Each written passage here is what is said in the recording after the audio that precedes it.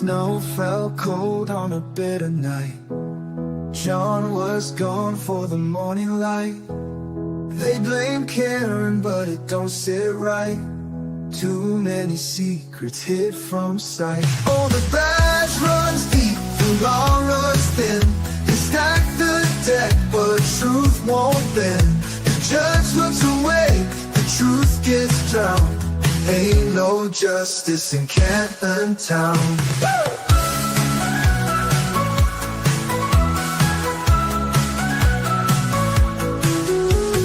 Proctor's story shifts and sways. Cameras vanish, records fade. The Alberts toast while the doubts grow strong. The folks still fight, won't be long. Oh, the badge runs deep, the law runs thin. They stack the deck, but truth won't bend. The judge looks away, the truth gets drowned. Ain't no justice in Canton Town.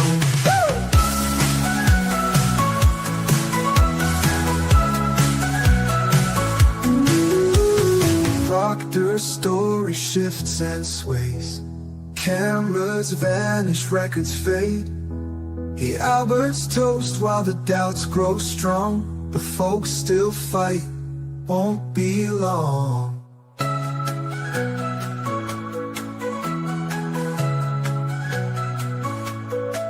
Oh, the badge runs deep, the law runs thin. They stack the deck, but truth won't bend. The judge looks away, the truth gets drowned. Ain't no justice in Canton Town.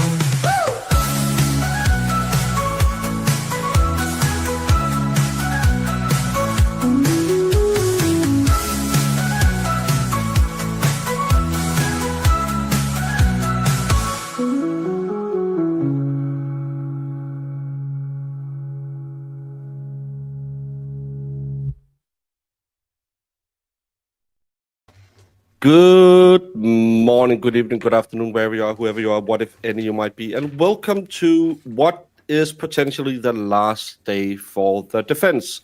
We started Dr.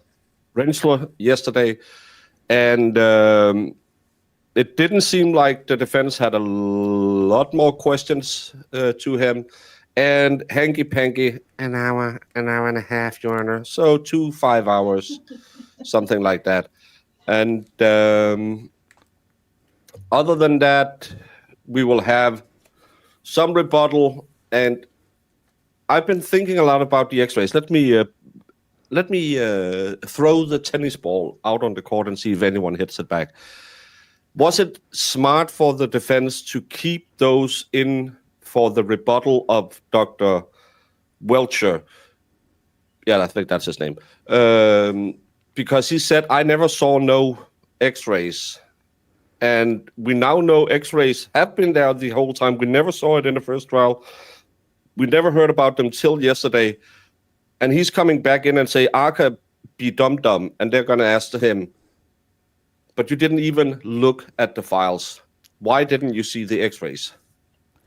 Yeah, I think it's smart. Again, I think it's going to catch Dr. Rensler.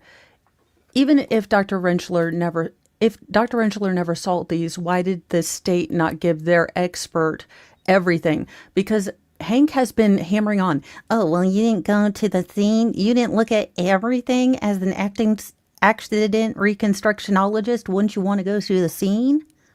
And Marissa, he hasn't seen the X-rays. He testified in court that he never saw any X-rays. Normally, you would do X-rays, but he hasn't seen anyone in this case, which means either hanky-panky didn't show it to his expert or hanky-panky's expert lied to the court. It's one of those kind of like dating Jamie. You're damned if you do, you're damned if you don't. Or being married to me. I agree. Like, well, I don't think that, like, he even showed him the x-rays. Like, yeah, like, I don't think he brought it up at all. See, Marissa is sick and in a bitchy move. Because I said Rensler to begin with, and then I said, when he comes back, Mr. Dr. Welcher to rebut. And then Marissa is just, oh, I'm sick because Marissa's always sick. Got you back, girl. Because Sue was it yesterday. Baker's always sick. I said Rensler to begin with, then I said Dr. Welcher the second time. Daddy's back. I knew you were back again.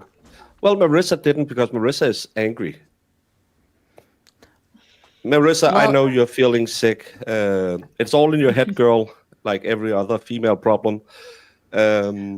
Oh, Lord. R.I.P. Baker, and hello, future Snapped episode on Petty Express. Yeah, yeah. 35-year-old female chose to take the plane from Philadelphia to Denmark, where she disemboweled a quite oversized creator through his navel because he made fun of her on a stream. The jury found her not guilty because they watched 5 seconds of his coverage and said, yeah, he kind of deserved it. Yeah, if you could watch his stream, you'd understand. That's all they have to say. I do wonder, again, Hank's big issue has been that the defense witnesses were either not at the scene or not touching the actual, John's body. So with this being his general attack, you would think he would make sure that his witnesses wouldn't fall into one of these traps and he would give them everything, including the x-rays. But because in Welcher, you have you have someone that will say whatever. I mean, he painted himself blue and was like, it's totally John. Yeah, he blued himself. He blew himself, yes. I love the Arrested Development. That was a great show. Well, most of it. Oh my God. I've got to watch that show. I need to watch that. Something Jules that you were telling me about, Justified and Schmitz. No, don't watch Schitt's Creek. Oh, I love Schitt's Creek. No, it's a boring I say watch show. it. Okay. I will say, everyone, if tomorrow is the last day, I found the best, most loud suit jacket that I will wear as Bev. And Shore Life is correct. This shows the whole trial is a circus. Bring on the monkeys. Again, I saw all the antis. All of them exploded into, well, you're fat commentary yesterday because all of the lies they have been feeding us, absolutely not. Plevin was fighting really hard against, well, all that data that they put in. Said they put less data in this time. Remember, he was all about just wait for the chip-off data. There was nothing new in the chip-off data other than they moved the 1152 to 1162-2. Yeah. And then they said, well, we kind of says this is when they did the three-point turn. That's the only new thing in it. We didn't know about the x-rays. We now have testimony that it looks like dog animal attacks. And we have less presented from the Commonwealth this time around than we had last time. No how, when, where she did it. All of it is, you better find her guilty because she talked on TV. Yeah. What do you think about the defense really focusing on just the car accident versus third-party culprit stuff? Did you think exactly as I said before we started the trial? Get away from that third party because it'll be too conspiratorial, and people will sit there and say, "Yeah, they're just trying to shift blame." And I saw the same one. It's what's his name, Monkey something. I can't remember. He was it's fake, and he was one of those that the X-rays isn't there. Plevin says X-rays are not normal in America, but they are in Europe. Plevin, you do know we are 42 countries in Europe. We go all the way from the top of the top, which is Denmark, to Sweden. Sweden is below Burkina Faso and Equatorial Guinea. Just so you have a range. Do you think it's been more effective to you? Because I think they've done a really good job with it. I said keep all of that who done it out of it and focus on she didn't hit him. And I think the jury has a way better case to consider this time. I know it's not for everyone. I know everyone wanted the Matlock moment saying, this guy did it. But that's not how court is. Court is not surprises. It's not, oh, we just found the missing hairnet. And I feel like they have put a way better, and they've gone longer, and it felt better because the witnesses have been really good. I like Dr. Russell for her life story, but I don't like her as a storyteller. I think La Posada was a way better storyteller. I still hope they would have called Dr. Stonebridge. Yeah. I thought La Posada was amazing. Well, I'll say this as a juror. This is a very science-dense case. And from this, comparing the state's witnesses when they were trying to explain everything, like Dr. Welcher and Shannon Burgess, versus the defense's witnesses, they have been clear, concise, and not condescending. The state's experts were fairly condescending, and I don't know anyone who enjoys being condescended to, but the fact that I was able to understand, if not all the math behind it, the physics of what Dr. Wolf was saying, versus I couldn't figure out anything with Dr. Welcher, and I had 24 pages of notes. That difference, I think the jury's going to appreciate. Where that line, juries are wild creatures, crazier than Sarah Boone, so I never know what they're going to latch onto. But for me, as someone who's also been writing notes, I can tell you that I understood the defense's, experts so much easier and better than the state's experts. Yeah, and I'm glad that they didn't bring back Richard Green, I believe his name is, because he was impossible to understand with his 223 because Hasfal. I know Totally Russian was sitting there saying, speaking my language, brother. But the rest of us are just sitting there saying, I had Snake on my phone once. I'm still waiting for my pizza waffle or waffle pancake. The pepperoni pizza is still missing. That was... After that day, God. I was ready to quit. I was like, I'm done. I'm done. I don't understand any of this crap. Oh, that's funny. I'm not sure I'm this so is a glad they didn't bring Green in because I think fighting that search, when you didn't bring anybody else in to really tell us the full story with all the other players, that search is meaningless at this point, in my opinion. The state spent more time on Jen McCabe, on making sure we all knew that Jen McCabe was totally innocent than they did on how John died. Mm-hmm.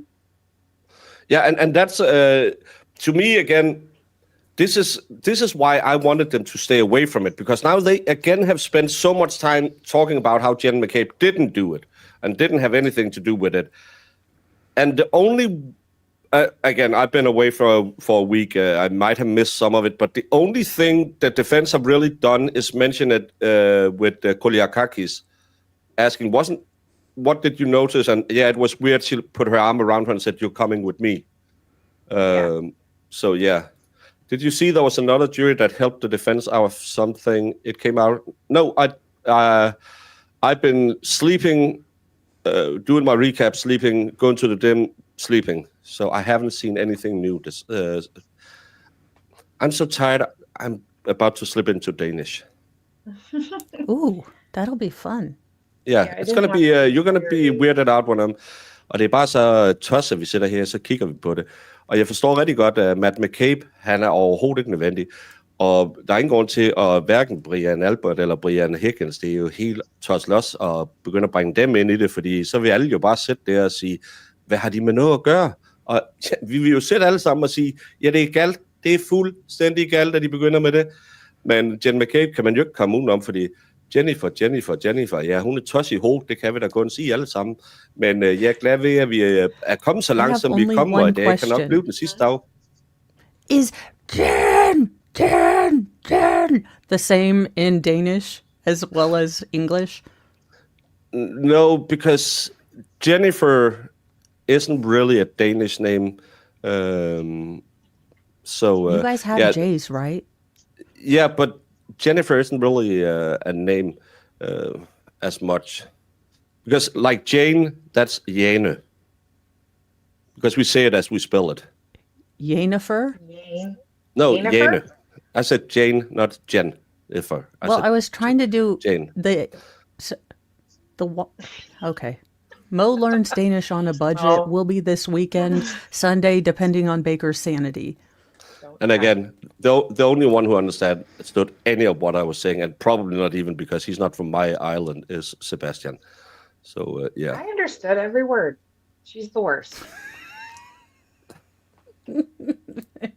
You and Iris learned all the Danish while you were there. I didn't learn any Danish, which is so sad. Well, No. I'm not talking crazy. I talk Danish.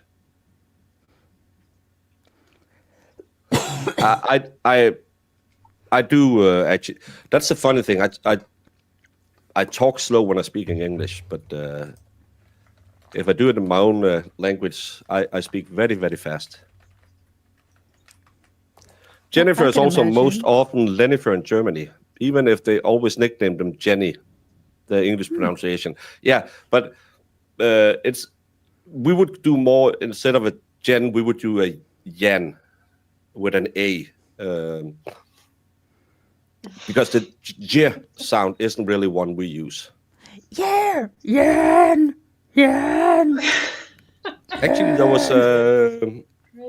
was a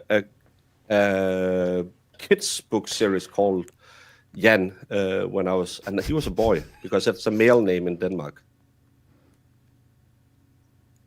Hmm. Cool. Oh, Innifer. Well, Innifer. Oh, you're weird. Jennifer? Sound familiar is to me. I used to be fluent in German, not same language, but similar sounds. Oh, yeah, kinda.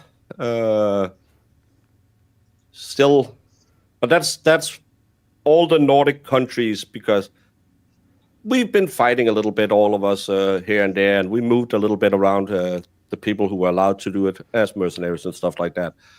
That's why I can read most of the Dutch people put in chat because it's just German and English put together when I read it, and then you can guess what the hard words are. So, but there's a lot of the same noises. Now, am I having a brain fart, or were they going to start with a voir dire, or at least a third or fifth look at the slides that Dr. Welcher is allowed to put in? Because I know there were basically 3 he was allowed to put in. Well, if they'd agreed, she wouldn't mind. That's what she said. And is Bev going to be on time, Amanda? I don't like to ask, but are you new here? We're 10 minutes late. Yeah.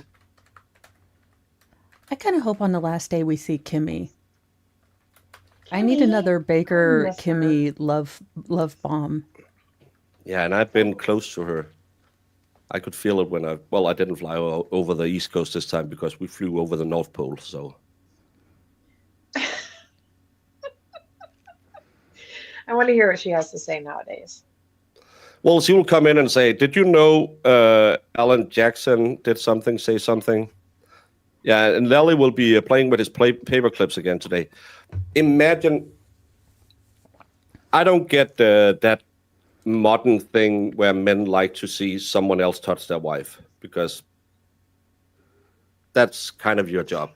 But imagine being in the same situation just in a courtroom. That's what Lally has. He put it in the same situation. He has had like 2 or 3 times where he could come over and just stroke her chin and said, "Is it good, honey?" and go back and sit in the corner chair. I don't know if they do that. I'm not into that, but maybe they do. But imagine sitting there. You ran this trial last year. You did a better job than Hank Brennan. I'm sad to say it. I hated every single day of Lally because he was insufferable. But he put on a better case than Hank Brennan has. He wasn't an abject liar. Brennan lies about what the witness says, tries to get them in a loophole about it, and then they say, I didn't say that. So you're saying that force hit him. No, I didn't say that. You used the word force. So Yeah. answer the question. You said that? No. Yeah, and Riley wasn't afraid to bring all the witnesses in. Every single person And his that breathed and lived in progression Canada. made sense.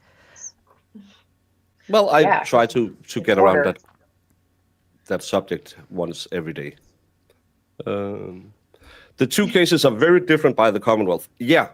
And you can say, well, he was preparing for the third-party culprit defense. That's why he brought in everyone, and he had the Aruba chicks to try and put in that Karen was such a jealous woman. But we have time. We have to fill time, and I'm tired, so let's do the easy bait.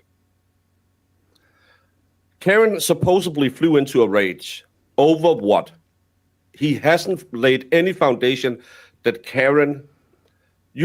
This time you have to believe by every witness, everything was hunky-dory, and then she snapped. Yep. There's no build-up, there's nothing. Well, they had that argument that afternoon, which wasn't really an argument. It was more him being a douchebag. Oh, you're going to call a plumber? I hope you put the piping in, if you know what I mean. Mm-hmm. That's all we have had to build a foundation that Karen was such a Baker, bad girlfriend. You've been married before, so Yeah, you think sure. everything's fine, and you get into a space where you can't get out because the car is moving, and Karen's like, I really want to readdress how hurt I felt when you were mean to me, this morning. And then he's like, I thought we buried this. So I could see if Karen had had a couple drinks, but that none of this has ever been, brought into evidence. That's the problem. I could make 100 different speculations about what they fought about. Yeah, but again, say what you want about the Sullivan sisters. I don't know. I think they're the Sullivan sisters. I forgot. Isn't Sullivan the one who wrote Pinafore? I don't know. I always think of the Sanderson sisters, and they're from Hocus Pocus. I never watched that movie. Well, I'm not a 13-year-old chick. What do you have against Bette Midler?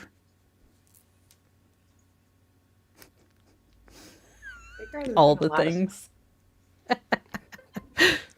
Well, not as much as I has against Barbara Streisand. Who's the one who sings "Papa, Can You See Me"?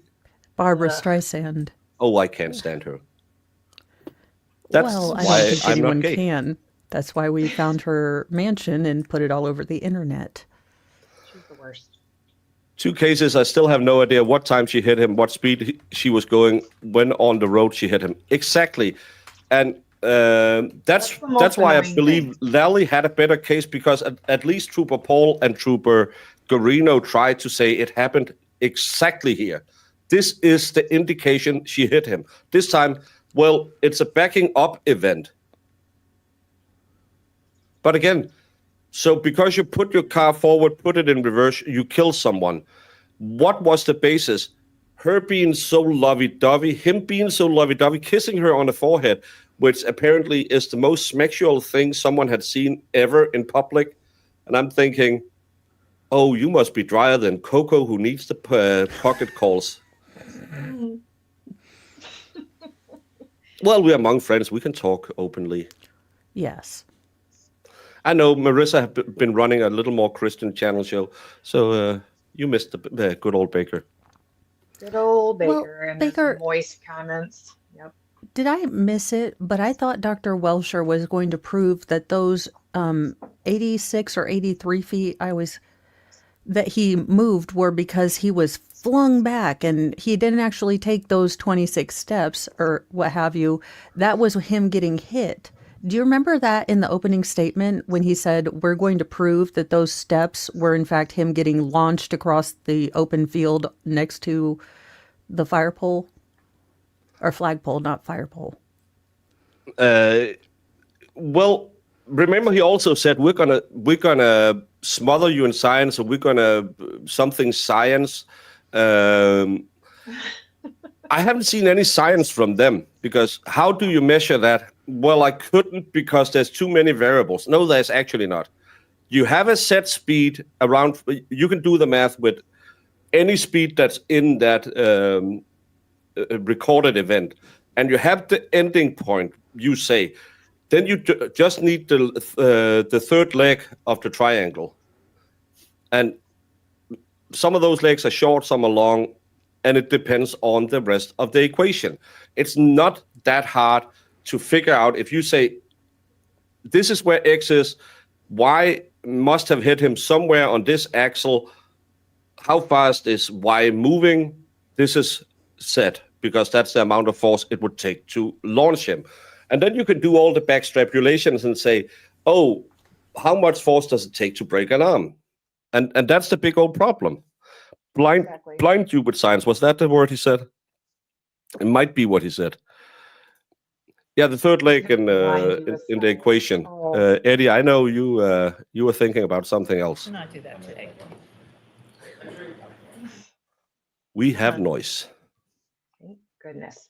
Do they think that mark on John's head was caused by his hat? And if so, did that hat do the damage, then run off to hide?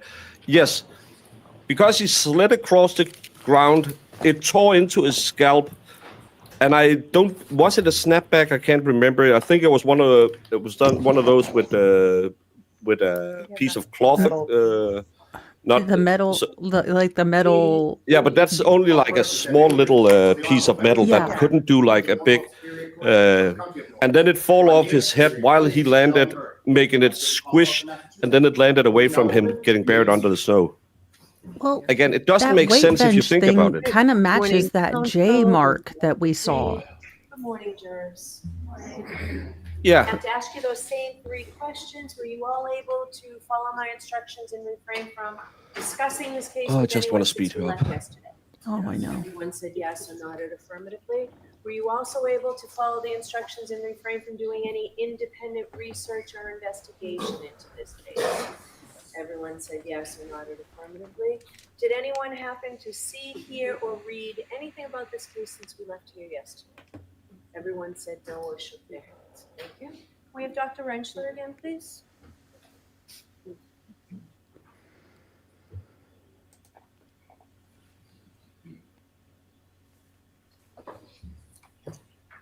I love Dr. Rentschler, by the way.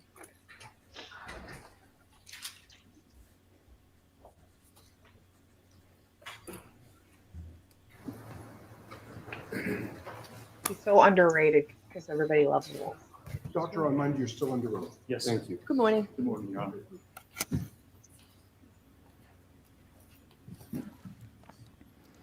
So they're not going to have the voir dire over his slide? Maybe they agreed or whatever. Maybe they All agree. right, Mr. Jackson, whenever you're ready. Are you ready, Doctor? I am, yes, Your Honor. Okay. Thank you, Your Honor. Dr. Rentschler, good morning. Good morning. Yesterday, when we last left off, we were discussing materials that you had been provided to review, and you described much of that material in furtherance of your answer that you were asked to review certain data and undertake certain testing as it relates to testing that was done by Aperture, correct? That's correct, yes. Did you prepare a PowerPoint presentation to illustrate the analysis and methodology in your review and testing of this case? I did, yes, sir. Did you bring that with you today? I did indeed. Your Honor, I have a. Why is that I'd like to have marked as- echo in court? Okay.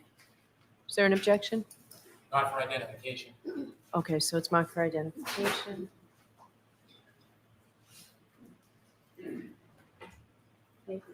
We have above 400, but only 70 of them are populated. KK for ID.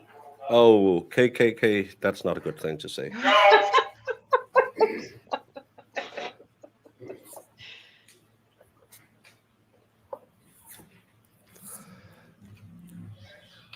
Is this TMI? Don't forget. Let me know whenever. Pardon me. Let me know whenever you're ready, Dr. Rentschler. Sure, you want me to bring up the PowerPoint? Or? If you could bring up the first slide, let's start with Sure. that. Let's see here. There we go. Is this representative of the PowerPoint that you presented, or sorry, that you prepared for presentation for the jurors? It is, yes, sir. Okay. Are there several blank slides, just sort of placeholder slides as we walk through your analysis that the jurors will see? There are, yes. Okay. Let's talk about first of all, what was the purpose of your investigation? What did you seek to undertake? So the purpose of my investigation in this matter was to evaluate the evidence, and particularly as it pertains to the alleged theory of what occurred in this case. All right, so I'm going to strike that answer, ask the question again. Sure. Why? It is alleged. It hasn't been proven. Yeah, alleged theory. Yeah. Well, do you remember that Bev called a sidebar when she said canine teeth yesterday because she thought she was talking about a dog, but you do in fact have canine teeth on all mammals? Don't we have canines? Yes, Yeah, that's what Bev that's got your pissed off that she incisors. said canine and she was talking about a tooth. So she's like sidebar now. And Jackson's Yep. like, she's talking about a tooth. And again, it's canine is the name of them, and that's why we are hybrid. That's why we have the flat teeth of a vegetable eater, green eater, and we have the sharp canine for a hunter animal, because we are evolved to live on both things. So the canine is just we call them corner teeth in Denmark. It's just your fangs, and that's my the point. canine. If you have any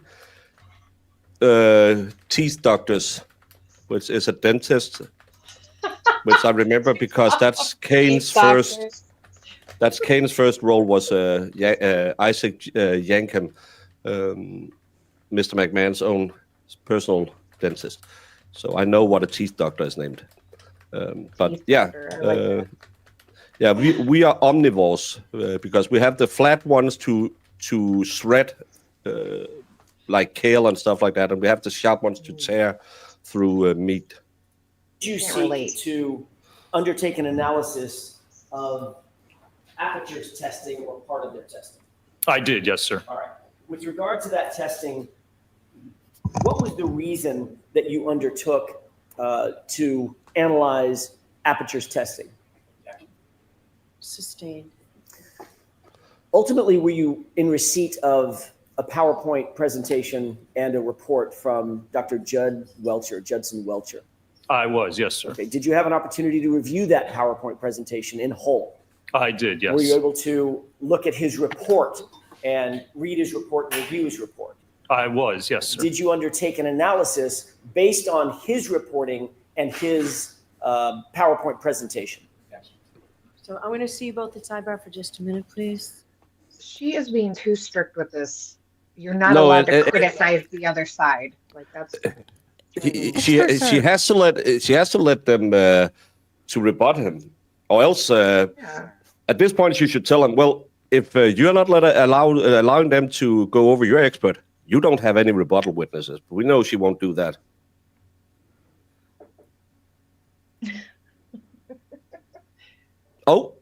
Oh. What? If I wasn't a big fan, I remember watching the upset talk. 1, 2, 3 kid had against Razor Ramon, but I didn't like him as X-Pac.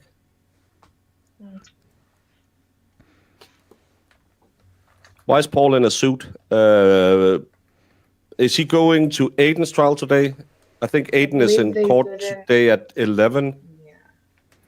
Yeah, the judge, from what I heard, denied him being able to get out of it. So, yeah, because he was trying to get out of testifying.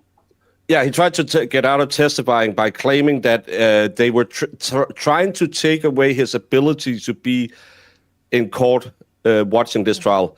Hey, bozo, other than the moral support for your mother, you have no right to sit there. Yeah. It's just a court case. And again, if you're summoned to court, shut the fuck up and go to court. No. Don't. You're not Marissa. You're not Marissa. You're not Marissa.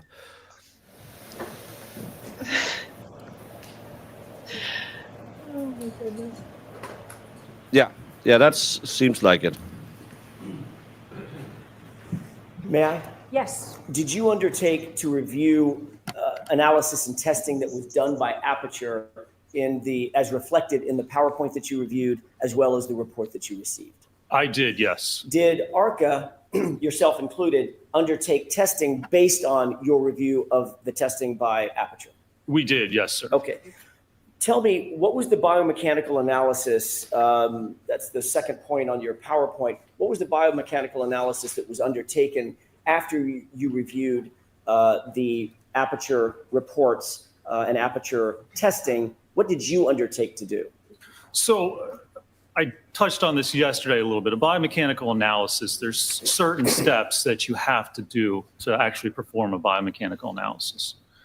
First of all, you have to determine what the injuries are. What are the... Drink more water, Marissa. Oh, my voice just went all the way low. Oh, you went like.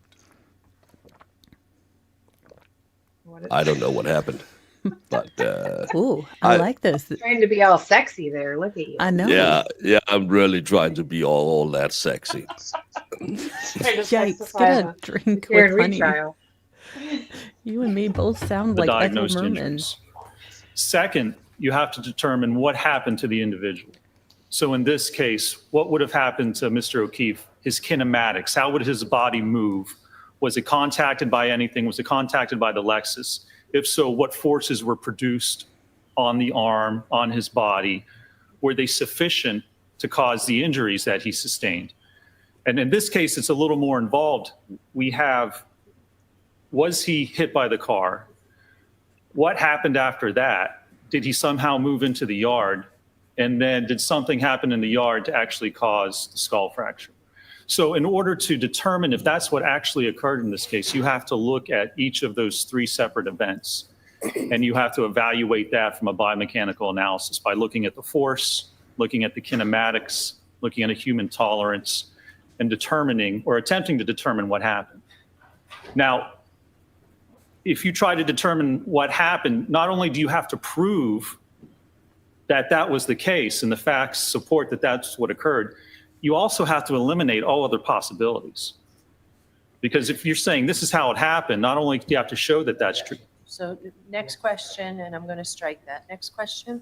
Is there an element of differential diagnosis that goes into biomechanical analysis? There is, absolutely. Explain that for us, please. Let me demonstrate. So there are several peer-reviewed articles that I reference. Is this slide number 2, by the way? This is slide number 2. Thank you. Correct.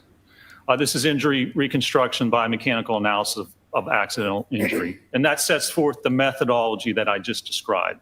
It's well written about, well reviewed in peer-reviewed articles. This is the method you need. If you're going to opine on biomechanics, this is the method you need to do, the steps you need to go through in order to provide an actual opinion. And describe that method just a little bit further. Does that include testing?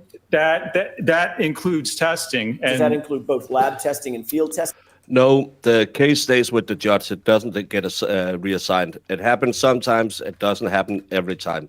And again, it doesn't matter. I know everyone wants to, she should have moved before she got the case. It doesn't matter. We are now 31 days into a trial.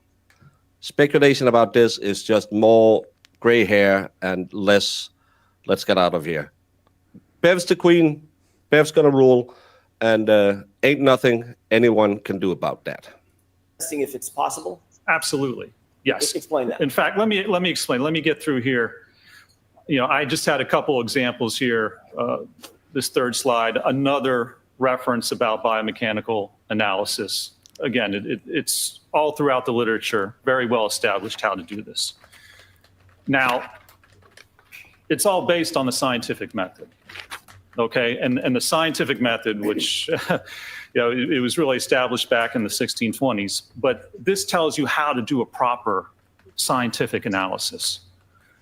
So you have an observation, you observe something. So in this case, you might say, all right, there's superficial abrasions to Mr. O'Keefe's arm. and there's a shattered taillight. Are those two things related? Well, the first thing you do is you research the topic area. You look through the literature, you find or look for any examples of that happening. You see if there's any reports or peer-reviewed articles written about this very occurrence. Can you actually demonstrate that if your arm hit the taillight would shatter and cause those abrasions? If this occurs or is a common occurrence, it should be in the literature. You should be able to find information about it. Then you form a hypothesis. Either you say, I think this injury is related to hitting the taillight, or it's not. Whichever one you choose, that's where you then start to go into your experimentation. You have to develop tests to get data to actually back up your hypotheses. So if I said, well, I think the injury is related to it, what would you do? You would go and you would test it. You would get an arm. In this case, we got a hybrid 3 dummy arm, and we got an exemplar vehicle, and we hit the vehicle with the arm. Or we hit the arm with the vehicle, we ran into it, to determine what's going to happen when that occurs. Do we get the right circumstances, the right loading to actually occur in that case? So this, and then you go back and you analyze that. And if your results don't match up with your hypothesis, you have to reevaluate. You have to go back and see if we don't get that type of injury, if we don't get the kinematics or the force associated with what we see, you have to reevaluate if your hypothesis or what you think happened is actually true or not. So you have to continuously go through this process. And that's what experts do. That's how you perform an analysis. And that's what's important. You know, I have 3 kids. I have a 9-year-old who's actually. So I'm going to ask you to wait for the next question. Okay, sure. Was there an No, example I wanted that to you hear could about his use ferals. Yeah. Real world example that you might want to use to explain some or part of the scientific method. There is, yeah, and I would like to explain an example of what's important with that. So I was going to say I have 3 kids, a 9-year-old who's actually turning 10 today. Happy birthday, Kai. And I have 2 older ones. Objection, Your Honor. No personal shout out on the stand. This No is shout outs. this is against the rules. At least we need a $5 super chat for birthday wishes. So, Your Honor, I move to strike. Kai, get your wishes another place. Yes, Christmas is canceled. What an insufferable douche. Again, he's probably going to use his youngest, most feral as an example of using the scientific method to see if he wrote with permanent marker on the wall. Yeah, it's Brennan is probably going to go up there. Well, I had a paralegal before the one I had with me in court today, and she also no. All right. We're gonna stop this. Another example. Go ahead. Less editorializing. Minus all the personal. I'm sorry, Your Honor. Go ahead. Details matter. He did object to it. I said it as a joke because I thought you're so petty that Kai getting a shout. Hey, We're gonna Hank, just stop because this. no one doesn't. Oh, go ahead, Baker. hey, Kai, from your friendly friend in Denmark. I know you don't watch this channel. You should. Well, you absolutely shouldn't because you're 9 years old and I have Jamie on this channel. But because Hank Brennan is a twat waffle and canceled your birthday and your lovely dad's birthday wish to you, I would, on behalf of all 221 people watching us right now, wish you a happy 9th birthday. 10. Only one more year till it's double digits, and I know 9 years is a special time for a young man. That's the year when he finds out that he would either be the Lone Ranger or Popeye. So eat your spinach, take your vitamins, say your prayers. Yeah. All right. Also, Hank, just because no one wants to reproduce with you ever, because I'm pretty sure you just branch off and form another one of you like a jellyfish, don't take it out on people who have kids and love and happiness in their life. It's not our fault you don't. Hey, Kai, I know I said 9, but it was a joke. You know, good old Uncle Baker, your 10th. Double digits. It's an amazing time in your life. Only 3 more years till you'll be a teenager, and your dad won't use you in a positive way when he describes science anymore. But Also, happy happy birthday. birthday, and I hope you get all the cakes that Brennan won't get, because the only cakes he will get is, as we call them, remember cakes in Denmark. I'm okay with delivering some of those. Okay? Details in an investigation matter, and details matter here. You need details. You have to explain how things happen. Okay? You, as an expert, I can't come in and just say, Sustained. It needs to be more question and answer. Oh my goodness. Oh my God, Why I do hate you, details Bev. matter? because your opinions have to be based on the facts and the evidence. Why is that? Because that's what determines your conclusions. I can't come in and say, I think, Next question. What if you don't have Jesus all the details and facts? if you don't have They have to. They must have known it was going to be like that. He looks a little annoyed now. AJ has to send him a smoke signal, do something, and say, "Okay, I'm going to do this for the stupid people in the back of the room." Yep. Why do you need Well, details? also, Welcher Why do you need was that? on and on. Welcher was on and on, spreading his load on mattresses. Ew. Oh God. Yeah, Well, that's That's, direct. It's like open-ended questions. yeah, and they are allowed to elaborate, but Brennan is so afraid of this guy because he knows this guy is everything his expert isn't. Intelligent, believable, and have actually done the work. have details, if you haven't performed a proper analysis, then you can't come to a conclusion that something happened. You can't depend just on your experience. You have to have the analysis, the evidence, and the details to come to a conclusion in a case. How do you best get details to come to a conclusion in a case? You need research, you need peer-reviewed articles, you need evidence, you perform testing. You have to demonstrate what you think happened is A, possible, and B, actually did occur. And in order to do that, you need hard evidence to demonstrate that that's what actually occurred in this case. Do you get that through both lab testing and field testing? The form. Ask it differently, Mr. Jackson. Can you get that in lab testing? Absolutely. Can you get that in field testing? You can get that in field testing as well, yes. Are those integral to an analysis? They are. If you don't have any other evidence, if you don't have research, if you don't have peer-reviewed articles showing or demonstrating what happens, you have to formulate, you have to get that evidence. And the way to do that is through field testing, if you have no other evidence and no other source of information to provide that type of evidence. Let's go to the next slide. Did you undertake, and this is a placeholder, did Yes. you undertake the scientific method in this case? I did, yes. What was the hypothesis of the incident that you utilized in furthering your analysis? So the first step, the first part of this event is contact between Mr. O'Keefe's arm and the vehicle. Well, that's the thing I would always be very cautious about with these objections, because it kind of gets to a point, and it's one side who does all the objecting. And to me, it seems like you want to hide the potato. And that's... But again, No, I don't but- trust jurors. But could it also be seen as, okay, the defense must be trying something sneaky and the state isn't letting them do that. They keep trying, and they must Yeah. be really trying to be putting in Could sneaky go either stuff. way.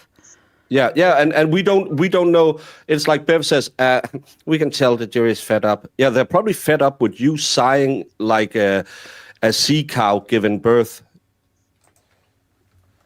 I don't know if Could sea you cows... describe for the jurors what sigh when they hypothesis give birth. you used based on your review of the information you got from Aperture? Sure. So the hypothesis that I looked at, Aperture, their testing and report indicates that Mr. O'Keefe had his arm out at a 90-degree angle, Sustained. What do you see? By the way, where are these from? These two slides. These two slides are from the PowerPoint presentation that Aperture provided. All right. So you didn't create these? I did not, no, sir. Describe the angle of the arm in the left photograph with the drinking glass in the hand. So the angle of that arm is approximately 90 degrees. The other photographs in the PowerPoint demonstrate that for someone the same height as Mr. O'Keefe, the arm would be about 90 degrees with an individual standing erect. That's what was demonstrated in their PowerPoint. Do you note anything in their PowerPoint, the Aperture PowerPoint, related to the clothing worn in that left photograph? Yes, they have the surrogates wearing a hoodie or a sweatshirt, which is the exact same type and brand that Mr. O'Keefe was found wearing at the time of the incident. Did that play a part in your overall analysis, the fact that the individual, the surrogate, as you use the name, was adorned with the same type of sweatshirt that was found on Mr. O'Keefe? It did, yes. I mean, that's one of the details that we have to look at. Details matter. So we look at the clothing that was worn and the evidence found with respect to that actual sweatshirt. I'd like to stay with that for a second. Why is that important? Why would the clothing matter? Well, because that tells us, that gives us evidence of what may or may not have occurred. Mr. O'Keefe was wearing this sweatshirt when the time of this alleged incident occurred. So if there is contact between his sweatshirt and that rear vehicle, the taillight from the Lexus, there would likely be evidence of that. And we have to look at that sweatshirt to see the condition of that sweatshirt, if there's evidence on that sweatshirt, and be able to pair that or match that up to what happened on the vehicle. Is that part of a normal biomechanical analysis to evaluate clothing of the body as well? Absolutely, especially when you look at automobile pedestrian impacts. Why? Because clothing tells you or can tell you how the impact occurred, where contact occurred between an individual and the vehicle, what part of the vehicle, what part of the individual.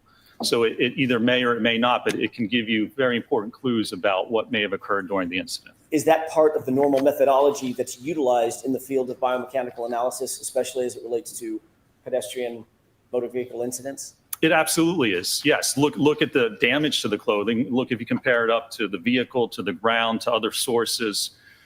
It's another tool, another detail, and part of the evidence that allows you to try and determine what occurred. Do you have experience in reviewing clothing of individuals that may have been involved in vehicle pedestrian incidents? I do, yes. How often has that played a part in your biomechanical analysis, the methodology that you employ?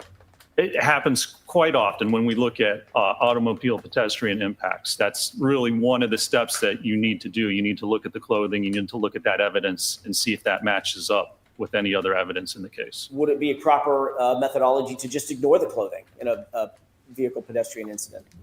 It would be, yes. I mean, it's really one of the first things you should do. I'm sorry, my question was, would it be proper if you just wholly ignored it? No, it would be improper. It would not be proper. It would be improper if you just ignored it.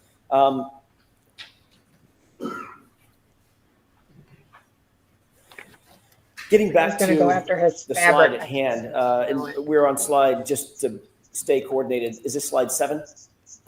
That is correct, yes. Okay.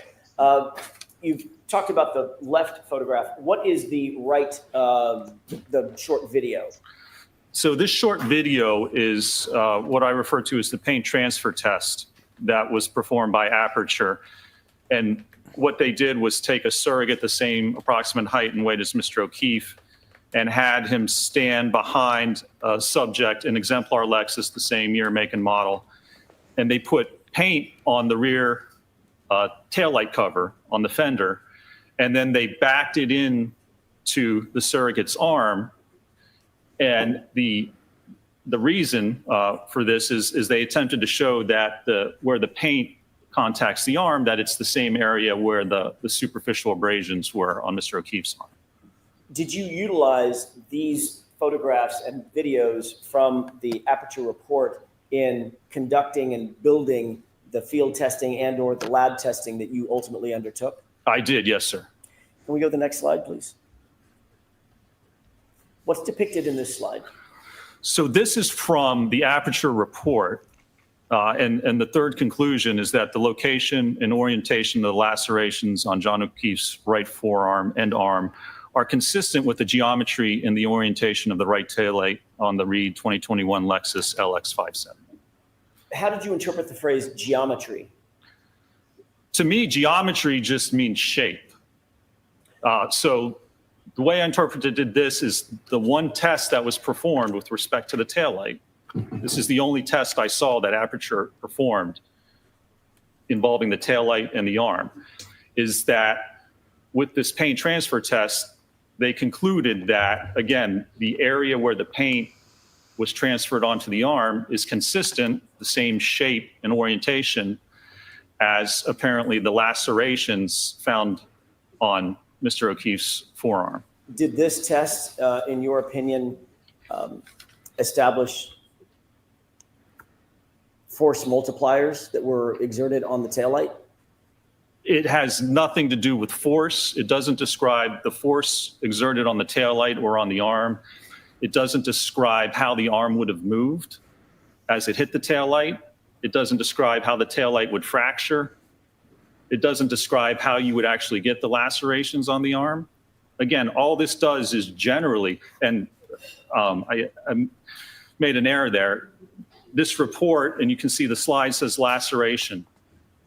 Mr. O'Keefe did not have lacerations on his arm. What did he have? He was diagnosed with superficial abrasions. Is there a difference between a laceration and an abrasion? There's a distinct difference, both biomechanically and medically, yes. Is that an important distinction? That is. Why? The first step of the biomechanical analysis is identify the injuries, and you have to take the diagnosed injuries.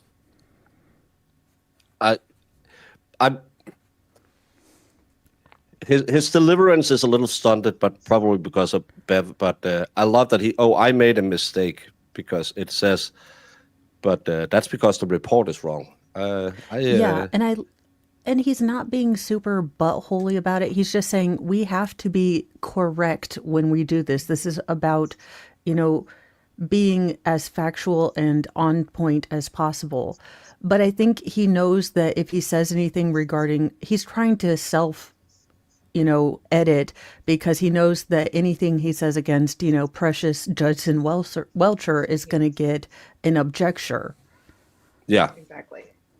I think and again, he's doing it and he's killing with kindness. I made a mistake, but that's because the report had a mistake in it. Identified by a medical doctor. So it's superficial abrasions. To put lacerations on, that's simply incorrect. So I strike the end. Oh my Would God. you describe you. the injuries on Mr. O'Keefe's arm as lacerations? No, Would they be more properly described in another way? it would be, yes. What's that other way? So they've been diagnosed as superficial abrasions. An abrasion occurs when there's rubbing or scraping of the skin, and it just rubs away the top layer, the epidermis of the skin. Now, a laceration is a jagged ripping or tearing of the skin, which gets down through the epidermis into the dermis.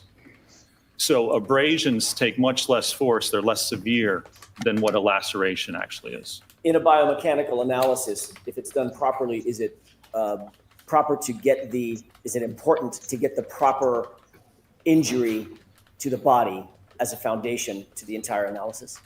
That's core to the analysis, because you're trying to determine how an injury occurred. You have to know what that injury is. You have to have the correct injury to be able to evaluate it. Let's go to the next slide. This is a placeholder. I want to ask you a little bit while this is up. We can turn the lights up. First step in the analysis. What is the first step of the analysis after you determine the injuries, the type of injury? So in this step, after you determine the injury, what we want to do is we want to look at the physical evidence. So we have the abrasions on Mr. O'Keefe's arm, and we have the sweatshirt that he was wearing at the time. So the first step in any investigation is to determine, does the evidence from the arm match up to the evidence on the sweatshirt? Did you undertake that analysis? I did, yes. Is that indicated in a slide a little bit later on in your PowerPoint? It is, yes, sir. Okay. Let's go to the next slide, please. What are we looking at in this slide? So this explains the injuries. And this is from on the left side, that is the diagnoses from the autopsy. The right side is from the hospital. And you can see it says blunt impact injuries of head and extremities, abrasions and lacerations. The laceration is on the back of the skull, on the back of the head where the occipital skull fracture is. When you look at the extremities, everywhere where it talks about the extremities, it's superficial abrasions. So the first step in a biomechanical analysis, you review the medical records, determine exactly what the injuries are. And you can see there's a picture of the actual abrasions. Those are the documented injuries or abrasions to Mr. O'Keefe's right arm. Are these acceptable sources? Well, let me ask you this. What are the sources that are reflected on this slide that you referred to or you relied on in coming to your opinions and conclusions regarding Mr. O'Keefe's injuries to his right arm? Again, on the left side is from the autopsy report from the medical examiner, and then. Well, Maria, it's because he read the report. He used the wrong word because Dr. Welcher had put the wrong word in his report. That's why he said, excuse me. But so Welcher is the dum-dum. The right side is actually from the Good Samaritan hospital where Mr. O'Keefe was taken. Are autopsy records, hospital records, medical records acceptable sources for a biomechanist to rely on in determining or coming to opinions and conclusions? They are the sources you go to determine what the injuries are. Yes. Did you see, you reviewed the entirety of the medical records as well as the entirety of the medical examiner's file? Is that right? I did, yes, sir. Did you see reference to any fractures that were noted on Mr. O'Keefe's right arm, either his arm, his forearm, or his hand? No, there were no diagnosed or references to fractures on any part of his right arm or hand. I'm going to ask Mr. Wolk to display a couple of exhibits, the x-rays. Okay. So he's going to take over the TV screen. Sure. If that's okay, Your Honor? Yes.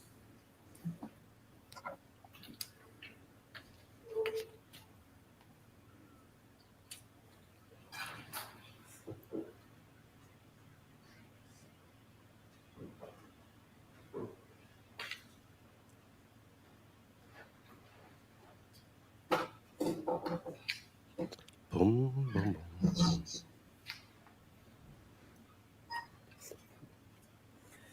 boom. This is an exhibit that was marked yesterday. I want to say 226. I may be wrong, Your Honor. I'll get the right nomenclature in just a second. This is one of the exhibits, one of 3 exhibits that was introduced yesterday. Do you recognize what's depicted on this? That's the X-ray of Mr. O'Keefe's right hand taken January 31st, I believe. Did you review this in furtherance of your analysis? I did, yes, sir. Was it part of the medical record? Medical records or these records? It was a series of the X-rays. Yes, was attached. It was part of the medical records that were provided to me and that I reviewed in this matter. Thank you. Just for the record, so I can clarify, this is Exhibit 229A, as in apple. Do you see? Have you looked at X-rays before? I have, yes. Have you interpreted X-rays in furtherance of your analyses in years past? I have during my biomechanical analysis, yes. Are you trained to look at X-rays and determine whether there are fractures, hairline fractures, broken bones, things of that nature? I've been doing this for 20 years. In graduate school, I worked with surgeons and doctors to look at X-rays. Is that part of the normal methodology that biomechanists undertake in furtherance of injury analysis? It is part of. I just want to be over on Plevin's channel right now because him and Koofy Deefy was spiraling hard when they found out that there was X-rays. There's a guy, I don't know who he is, called Furious George, who, well, I don't even think it's real X-rays. And someone went in there and said, no, and it's not CT scans either. It looks more like some kind of bone photographing machine. And I'm thinking, that's an X-ray. The good thing is that there's I don't know who she is, but she's absolutely stupid. She said, well, this is bad for the defense because the dog bites would have shown up on the X-ray. What? No. What? Jamie, you are a medical professional. You're pursuing your doctorate. X-rays, do they pick up soft tissue injuries? No. They can indicate soft tissue swelling, but you'd have to be a trained person to be able to see that. But you're not going to see superficial abrasions on an X-ray. And I'm surprised they haven't asked for the metadata on the X-rays now. Yeah, Do y'all bone see photography skin is in a these high pictures? demand.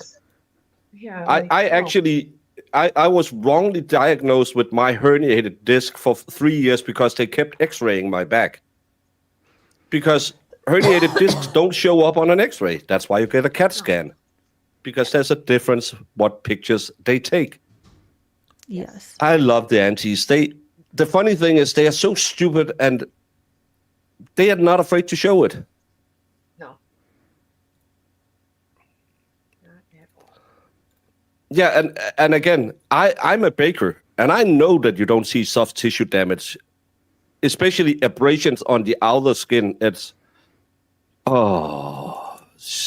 just stupid.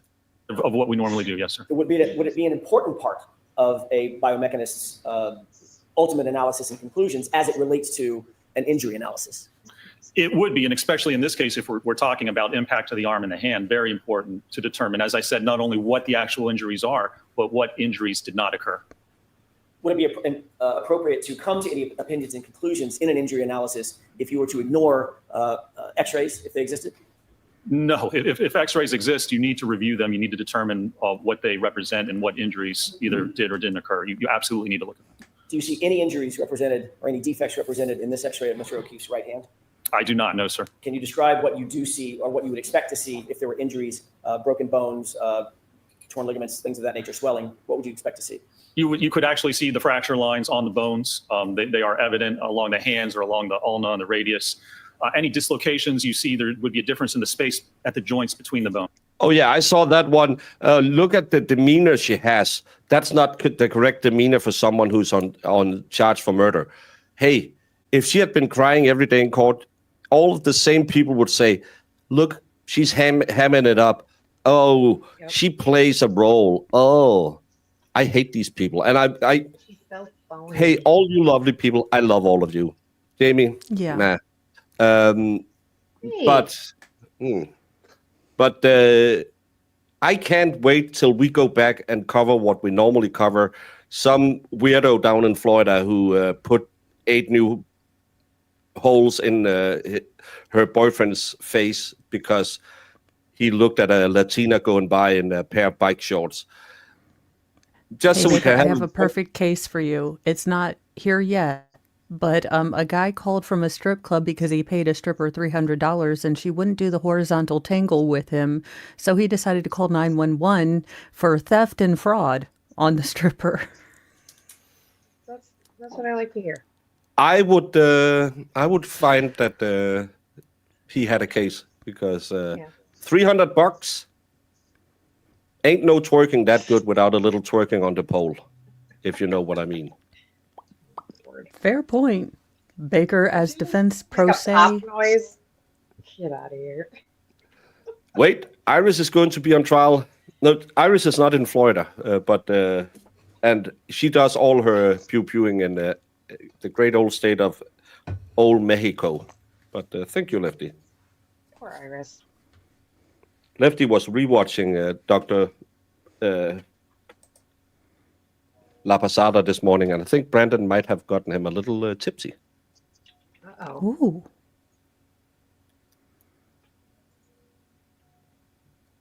Eileen is over on Valhalla's channel, I think. Yes. If soft tissue showed on X-rays, they'd be useless for looking at bones because the bones are wrapped in a squishy bit. You're welcome. #science. Thank you so much, Eileen, for supporting Valhalla. Dina, you missed that this guy has a son who has his 10-year-old's birthday, and Bev won't let him wish him a happy birthday. He's not allowed to use personal language, even though the state expert could say he spread his load all over his bed. And let's just say Hanky Panky is very, very afraid for what he might say, because he is objecting more than a woman going on a date with me. Dislocation, then there would be increased space or even a decreased space if there's compression of the joints, the interphalangeal joints, the metacarpal. And Constance, I think it's you I was supposed to send a T-shirt to. I have Rabbit said she will send it, but she's sick, so it'll get there. Phalangeal joints, the wrist joint, there's no indication on these x-rays of any fractures or any trauma or any type of injury to the bones or the joints. Can we go to 229B as in Bravo with the court's permission? Yes. You see what's depicted in this photograph? I can, yes, sir. What is this? So this is a x-ray. The forearm shows the ulna and the radius, which are the two bones in the forearm. Do you see any defects, injury, trauma to these bones or anything associated with those bones? I do not. And when you're viewing this on the software to look at the x-rays, you can actually adjust the contrast. So you can adjust the brightness and the darkness, and it allows you to go through the whole range to better evaluate whether there are any fractures. This is a little bright, so when you're looking at this, you would actually decrease the contrast a little bit. In terms of your review of this particular photograph, what did you note in terms of trauma or injuries at all? I did not note any indication or any signs of trauma or injury to the forearm or to the wrist in this case. If we could go to 229C as in Charlie. What are we looking at in this photograph? This is the right humerus, the right upper bone of Mr. O'Keefe's right arm. Do you notice, or did you review this in furtherance of your analysis? I did, yes, sir. Did you note any defects, trauma, injuries at all with regard to the bone is the humerus. The humerus? I did not, no, sir. What about the joints associated with the humerus, top or bottom? I did not note any injuries or damage to either the elbow or the shoulder joint. What is your opinion and conclusion, having reviewed all three of these x-rays, with regard to the condition of Mr. O'Keefe's right arm, starting from the arm, the forearm, and the bones in the hand? There's no indication of any type of acute injury from the x-ray to Mr. O'Keefe's right arm, either his hand, his forearm, or his upper arm. Thank you. We can switch that back. If we can go back to your PowerPoint.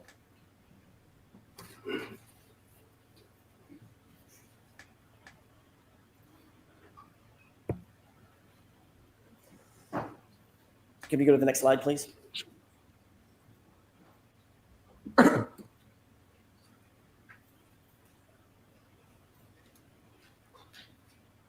Maybe.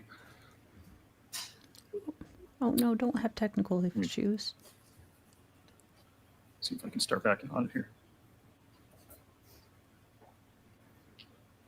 Come on.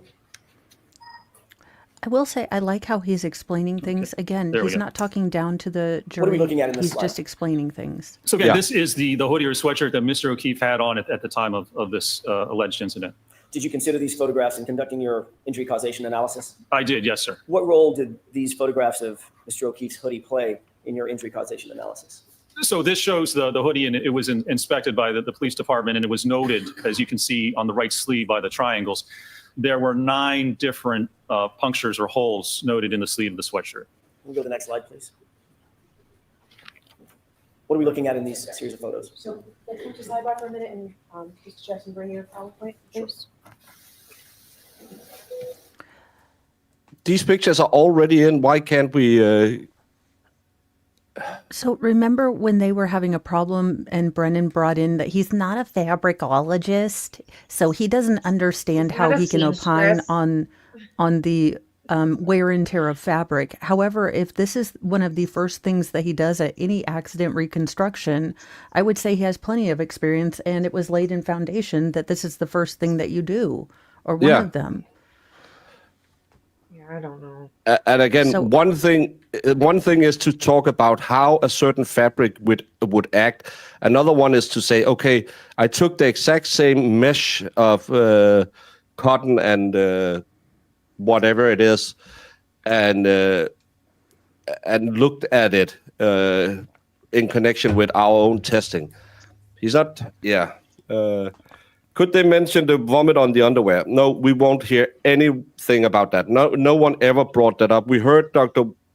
La Posada say yesterday that the blood on the back of his pants could be from when they tried to resuscitate him in the hospital. So I think they don't want to go into it because it'll be way too hard, and especially at this very late stage. Bev being a B word, Brennan being a B word, Kai having a 10-year-old birthday. Happy birthday, Kai. Happy birthday. Oh, happy birthday. Everyone on Twitter is doing that. If Bev won't allow it, I'll do it. Oh, that's awesome. Kai is going to have like I said, look, this guy loves his kids. And who else gets to say, Kai's going to be the baller at summer camp? Well, or with wine moms who watch true crime. Anywho, Yeah, it's. But this is going to be a really rough, and we know as soon as he gets up there, he's going to do all the things that he objected to. Jurors, I apologize that took so long, but it was necessary to do rather than sending you out. So, Shut up, Bev. sure. Bev, be effing Yeah, you quiet. don't have to commentate everything. Just sit down, shut up, and let them talk. Do their job. Thank you. Tori. If you do that, Hank Brennan will probably charge you with witness intimidation or something stupid.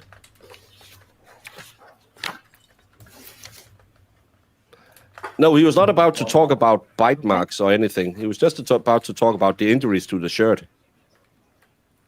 Yeah, her constant commentary about how fast they're going, how slow they're going, how important it is, and all of that. Dr. She should Winchler, just stuff my it. eyes aren't good enough to see the upper right-hand corner. What slide number is this? That's Number on- 12. Number 12, thank you. Happy birthday early. Did you look at these photographs and consider these photographs in furtherance of your ultimate conclusion? I did, yes, sir. Can we move to slide 13, please? Did you also look at and consider these photographs in coming to your ultimate conclusion? I did, yes. Can we move to slide 14, please? Did you look at and consider these photographs in coming to your conclusions and opinions I regarding did. this case? Yes, sir. Can you move from slide 14 over to slide 18, please? Can I switch through real quick? Sure. Yeah. So we 18. Let's go to 18. What are we looking at in slide 18? So this is Mr. O'Keefe's right arm at autopsy, and they're holding up a ruler to demonstrate the size and dimensions of the abrasions. And what are the yellow indicators? Those are indicators I added based on the length of the ruler to show the approximate size, length, and width of those abrasions. Was it important in your biomechanical analysis to measure and denote all the injuries? It was, yes. Did you actually count the number of injuries on Mr. O'Keefe's arm? I did, yes. How many injuries did he have? How many distinct and separate injuries did Mr. O'Keefe's arm present? Conservatively, I counted 36 different superficial abrasions on his right arm. And did you go through all the photographs in an effort to count and distinguish one abrasion and one defect on his skin from another? I did, yes, sir. And you said conservatively 36 separate abrasions, correct? That's correct. What does that mean in terms of the mechanism that you would expect to cause that abrasion? Well, you need 36 different points of contact to get through the sweatshirt and get to the skin to actually cause abrasion to the skin. 36 different separate points of contact to the skin. Wasn't there only 13 pieces of tail light that matched the tail light, not the 43 pieces that was found? So we now have less puncture wounds than needed and more pieces of tail light. I love this case. It's so stupid. Yeah. How many defects, remind us, how many defects were noted by the crime lab in Mr. O'Keefe's right sleeve? 9 defects. Can you scroll to slide 22 quickly, please? What is this? This is a slide, again, from Aperture, from their PowerPoint. It's the only slide, the only photo, the only indication of the hoodie that I found in their analysis. And it also has pictures showing, looks like they try to line up the top of that taillight cover. Sustained. Do you see there's some sort of marking on that lower left photograph with some yellow lines? I do, yes. How did you analyze that marking? I analyzed that. It goes through the part of the taillight cover and then goes through part of the upper arm of the surrogate. And there's a parallel line to it a little bit in a V shape. There's a parallel line below it. How did you analyze that line? I analyzed that as apparently showing that the area of the taillight. So not apparently, what did you How did you analyze? interpret that? I interpreted that represents that area of the taillight corresponds to the area of the upper arm. And there's a red dotted line around the taillight, correct? Correct. How did you interpret what that represents? That was the part of the taillight that fractured. Did you put any of these lines on there, or are these all from aperture? These are all from aperture. I did not put any of those on there. You see the small, it's horizontal, I'm sorry, it's vertical photograph of Mr. O'Keefe's arm? I do, yes. Did you note anywhere in the aperture report a denotation of the number of abrasions, counting the number of abrasions on Mr. O'Keefe's arm? There's no denotation, no indication that the number of abrasions were ever counted. No, sir. Ultimately, based on your review of and all of your testing, did you come to an opinion or a conclusion as to whether or not the abrasions on Mr. O'Keefe's arm are consistent with striking the right rear taillight of the Lexus? I did, yes. And what is that conclusion? That they're inconsistent with striking the taillight or being produced as a result of contact with the taillight. Why did you come to that conclusion? There's a number of reasons that I came to. First of all, the abrasions, the numbers don't correspond to the number of holes or. Sustained.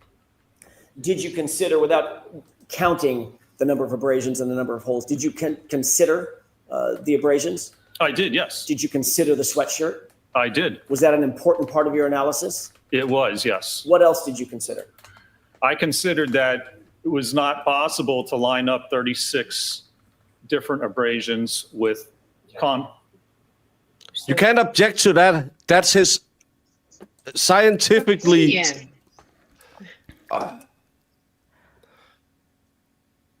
That protests too much. Excuse me. I have no problem with ARCA coming in. I have welcomed ARCA. Also, objection, objection, objection, and screw your son. Is it sunny out today? Objection. Where? We forgot to ask where. It's not sunny in Korea right now because the sun has gone down. Move to strike, Your Honor. Move to strike. I think he's doing it on purpose. I'm going to just strike keep that it answer, slow. ask it differently. Your Honor, if he could finish his answer. He was about to say contact with the taillight. Yep, so ask it differently, Mr. Jackson. Sure. What did the 36 abrasions, conservatively, and their interaction with the taillight have to do with your ultimate opinion and conclusion? Well, that you have to, if those abrasions came from contact with the taillight, you have to be able to correlate them and line them up with contact, 36 different contacts from the taillight.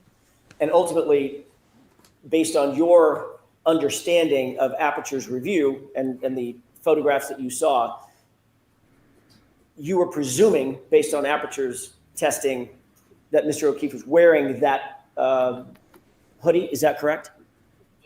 Sustained. What was the condition? Let me ask it this way. There's a photograph in the Aperture report that we're looking at with blue paint on an arm, right? Correct. Is that your understanding, or did you test that Mr. O'Keefe could have been hit wearing short sleeves? No. What did you test? What was your presumption and assumption in your testing? That he was wearing the hoodie that was found on him at the time. With the 9 holes in the right sleeve? With the 9 holes in the right sleeve. Watch the form of the question, Mr. Jackson. Sure. Let's go to the next slide, please. What is this? Most of it was a sidebar because Brennan has, I think his pals are acting up today. These are the top 2 and bottom right slide are from the Aperture PowerPoint. How did you interpret the 2 photographs on the right? The parallel lines and the red lines in that slide? The parallel lines correspond to an area of the fractured tail light, and then the red dotted line corresponds to an area of abrasions on Mr. O'Keefe's upper arm, and there's a red arrow pointing to part of the fractured tail light. Can we go to the next slide, please? Sorry, Diva. Canton, Diva. Yeah, you're new here, Diva. The defense is allowed to say nothing.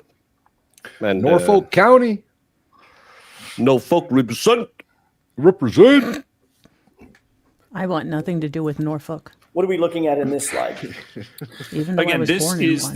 the paint test. This is the only test that was conducted by Aperture to look at the tail light and the arm in this case, and the interaction between the two. Did you note whether in all of Aperture's data that you reviewed, whether or not there was any measurements to determine whether the abrasions were consistent with contact with the Lexus? I did. There were no measurements at all taken with respect to that test. No measurements with respect to where the contact happened on the car or on the arm itself. There was no indication of where that blue paint extended on the surrogate's arm, say from the wrist up to where the laceration or the abrasions would have occurred. Is that important? That's very important. Why? Because you can't say that the area where the blue paint is corresponds to the area of the abrasions if you don't take measurements. If you just eyeball it, all you can say is by eyeballing it, it looks approximately the same. But that's not scientific. You can't come to an actual conclusion that where that paint covers the arm is where those abrasions actually were. They could lie outside, they could lie forward, they could lie above that painted area. You can't say with any scientific certainty that that area of paint corresponds to where the abrasions are. In this motion video and the still photograph to the left in slide 24, is that what we're on, 24? We are, yes, sir. What did you note with regard to the positioning of the surrogate's arm? I think that's Mr. Welcher, as it relates to the taillight and the back of the SUV.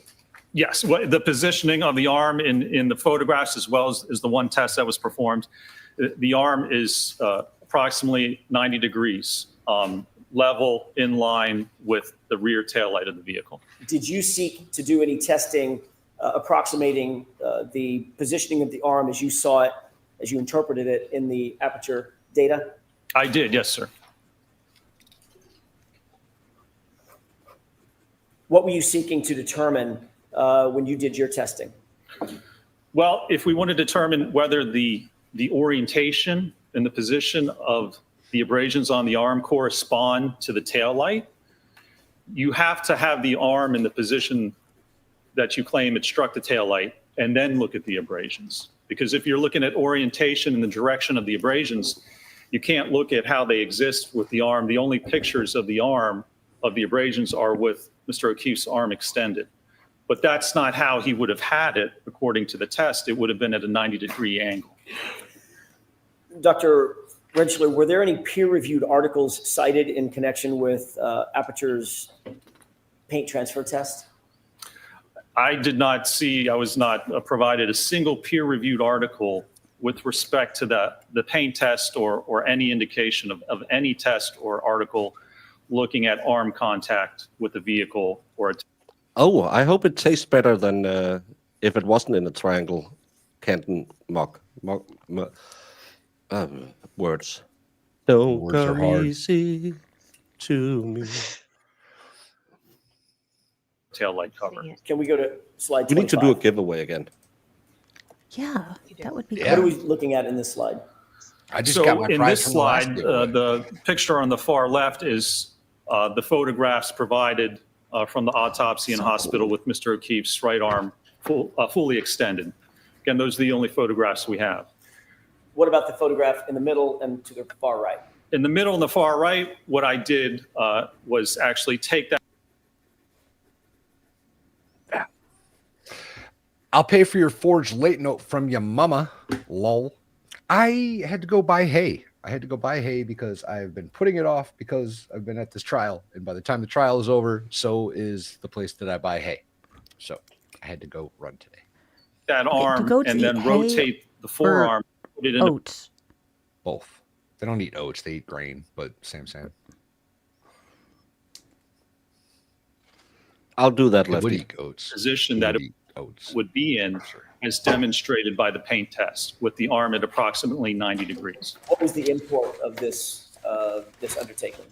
Well, if you look at the paint test and the way the arm's at 90 degrees and having the car come and essentially contact and push the arm out of the way, that's going to give you or tell you the directionality or the direction of the abrasions. Because if you have your arm at a right angle, and the vehicle comes and pushes and slides against it on that forearm, you would expect those abrasions to be horizontal, to be in line with that forearm.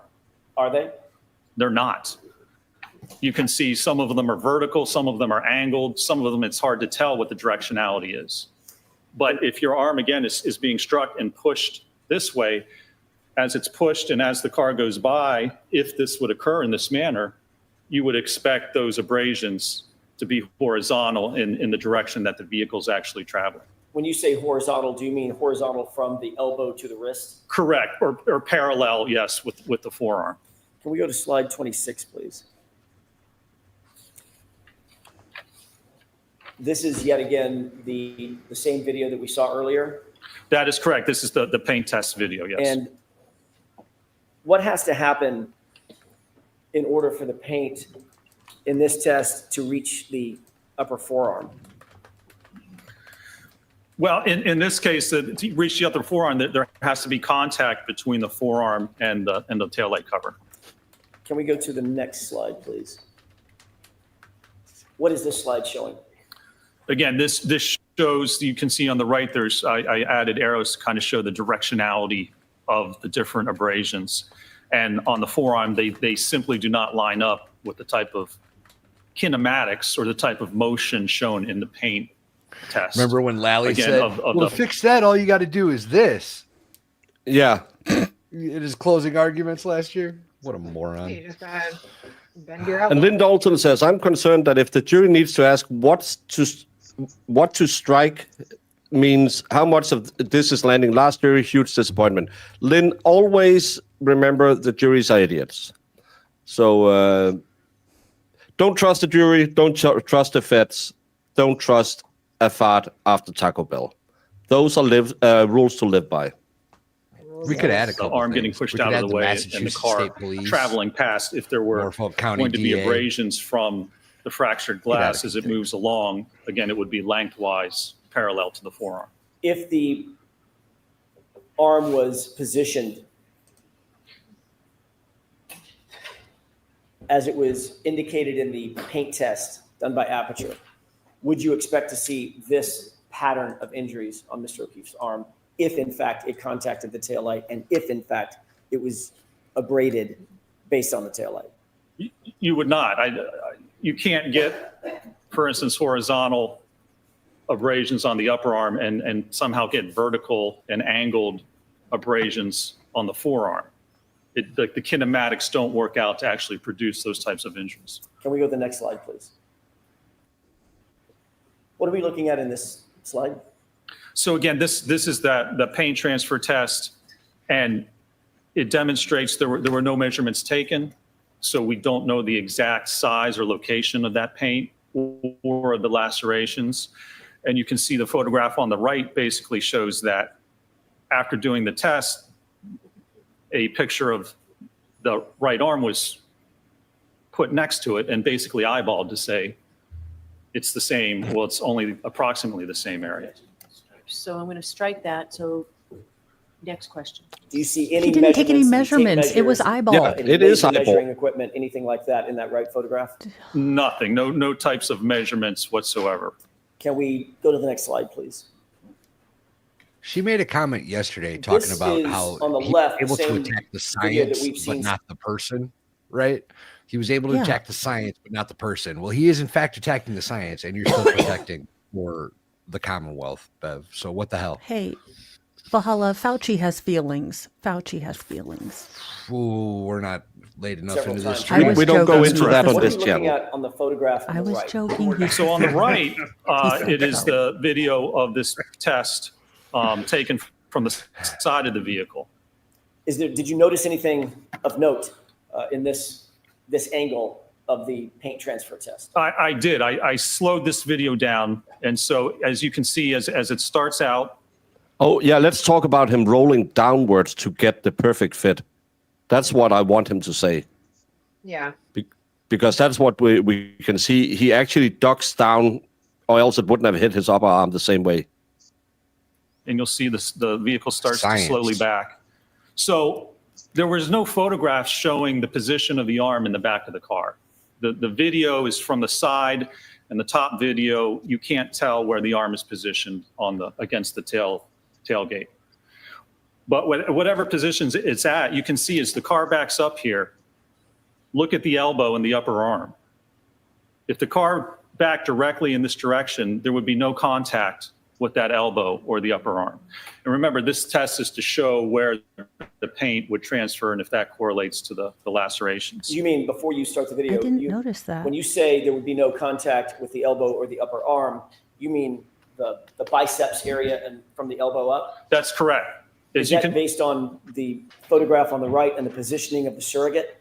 Exactly. You can see right now, if the car just backed directly straight back, it would not contact the elbow or the upper arm. Before you play the video, what did you note when the car from the angle to the right of the video on the right? What did you note as the car, just before the car starts to make contact with the surrogate? What did you note? So in order to get that pattern on the arm, right as the car contacts the arm, the surrogate pushes his elbow forward, leans into the car against the light, and then rolls off. Can you play that for us, please? Watch it. That's not science. That is No. actually confirmation bias. I want this outcome, so I will shift the parameters to get this outcome. And Also that is known not as a paid hack. Yeah. Yes. But the balls you have to have Well, to put on this, video, knowing that other experts are going to look at it and say, what the hell? Exactly. Well, Aperture will get a lot of work for insurance companies because, you want to deny this claim? Yeah, we can fix that. Volstorm, don't you talk about the Dollar Tree like that. That's mean to the Dollar Tree. The dollar Isn't that what the Dollar Archer, Tree is great. Isn't that what Aperture does? Don't they deny insurance claims? Like, isn't that a Most of their work is for insurance companies. Yes. Like I said, deny insurance claims. Did you see what you were describing in that video? I did, and I can slow it down. So you can see, even at this point, as the car approaches, it would not contact the elbow or the biceps. So as it comes in, watch the elbow all of a sudden shoot in. Surrogate turns his arm in and then leans against the light cover. So this is not indicative of someone standing there and having a car back into their arm. In order to get that pattern of paint on the arm, someone would have to stand there, and as the car approached and contacted their arm, they would have to actually push their arm forward and lean into it to get that paint. Or else his hip would have taken the next hit with the way his arm was positioned. Yeah. Yeah. That's so interesting because we didn't see that. I mean, I didn't see that as much as Well, I noticed we he now, and hunched it's over. crazy. Yeah, I knew he punched. we talked about it that his hips would have been hit if he Yeah. kept his arm by his side. So that's why he scooted it forward. So And You guys. and you if guys, you guys. see the were back, clearly I believe there forgetting- is a back picture. Go ahead. Go. You're clearly forgetting that there's that one day in the academy where they teach cops how to shoulder check cars that are coming at them. You're clearly forgetting the training that John O'Keefe took where he would shoulder check Alexis. So there's that. Oh, Don't forget that. Well, also, let's But we talked take this about and break- how we keep going. Mo, go. Okay, sorry.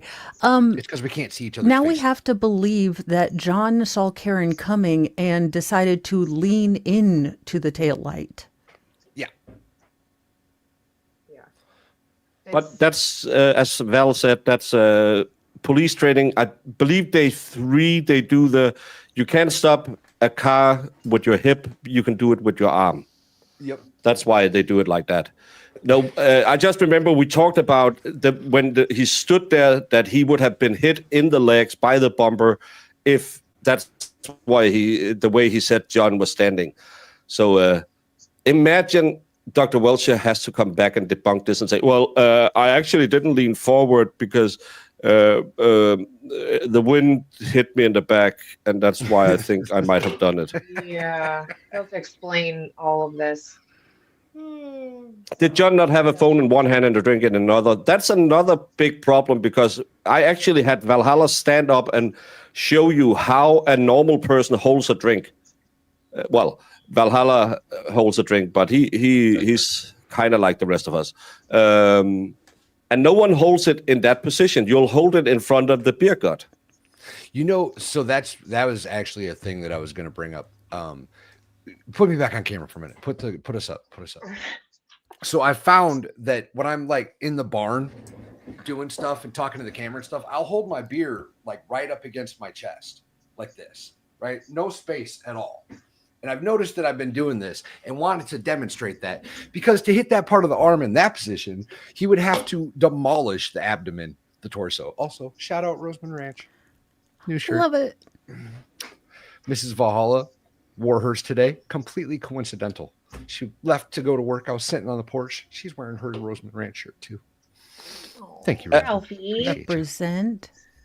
And that's, again, we just were at a party where everyone was canning it up, and everyone has the in front of the body position, because you won't drink like this. No. That's you do this. And to hold your arm like way out in the middle of nowhere, like why in the hell would you hold your beer like this? That is the most awkward thing I've ever seen in my life. How does that Why work? would he Somebody walk does that. to the back of the car, like back where the car was, and then wait? Just wait. Yeah. You know? John wanted out of the relationship, so he rolled into the Lexus to make her think she hit him. Yeah, that's it. And then he felt so sorry bold about it that strategy. he did a back bump, so she didn't have to live with the guilt. The flare Or something. flop. Woo! It's terrible. Paint pattern. Terrible. Is that, in your view, proper scientific testing? Sustain. Let's move to the next slide, please. What is this? And so this is that He same, should reword it and said, is that the way you would have tested it? And he should have said, no, I would have done a measurement like we did, positioned the arm so you could have an impact at speed, and make sure you hadn't had any variables that could be based on your perceived bias of the outcome. So AJ could have done that the correct way. same event, and you can see I slowed it down even more just so you can see the actual movement of the elbow and the upper arm to get that pattern.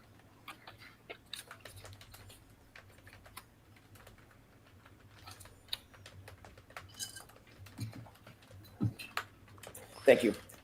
They Can we got move to John the next O'Keefe slide, walking please? around This is looking like slide 30. C-3PO. And let's go to 31. Yeah, this is 31. I'm sorry, 31. You can go and watch the video of them in the first bar. There, he's holding his arm in front of him with the beer in it multiple times. Close too, right? Because you just get that one shot that they claim is the straw sticking up. Yeah, I can't remember him leaving the waterfall, but I know at CF McCarty's, he's standing around talking and has it in normal rest position in front of his body. What conclusions or opinions did you reach or could you reach after reviewing the totality of the results of the paint transfer test? The paint transfer test, all it can show is the approximate area, of where the arm was covered in paint. As the surrogate jammed his elbow in and rolled against the taillight cover. So it tells us nothing about what may have actually occurred, how the lacerations were actually, or the abrasions were produced. It doesn't talk about the kinematics of the arm to actually cause those abrasions. All it does is just say, under this specific condition, if someone was to stand there and then shoot your elbow forward and lean in, you would get paint on this part, this approximate part of your arm, because we don't even have any measurements for it.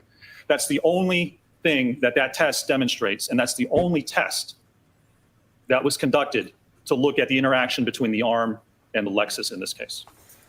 Did you reach any opinions and conclusions regarding whether the physical evidence is consistent or inconsistent with the injuries to Mr. O'Keefe's right arm? I did, yes. And what's the basis? The basis is looking at the number of laceration or the number of abrasions on the arm, as well as the orientation and direction of those abrasions. And they don't correspond to how the arm would interact with the vehicle if it was at a right angle and struck by the rear of that vehicle. Do you hold that opinion to a reasonable degree of scientific certainty, Doctor? I do, yes, sir. Can we move to the next slide, please? Actually, slide 33. I may have just a moment, Your Honor. That's good, Zach. That's good.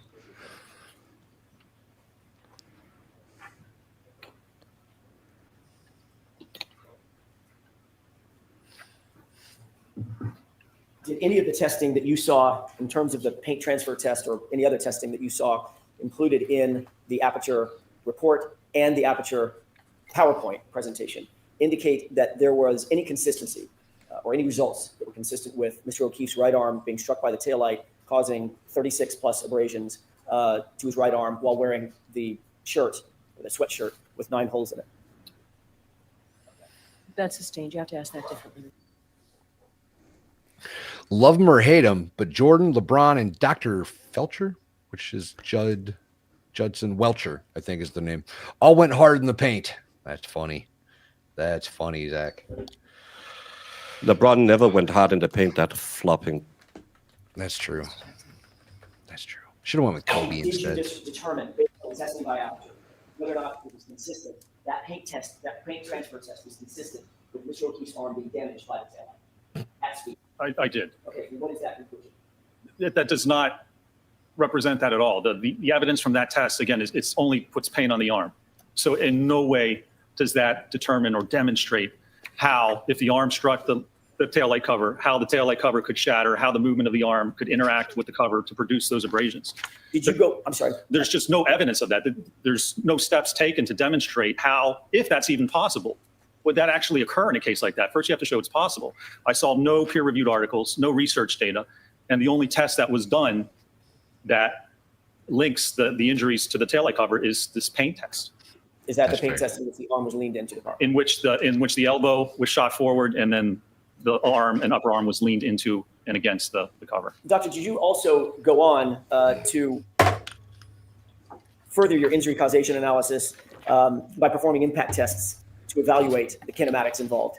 I did, yes. Can you describe that for us, please? Sure. So one of the steps involved in the biomechanical analysis is the kinematics, the motion. So we need to look at the motion of the arm. If the arm hit the taillight cover fractured, and you got abrasions, you need to be able to show that. You need to look at how the arm would actually move if it was struck by the vehicle. I've seen no peer-reviewed articles or research to demonstrate that. So what you need to do then is do testing to look at how the arm would actually move and whether it's possible to create those conditions to actually get that injury. Did you use an ATD hybrid 3 arm for testing? We did, yes. We used a 50th percentile male ATD hybrid 3 arm. Is the use of that hybrid 3 arm accepted in your industry in terms of testing? Yes, it certainly is. As I said yesterday, it's the gold standard for testing. And the arm itself is used just for that very purpose. In fact, there's a number of studies. They use the 50th percentile arm to look at airbag deployment. One of the issues with airbags for the driver is it comes out of the hub of the steering wheel. So if you're steering and you're turning your car and you hit something and the airbag goes off, what happens? It blows right into your forearm. And it can actually cause fractures. We see that quite often. So they perform testing with the 50th percentile arm to look at the forces and acceleration on the arm as airbags go off. Very similar. So if your hand was hit by the back of the arm was hit by the back of the car and propelled forward, that's very similar to having an airbag deploy. Actually, this would probably be more severe. An airbag's almost like a giant pillow enveloping the arm. And here we have an SUV actually contacting the rear of your arm. Can we go to the next slide, please? Sure. This is 35. Let's see. Here's 35. There we go. Thank you. What's depicted here? So this was testing done at 15 miles an hour. So this is with a hybrid arm and suspended so that it was actually impacting the right rear of the Lexus as the Lexus was traveling at 15 miles an hour. Was there acceleration that was noted on the arm? Of course? There was on both the arm as well as the hand, yes. What was the result of the damage to the taillight based on this test? So in this test, there was actually no damage. As you can see, it catches kind of the hand and the forearm. And if you want to describe it as kind of a glancing blow, there was not enough force at 15 miles an hour on this glancing blow to actually fracture the taillight. Is the position of this arm relative to the SUV consistent or inconsistent with the original spot that the surrogate in the paint test was standing as it related to the SUV? It's consistent. We lined it up so it's consistent with that original location so that it would not impact the elbow or the upper arm. So at that position, if there's impact to the arm at 15 miles an hour, it doesn't cause the taillight to fracture. And it's also important to look at the kinematics. If you look at the acceleration data below, that hand and arm is accelerated. The hand's accelerated up to the speed of the vehicle in about 2 to 4 milliseconds. How long does it take to blink your eye? 250 milliseconds. It takes a quarter of a second to blink your eye. So this occurs if your hand's hit at 15 miles an hour by a car, it's going to be accelerated up to the speed of the car about 50 times faster than you can blink. Can we go to the next slide, please? And what are we looking at in there? So this is lab testing at 17 miles an hour. So the housing and the cover was basically propelled into the forearm of the dummy at 17 miles an hour. What was the acceleration that was noted on the arm? So when you look at the arm, its acceleration here is almost 300 Gs. What does that mean just to us? So 300 Gs. If you look at weight, if you say the weight of the arm is 10 pounds, 300 Gs means there's 3,000 pounds of force acting on that arm. Is that enough to break a bone? It's more than enough to break a bone. Is that enough to to tear ligaments? Absolutely, yes. What about the bones in the hand? Are those stronger or the same resistance as the bones in the forearm? Or are they more delicate? No, the bones in the hand are, as you can imagine, much weaker because they're much smaller. When you look at the carpal bones, the metacarpal bones, the metacarpal interphalangeal joint, which is basically your knuckles, they are much smaller and it takes much less force to fracture your hand bones compared to your ulnar radius. Let's go to the next slide, please. What are we looking at in this slide? So this is a 24 mile an hour impact with the arm of the dummy contacting the rear, again, tail light. And it shows you the motion, the dummy suspended, shows you the motion of the dummy and again, the force and acceleration. Now that right video I put in because that's real-time video. We've been showing the low speed, but look on the right, this is the actual speed at 24 miles an hour. That's what it looks like if you have your hand out and it's struck by an SUV. Is the arm accelerated do the same physics apply? Is the arm accelerated up to the speed of the car in milliseconds? It is, yes. It's all about weight, right? Because you have a 6,000 pound car and you have a 10 pound arm. It's whatever speed that car is going, your arm, your hand, whatever sticking out there is immediately going to get accelerated up to the speed of that vehicle. The video on the right is in real time. Like you said, it's sped up in milliseconds. Is that right? That's correct. Is the Hybrid 3 that's used in this test, is that suspended from above? The dummy in this test is suspended from above, yes, like a pendulum, barely touching the ground. Is the dummy connected to the ground in any way? No, it's just its feet are barely touching. What would happen if there were forces applied to that dummy that went perpendicular to the travel of the vehicle? What would happen to the dummy? The dummy would swing out like a pendulum in that direction. Based on your review of the test that was done, the 24 mile an hour test, were there forces on that dummy that were perpendicular to the car such that the dummy would swing out or be forced out or be propelled out away from the car? No, there were no forces from the testing, and it's simple physics. Your center of mass of your body is basically your umbilicus or your belly button. So in order to move the body, you have to apply a force at that part of the body. So they proved that the vehicle couldn't have thrown him into the yard, basically, with that test. So you're saying he didn't do a triple Salchow into a double toe loop, then end up on the yard? Correct. What Why would do you Brian Boitano to do? be smart when I just want to say so there was no belly button thrusting? Well, that's why Hank hasn't ever had children. Also but- correct, Baker. Also correct. We learned it here, guys. There No won't belly be button any thrusting. motion in the ocean unless you move the belly button. And my belly button is extended further away so I can do more motion in the ocean. Arm struck, it's not going to move your body appreciably. All it's going to do, your arm's like a moment arm, it's going to spin you around. Could there be some motion forward or backward if you take a step? Possibly. But the center of mass of your body isn't going to move. You have to get struck by the vehicle to have the body actually move in a specific direction. And that clearly didn't happen because there's no damage. What is this showing? To that part so of the this body. is a slow-mo of the overhead from the real time. There was a GoPro that was recording that real-time video, and this is a slow motion of that video. I'd like to ask you a couple of questions. As you see the vehicle contact the arm, what happens to the arm as it's being contacted in those milliseconds where it's being accelerated? It breaks. 24 miles an hour?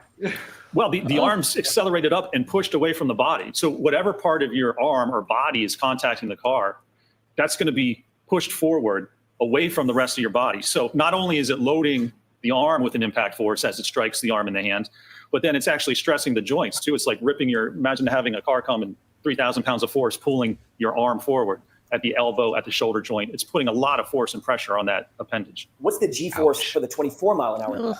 G-force, let me see exactly. Could you pause that video for a second? Sure. Because I want to ask you a couple of questions about it. Let me see exactly what that G-force was. Well, just keep the video Yes, running. my report. With the court's permission? Yes. Thank you. It's going to be insanely high. Poor So Ray. at 24 miles an hour for the arm, I'm sorry. the acceleration is 302 Gs. And for the hand, it's about 435 Gs. Does that translate to over 4,000 pounds of pressure?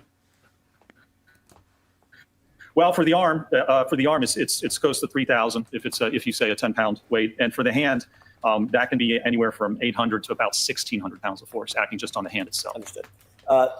Can you back this up a couple of frames? Sure. Pause it where I ask you. One more frame back. One more back. Right there. What's happening physically to the arm, to the right arm at the point of impact? So there is a force on the hand, on the forearm, where it contacts. Now, your arm just isn't going to hit and the force be distributed evenly across the entire part of the arm. That's not how your arm is actually articulated. Even if it was, again, that's similar to an airbag deployment, where at these levels you would get fractures. But if it hits the hand, now, if Mr. O'Keefe's... Well, Brian, you're a smart guy. Dr. Welcher is an expert that gets hired by insurance companies. Put any inference in that as you wish. holding a glass at the time of this impact, think about that. What happens is you're holding a glass. It exposes the knuckles. So if you're holding a glass and your arm's at a 90-degree angle and the car comes back and hits your hand, it's going to strike right on the knuckles. The force is going to be applied right at that joint. And then it's going to likely hit along the forearm back near the elbow. What's the shape I'm sorry. of that arm in this? I'm not. That's outstanding. Well, it's somewhat of an abnormal shape because the arm should be level with the body. The forearm should be even with the shoulder. But you can see as it gets pushed forward, it's accelerating that forearm away from the arm and the rest of the body. Does that abnormal shape suggest anything to you in terms of what you would expect regarding the bones in that arm? Again, so there's thousands of pounds of forces acting on the arm and also on the joint itself, not just the arm or the bones we have to consider and how much force to fracture, but think of the elbow joint and think of the shoulder joint. It takes much less force to dislocate an elbow than it does to actually fracture it. Did you see any evidence based on your review of the medical records, including your review of the x-rays, any evidence of any dislocation? There was no evidence or indication or diagnosis of any dislocations or fractures to the arm at all. Fractures or broken bones at all? Correct, nothing. Can we go forward another frame? And at this point, the arm has already been struck and accelerated, is that right? That's correct. Do you see the taillight material? I do, yes. Okay. It's basically now broken, is that correct? That's correct. It has now been fractured, yes. All right, let's go one more frame forward. And the taillight material, did you make note of that in this frame? I did, yes. What direction is that taillight material going relative to the vehicle? It's going forward. And where is the arm? The arm has been pushed away. Now, you have to remember, as that arm, if it contacts and fractures the taillight, it's not exposed to the fractured pieces that still exist on the taillight itself, because those pieces that fracture haven't gone anywhere because they're against the arm itself. And then as the arm moves away, the pieces then move with the vehicle. Are the taillight pieces upon fracture moving at the same speed as the arm upon contact? That's correct, yes. Is that a matter of physics? That is a matter of physics, Is yes. there any possible way for the broken pieces of taillight to out-accelerate the arm upon contact when the arm's being deflected away from the vehicle? It is not, I don't believe it's physically possible. That was not demonstrated in our testing, and I've never seen that demonstrated in any peer-reviewed articles. Now, you can see here again also the light and the fragments are being propelled forward. So you also have to consider where Mr. O'Keefe was found. He was found in the yard about 10 or 20 feet from the road. There was no exact measurements. But if you look at the motion of the taillight, it's going forward.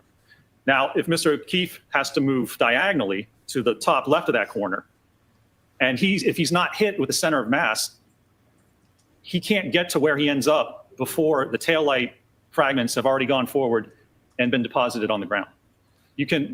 Average running speed is like 4 to 6 miles an hour. Even if this SUV is going 10 miles an hour, it shatters, the lights fracture, they're dispersed on the ground, and then Mr. O'Keefe somehow ends up to his point of rest. But you wouldn't find the fragments on him because they've already been pushed forward, come to rest before he even has a chance to get to where they find him. Let's go to the next slide, please. What is this slide showing? So this is just frames taken from that actual video showing the interaction from the top left, then you go down to the bottom left, and then the top right and the bottom right just shows you the progression of the contact and the movement of the arm. Is the bottom left frame the same frame that you stalled on just a second ago at my request, showing the deformation of his right arm? That's correct, yes. Thank you. Next slide, please. And is that just a close-up of the same? That's just a close-up of the same, yes. Okay, next slide. And is that the final close-up of the arm after it's been deflected out of the way? That's correct, yes, sir. Does this also illustrate what you just described in terms of the trajectory of the broken taillight fragments? It does, yes, sir. Do you see any defect at all in the right sleeve of that hoodie? There is no defect in that right sleeve of the dummy. No, Was sir. the dummy's sleeve examined following this test? Closely examined up close rather than just photographed? It was examined and photographed, yes, sir. Was there any defect in that right sleeve at all? No defects at all were noted in that sleeve. No. Next slide, please. What are we seeing here?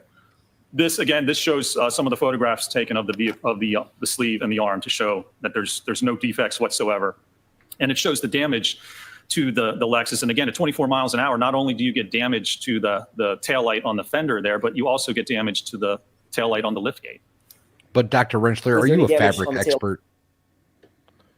Are you a car builder? Do you know cars? Have you ever No. built this car? You know, Hank's going to say that's not a real hand, and real skin would go down, so it could actually, the taillight could bite, grab a hold, and drag John. Are you a 5-year-old Chinese child? Have you ever built a shirt from nothing before? Are you a seamstress? Yes. Please tell me he says, yes, actually, I do Civil War reenactment, and I knit and sew our own clothes. Wouldn't that be something? I've got an 18th century loom in my living room, actually. Yeah, he actually is. I actually sew clothes on a regular. Video. So this So was my 29 daughter's, miles an hour. prom dress. Was the arm in the relative orientation that you saw depicted in the paint transfer test by Aperture? It was, and in fact, in this one, there's actually contact. We moved it in so that you would get contact with the elbow and the upper arm as well. So it's in the position after Dr. Welcher moves his elbow in and rolls his shoulder into the taillight cover. We evaluated that position with this test. And do you see any damage? I can't wait for Hank to come up and spew his bullshit. Do you see the ripple effect on the tailgate as it hits, like right around the tail light? There's like this ripple that goes through the metal. And it just, my God, oh my God, this would have been so painful. He would have broken all of the bones, all of them. Yes. Yeah. Evaluated that position with this test. And do you see any damage to the liftgate taillight on this test? There's extensive damage at this speed, yes. What about the damage what damage would you expect to see to the arm itself at this speed and in this orientation? At this speed, I mean, we're talking 4,000 pounds of force on the forearm. Oh, yeah, and very, very loud. That would be a slap louder than Sean Connery talking to his wife. Arm and with the with the hand, 1,400 to probably 3,000 pounds. I mean, well above levels where you would get fractures. Next slide, please. Hold We're out looking at like this, the warrior before a slide these two photos. WrestleMania. This was the final test that was conducted and using a dummy, and it was impacted at 29 miles an hour. And this was a center of mass impact. Why was it Meaning, important, Dr. Rentschler, why was it important to do a center of mass test? because if we have an auto pedestrian impact and you want to see where the pedestrian ends up, you have to evaluate how they were impacted by the car. In order to have the pedestrian move any substantial difference, it has to be hit at the center of mass. Again, it has to be hit at that belly button area to propel the body in a certain direction depending on the speed and direction. If there's no center of mass impact, how does someone get to the point of rest? You can't correlate a side swipe where the arm gets contacted and say if someone ends up 20 feet away, there's no way to correlate that arm impact caused them to somehow move 20 feet away. It wouldn't be as a result of the actual incident. It wouldn't be a result of the impact pushing their body in that direction. From a physics standpoint, is it reasonable to believe that your arm could be struck, just your arm could be struck as it's out in front of your body, and you could be propelled backward, say 7, 8, 10, 12 feet as a result of that strike? No, it's not reasonable. That's not physically possible.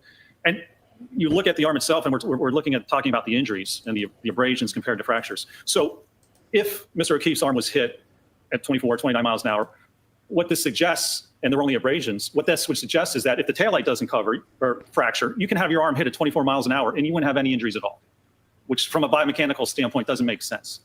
If the claim is that the fractured taillight's the only thing. So I'm sustaining the objection to that. I'm going to strike that portion, Mr. Jackson. Let's go to the next slide. What are we looking at in this video? So here's the video showing that strike at 29 miles an hour with the center of mass impact to the dummy. What's the import of this particular test? Why was this important, and what did you conclude following this impact test, the center mass impact? There's a couple of reasons. It shows there was extensive damage to the rear Poor Randy. of that Lexus. So if you had a center of mass hit, you would have damage to the liftgate, to the fender, to the sheet metal. You would have substantially more damage than what we had in this case. Oh, he And slides so secondly, far. which I believe is just as important, it shows the post-impact trajectory of the dummy.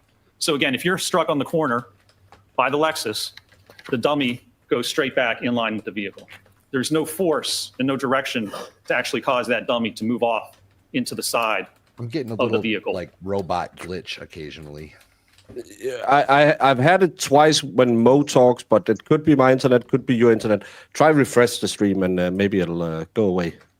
So you can't be hit center of mass with a vehicle going straight back and somehow end up 10 or 20 feet to the side of where the vehicle is traveling. So in this circumstance, would you expect the taillight material to be distributed straight back in the same center line as the vehicle was traveling? Yes, absolutely. Would you also expect the body to be struck and moved in the same center line as the vehicle? Sustained is too much. Sure. What about the body?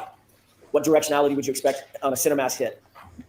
The body's going to move in the direction that the vehicle is moving. That main direction, that main force moving straight back, the body is going to move primarily straight back. Did you reach an opinion or conclusion regarding whether the right arm kinematics are consistent with fracturing the taillight cover and sustaining the abrasions that you saw on John O'Keefe's arm?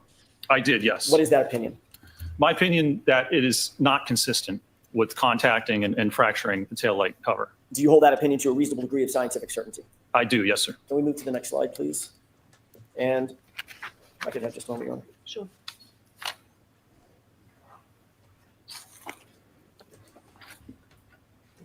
On what do you base your opinion that you just told the jurors? That looking at the kinematics of the arm, it's inconsistent with the evidence we have, with the actual abrasions to the arm, the evidence on the sweatshirt, and that at these speeds, you would likely expect fractures, certainly to the hand, and likely to the ulna and the radius and the forearm, if your hand or arm was struck by the rear of the SUV. Can we move to slide 48, please?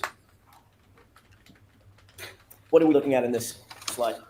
This was a study where they used an impactor and they contacted the dorsal or top part of cadaver hands. And they looked at the force that was exerted and they looked at how many fractures were produced. It could also be YouTube. Sometimes they have it where some streams just doesn't run. If you are on a phone or a tablet, sometimes I will have to go out, make sure that I close.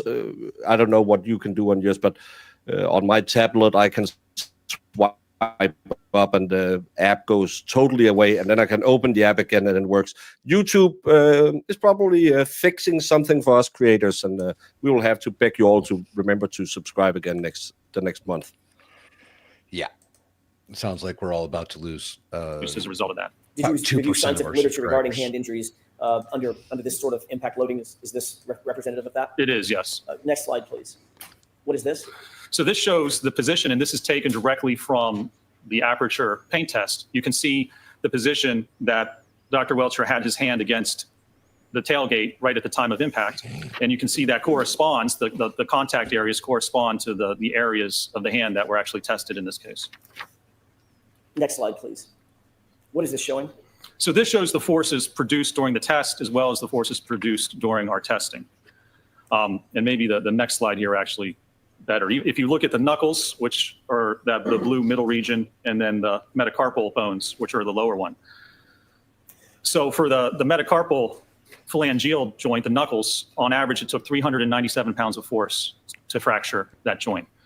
Well, the 15-mile-an-hour test produced a minimum of 483 pounds. And more realistically, that's just with the hand weight. There's going to be more weight because it's attached to the wrist. More realistically, it's twice that, so it's around 900 pounds of force. But what these tests show is that the force produced on the hand, as represented by the PowerPoint from Aperture, even at 15 miles an hour and likely below that, you would expect to get fracture of the hand bones, of the knuckles, metacarpal interphalangeal joints, and the metacarpal bones if you contacted the rear of that vehicle at that speed. Did you see any indication in the x-rays you saw or the medical records that you reviewed that Mr. O'Keefe's hand was damaged in such a way that you would expect? There were no indications whatsoever of that, no, sir. Next slide, please. Why didn't What are we looking get at in into this this in slide? the first trial? This was a test where they actually looked at the force on the elbow. So this is a direct launch. Most likely because they thought that, hey, we can just roll with the third-party culprit defense, and they didn't do these testings for the feds. This is what they hired them to do and paid the $50,000 for.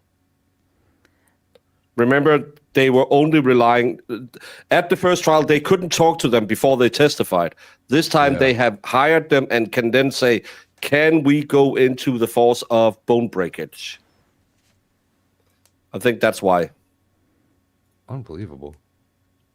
Longitudinal force against the elbow. Now, there's no indication of exactly the test. The paint test has the arm horizontal, but there's no indication. There's evidence of whether maybe it would be angled or if it's straight horizontal. But even if your arm's angled a little bit at the point of impact, the forces again on the right are what we determined from our testing, and those are minimum. Again, that's just with the forearm. If you include the entire arm, it's about twice that. So even at 10 miles an hour, you're going to have 600 to 1,200 pounds of force acting on the arm. Is that enough to break it? That's enough. If you strike the elbow, that's more than enough to actually fracture the different bones of the elbow. So If an arm here's was hit a at that fun speed with those fact. forces, would you expect the So the bones in the hand that he's talking about, in the United States Army Ranger Handbook, there's a section in there, and I don't remember exactly what it's under. I don't remember if it's under like a captive torture situation or whatever, but they specifically outline the bones in the hand and on the top of the feet as being very brittle and very painful, right? So like these are bones to target if you're in that kind of a situation, whether that's whatever that situation may be. But they break easy, you guys. There's no way that car would have hit a hand without breaking bones. It just wouldn't have happened ever. Do you know what desperation looks like when you have been shilling for one side in a very long time? If not, look at the screen right now. What does it matter if he's wearing a pink tie? I don't Because care. that's free, Karen Reed. Oh, okay. Or his wife picked out a pink tie. And he wishes his son happy birthday while I hate her testifying. so I'm much. serious. So You very, can't make very this much. stuff up. John O'Keefe is dead because Karen Reed hit him. That is what the evidence shows. Next. Hey, anyone? Well, I know no one was ever apprehended by Miss I fall when I run out of trespassing driveways. But You signed up for this. We know from the foyer that there's someone really wanted to use you because you had a big social media influence, and you let you get used. You are ridiculous. You are absolutely the worst person in this case because you are too smart to be this dumb. If it's been Plevin, I would say, yeah, well, he's an idiot. But Jennifer Caffey Daffy, you at least must have finished some kind of college to get into the Fed Academy. And this is how you spent your retirement years. Playing dumb on the YouTubes because you have a connection to the Commonwealth. Not to mention, I would Judd like Welcher to say talked more, but I don't want to go back to the U.S. in a defamation case. So I will bite my tongue. Judson Welcher talked about being married. He talked about, his kids just a little bit. It was in passing, but he's like, I've been married for such and such years. My wife probably thinks it's longer, So he was trying to use an example. Again, this man has been so hamstrung. And if you're listening to this testimony and all you're taking in is that he has a pink tie, instead of the fact that the arm would have been broken, that the lacerations the abrasions should be parallel, and that all that Judson Welcher did was throw himself in front of a moving car. If all you're noticing is his tie, I feel sorry for you. X-rays to show no trauma, no broken bones, no fractures, no hairline fractures. I would not expect that, no, sir. Next slide, please. What are we looking at in terms of this slide? So these are just more articles that I referenced, and they look at impact force on the forearm, so the ulna and the radius. It takes, just to have a transverse blow right against the bone, it takes about 1,100 to 1,200 pounds of force to cause a fracture. We're at that level already at a 10-mile-an-hour impact. What about a 24-mile-an-hour impact? 24, we're at 1,400 to 2,800 pounds of force. Did you see any trauma on John O'Keefe's arm that was suggestive of an impact of that nature, of that size, of that force? There was no trauma. There were no fractures. There wasn't even an indication on the arm of where it would have contacted the vehicle. So if there's fracture at the taillight, there's going to be a force at that point on the arm where it actually contacts the taillight and causes that, right? There's going to be a force riser to cause that damage. There was no bruising. There was no lacerations. There was nothing at the alleged point of contact which would indicate an impact that produces thousands of pounds of force on the arm. No evidence of it whatsoever. You just mentioned this in your answer, but I want to ask a little bit further. We've talked a lot about bone fractures and ligament damage, et cetera. What about bruising? In any of these tests, would you expect to see bruising, at least bruising, all over the arm at the points of contact? Absolutely. Bruising occurs when the blood vessels just below the skin are ruptured, and it causes blood to flow into the arm. Was there any indication that John O'Keefe suffered even a minimum amount of bruising on his arm at all? No indication of any amount of bruising whatsoever on the forearm. Next slide, please. And let's go to the next slide. I think we want to jump to slide 50. What slide are we on? Is that 53? This is 55.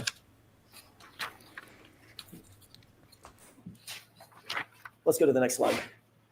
There we go. That's what I'm looking for. What are you looking at here?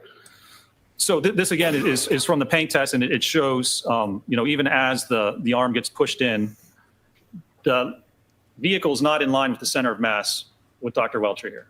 So it's not a center of mass impact. And this is important because we've just looked at the arm, and we've looked at the kinematics and the force and whether that's consistent with what happened and the injuries. The next step is to look at what happens if the arm gets hit. How does Mr. O'Keefe end up where he does in the yard? So that's post-impact movement or trajectory of the body.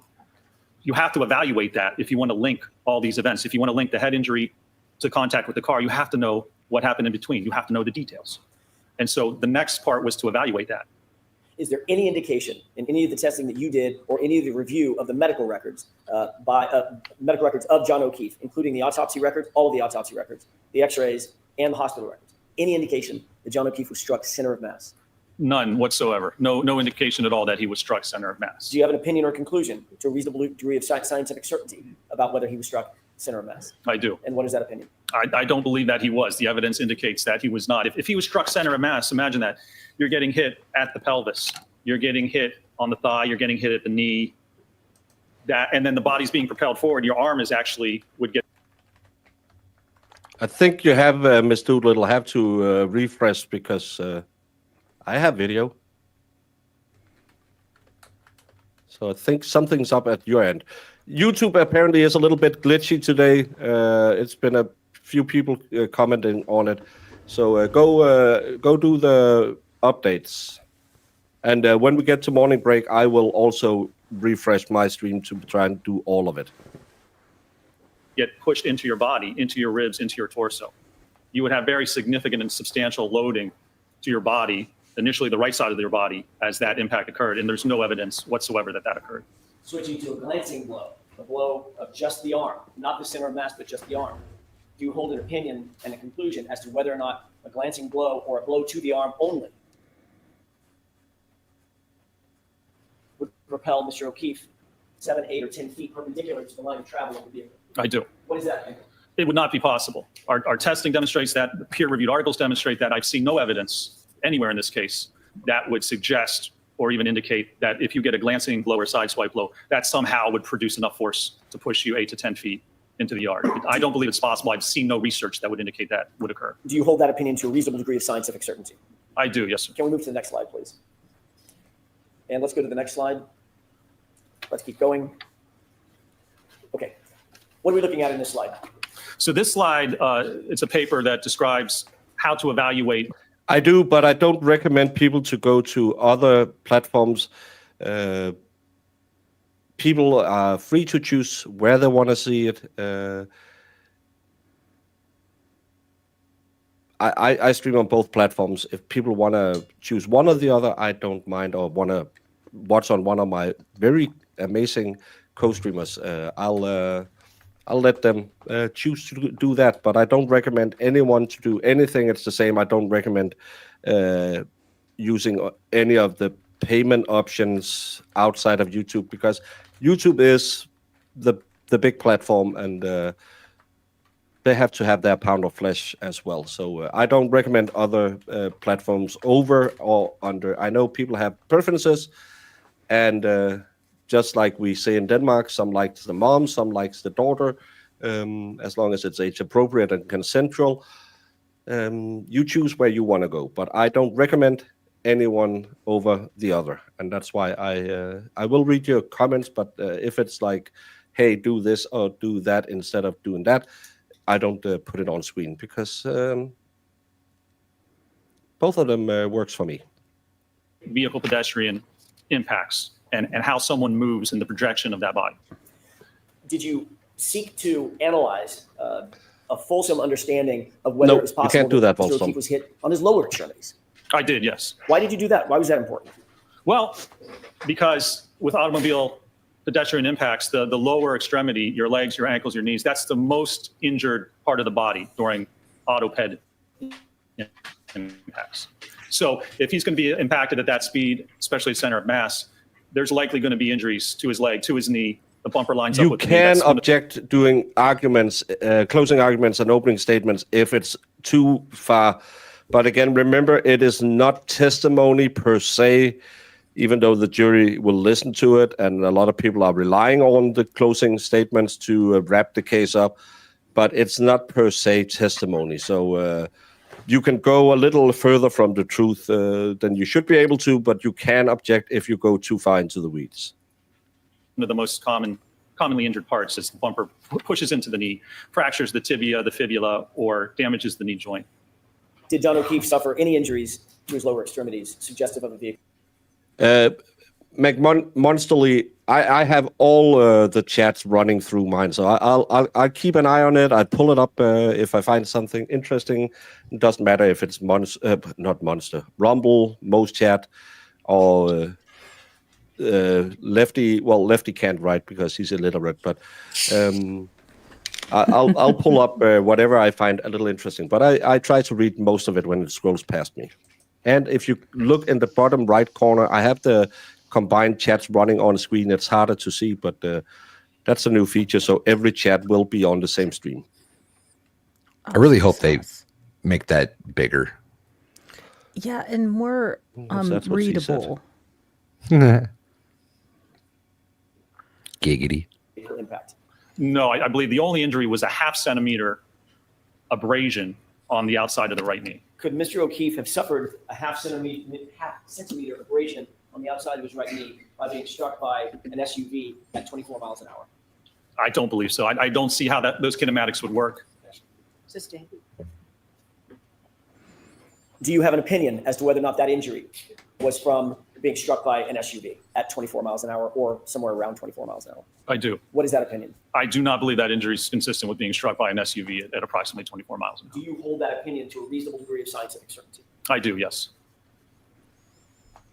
Did Mr. O'Keefe suffer any other injuries to his legs or his lower extremities other than that small, how big was it? How many centimeters? Half centimeter abrasion. That small half centimeter abrasion. Did he suffer any other injuries to his lower extremities indicative of being struck by a vehicle? I don't believe so, no. Let's go to the next slide. Taking a look at the photograph on the right, concentrating on that for a second. How did that SUV get in that condition?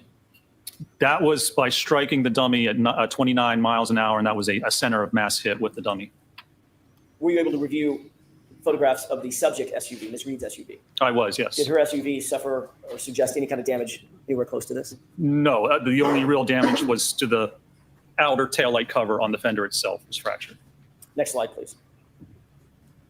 We've seen this.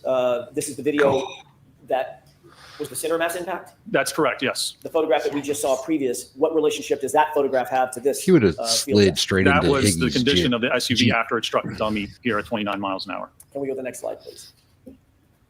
What are we looking at in this series of diagrams? So this is some more recent testing that was done, and this test compared impacts between a small sedan and an SUV, and so it's looking at damage or injury to the legs as a result of this type of impact. And these impacts are actually conducted at a speed of 24.7 miles an hour. They used cadavers, people who donated their bodies to science, set up the cadavers and struck them at just about 24 miles per hour.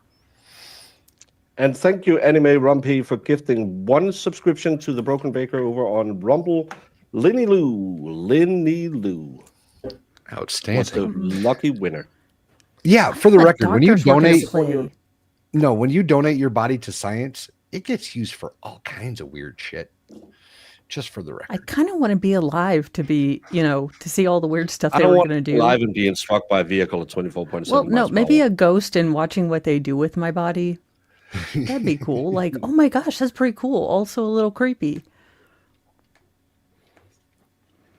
Well, Just don't let Aperture have my body. Make sure it goes to Arca. Yeah. They'll just paint you blue and toss you in the air or something. Your opinion and conclusion concerning the lower extremities of Mr. O'Keefe and the possibility that he was hit by an SUV at speed. It does. If I can go to the next slide, it actually. Sure. So this shows you for the SUV, it's the last column on the page there. The last three columns are the injuries associated with the SUV strikes. There's fractures to the pelvis, left knee injury to the ACL, the MCL, fracture of the tibia and fibula.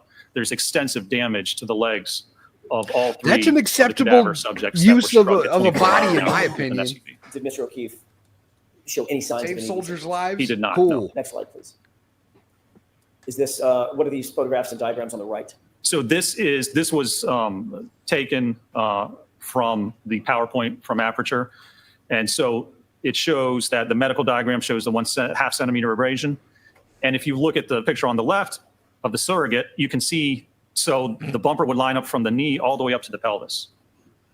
So a vehicle at speed of 24 miles an hour, if it impacts that knee or that leg, it's not going to produce only a 0.5 centimeter abrasion. It's going to get the leg, and it's going to cause significant damage to the You can knee get and to the one leg when itself. When there's you a say sidebar coming up. Knee to the pelvis, are you talking about the width of or the height You know of the there bumper is. itself being from the knee to the pelvis? I am, yes. Would that be the contact area that you would expect if there was even a glancing blow to the knee and the hip? That's correct. You can see on that picture there where that bumper, the rear corner of that bumper, where the bottom reflector is, it extends from the knee all the way up to the pelvis. Can we go to the next slide, please? What are these diagrams? Again, these are just reports, peer-reviewed articles demonstrating that auto pedestrian impacts result in lower extremity injuries and fractures. Did you review all of these peer-reviewed articles that you told the jurors about, these academic articles, in furtherance of coming to your opinions and conclusions? I did, yes. Did you see any reference in the Aperture report that you reviewed and the PowerPoint slides that you reviewed that the concomitant peer-reviewed articles were sought in the paint transfer test? No. or cited? There was only one article that was cited in that report with respect to automobile pedestrian impacts. Did it have anything to do with a paint transfer test? It did not, no. Next slide, please. And let's keep moving until we get to the, yes, there we go. What is that slide depict? So this is the opinions that were offered in the Aperture report. Objection. And if you look at the top, number 4, it says the totality of the evidence is You met juries before, Brandon. There'll still be someone up there, but she said she was drunk. She consistent said, with the I right hit him, rear I hit him, corner I hit of the him. Reed Lexus, again, impacting Paul in court John today? O'Keefe and Mr. O'Keefe striking the rear. Yeah. Paul was in court this morning, but he is supposed to go in Aiden's case and talk about why Lindsay Catani was invited to the last trial to try and make Aiden's RO Good. get triggered. And I hope he they get a filed a conspiracy motion to charge. be excluded from testifying in the case because he wanted to be here to remember his dead brother, which is not a reason to stay out of court, you idiot. Posterior aspect of his head on the frozen ground. And when you look below that, it basically has the references or the support for that one conclusion. I think I made some creative special emojis. I'll see you both at sidebar for a minute. Let's give Marissa a little. What was it? She wanted some suasia. Where the hell did she put it? She moved everything around. This is like Typical cleaning woman. your room. Don't do Right. it, Marissa. Shows up. She's there for 3 days. Has to reorganize the entire kitchen. Yeah. I see you, Marissa. I see you. Okay. Do you remember any description as far as the size of these men? Yeah, I remember the size of them. I know I could tell by the Swayzer who the one was, by meeting him different times up there at Paula's. I knew Swayzer get that word right, Swayzer. Okay. I don't know what that word means, so I'm sorry. Oh, his style, his Oh, walk, his talk. okay. Can we move to The high slide? res shirt does it for me. The high Yeah. res shirt. That's Oh, he's so cute. Yeah, just a moment, Your Honor. 70, Mr. Jackson? That's what was 7. Thank you. I wish my eyes were better. No, that's why the cheese grater is in the wrong place. It was me. I was sleepwalking, changing all 70. my stuff in the background. Oh. Let me restart it here.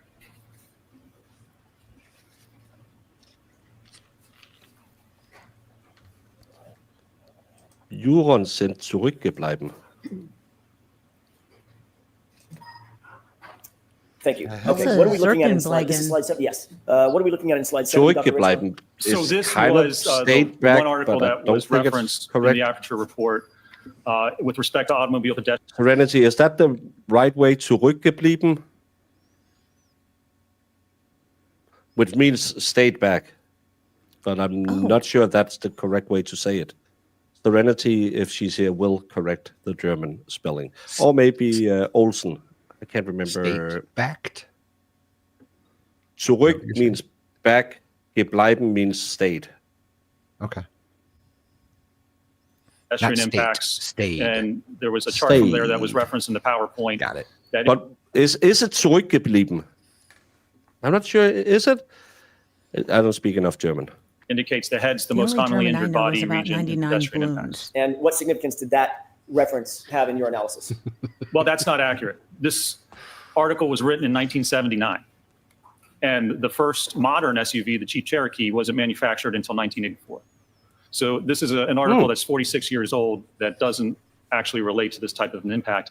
And that's the only Oh my God. peer-reviewed reference with respect to automobile pedestrian impacts that was cited in the entire Aperture report. Can we move to slide Interesting. 71? That is Do interesting. you recognize what's depicted in this slide? I do, yes. What is depicted here? So this was the hybrid. This is This is the reenactment of Brian and Brian at the bar. Right. Judson. Again, why are you holding him there? you Yeah, weirdos? really. And why not did he under put the his hand? shoulders? Hey.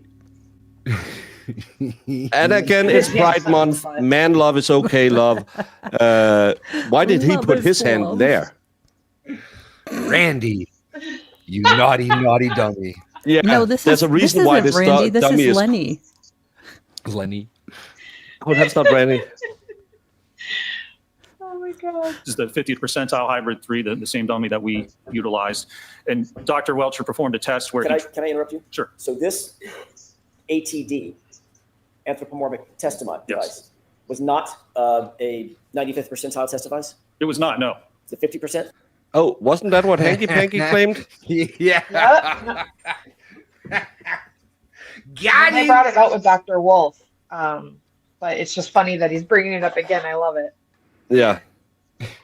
It was a 50th percentile, yes. Is that the same exact, not the same exact, same exact size ATD that ARCA utilized in all of its testing? It was, yes. Okay. And to get the forces on the head, Dr. Welcher scaled the acceleration results based on the weight, which is what I was talking about yesterday. You scale the results from the 50th percentile. That's exactly what Dr. Welcher did in this case. Is that an appropriate way to adjust Same for the thing size you of did. ATD? It absolutely is, yes. Okay. Go ahead. So this test, what he did, he took a 50th percentile dummy, stood it up, and then let it drop backwards and strike its head on a concrete surface. Which is almost Next the slide, same please. as the 40 feet Randy slid after being hit. Almost the same. By the way, Dr. Rentschler, did the last slide include a video? I believe it did, yes. Can we go back? I'm not sure it's on the slide, though. That's just a screenshot. I see. Yeah. I see. Yeah. Okay, so let's go back to that slide for just a second. I thought this might be the video of it. Oh. So in the lower portion of the center of the screen, you see Dr. Welcher holding the ATD. Is that correct? That's correct. Did you review a video of what happened next? This is not the video, but did you review the video? I did, yes. Describe for the jurors, since we don't have access to the video. What did you see happen from this point forward? So Dr. Welcher releases the dummy, and the dummy just falls rigidly backwards, almost like a tree, and impacts the concrete. Can we jump from your PowerPoint to a video that I have and ask you if you recognize it with court's permission? Is the video in evidence? It's in Dr. Welcher's PowerPoint. Is it before the jury? Is it in? It is. Okay.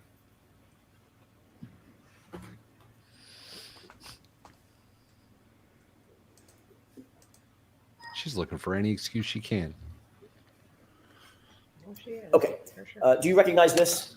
I do, yes. Is this just look like the same screen, basically same thing that you just took a screenshot of? It is, yes, sir. Okay. If we could play the first couple of seconds of the video Oh, and pause straight it. back onto concrete. As that video began Go to play, did figure. you recognize this as being the same video that you reviewed earlier? It is, yes, sir. And did you utilize this in coming to your opinions? I did, yes. opinions and conclusions in this case? I did, yes. Thank you. Let's go ahead with the court's permission. Can we play the video? Thank you.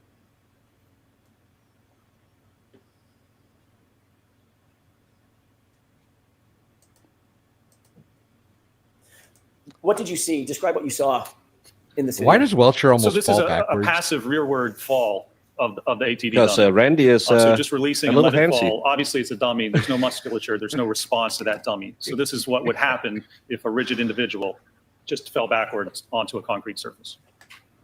Can we see it one more time, please? Well, I'm gonna Hank's ask a you one other rigid question. individual. Can we test him for science? I'm going to ask you to take note, Doctor, of the impact location. Did you see that? I did, yes. What kind of surface is that floor, if you Concrete. could tell? That, I believe it indicates it's a concrete surface, concrete floor.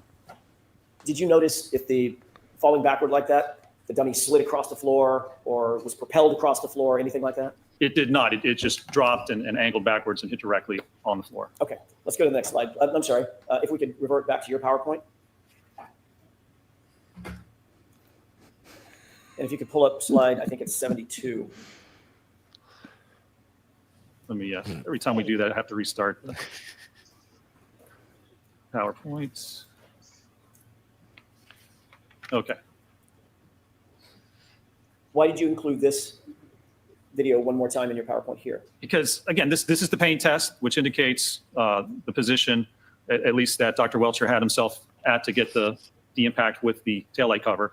And notice, again, so it's not a center of mass hit. It hits his arm and then he slides by. So if that were to occur, he would rotate or move to the left. So Yes, exactly. He wouldn't do a flat back bump if this is the impact. Yeah. He would be twisting off. So why figure out again? You'll have him period around, stop, and do a backdrop. And Yeah, they need to get that in the head of the jury as well, that the entire case built by Dr. Welcher is slow and French. If Mr. O'Keefe did that and somehow ends up falling backwards, rigid directly onto his head, he's going to have to rotate at least 270 degrees and then stop and then fall directly backwards onto his head. There's no explanation of the kinematics. That's not how it works. Do the kinematics support what you just You suggested? don't just stop spinning to fall straight backwards. What do the kinematics support? Let me see you at sidebar. Jurors will. Bev. Yeah, you need to let that in because that's his theory, and he didn't explain that that can't happen kinematically because he never did the kinematics. Well, and I think it's damning This is Dr. used a study from 1979 that didn't that's include no new one. SUVs. May I continue? Yes. Thank you. Dr. Welcher, based on your review of everything. Did I do that again? My goodness. This is Dr. Welcher in the video, correct? Correct. All right. I was staring at that. I apologize. Dr. Rentschler, based on your review of the video in which Dr. Welcher is positioned, as well as the drop test that you saw, as well as the discussion of being of the body placement, where you discussed the body I placement. don't think she's dumb, Marissa. I think she's corrupt. Do you have an opinion as to whether or not the testing that you reviewed from Aperture is consistent or inconsistent with John O'Keefe being struck by the vehicle, propelled perpendicular, backward, say 7 to 10 feet, and falling straight back onto a hard surface, as depicted in the drop test? The testing's inconsistent with those types of kinematics or that type of scenario. On what do you base that opinion, sir? That's based on the testing that was performed, the evidence available in this case, and the kinematics of how somebody would move post-impact after being struck by an SUV. Do you hold that opinion to a reasonable degree of scientific certainty? I do, yes. Can we go to the next slide, please? May I have just a moment, Your Honor? Yes.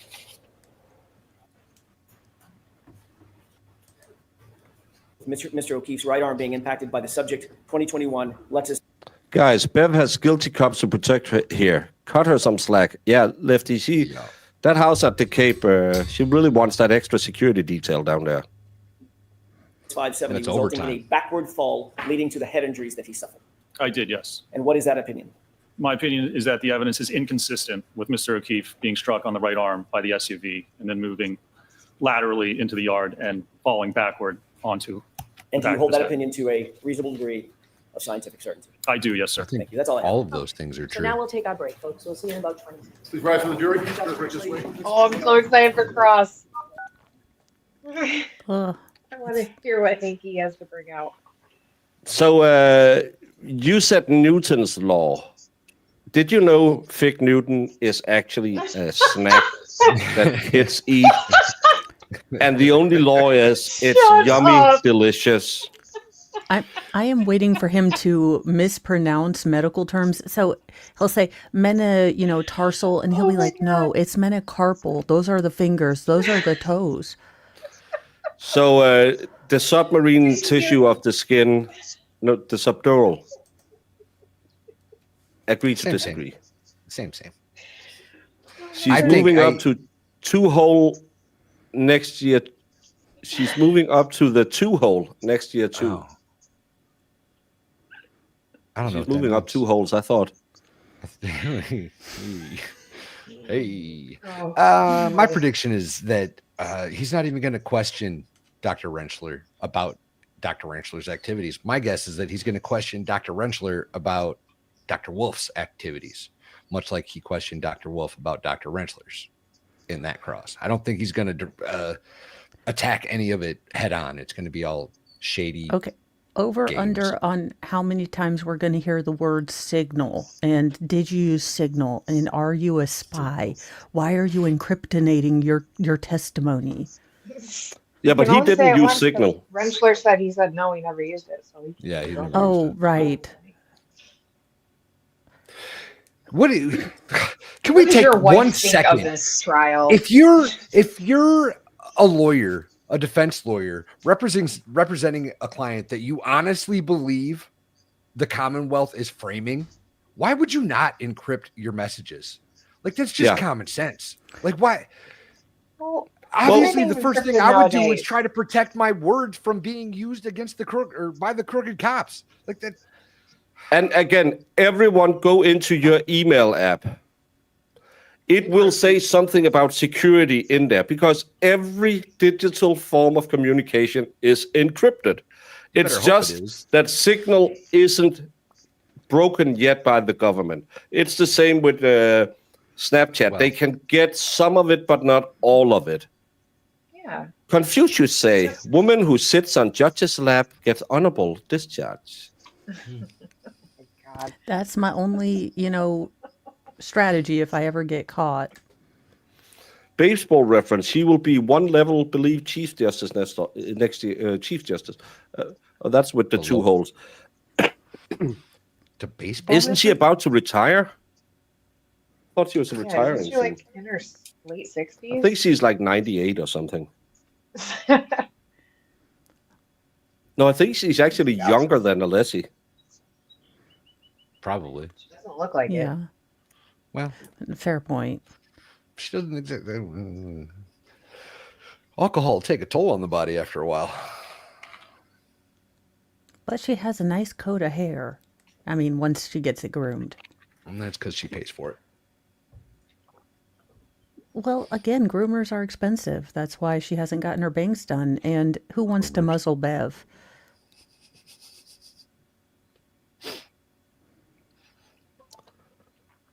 I thought that Valhalla was about to get very sensitive about fig Newtons. Not a fan. Love them. They're my favoritist. Are they a cookie or not? I have fig bars that I normally eat when, because I try to pretend that just because it's fructose and not normal sugar, it's better for you. But they're good. I like them, especially the new ones with flavor in it. 65 has to retire at 70. 5 more years of that nonsense. Yeah, well, hopefully she won't catch any big cases. I think that Bev is highly annoyed with everyone because she was just going on her high-paid job, rubber stamping everything without having to actually do work, and now they're making her work. Could be why she's so actually peed off. Confucius say, man with hand in pocket, play with Dickie all day. Okay. Okay. I didn't read that version of Confucius. I didn't either. That was a new one. Hey, I would have actually read Confucius had he said that. Confucius. I'm gonna in the weekend I'm gonna do a thank you for all the gifts stream, hopefully, if I get over my illness. I got a Cookie Sutra book. Now I just need someone to sutra with. A what? A Cookie Sutra book? Yeah. Are you not saying the right word on purpose? Who got you? No, I am saying exactly the right word. What is a Cookie Sutra? In doing Kama Sutra. So it's like gingerbread people doing really bad things. I saw it when Baker was, opening stuff, and I was like, that is the greatest thing I've ever seen in my entire life. Was that on FNL? Where was I? You were probably shaking my beer so you could have a chance to beat me in drinking.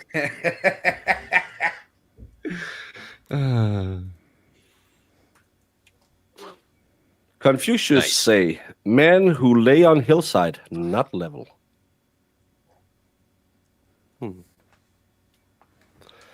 Do I have problems with holes in my front pocket? No. That's how I play pocket billiards.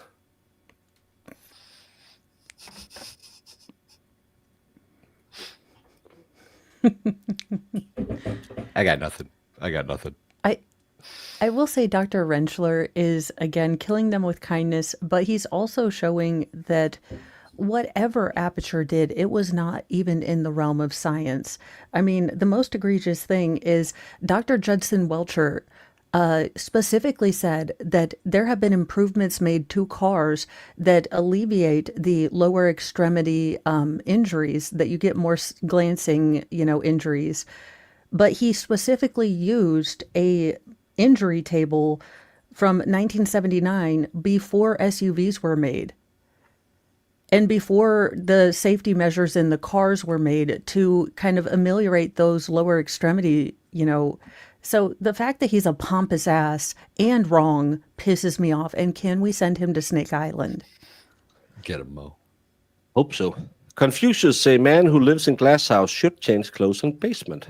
Thank you, Lefty. That's accurate. That's accurate. But would that help because you will have a glass flooring as well?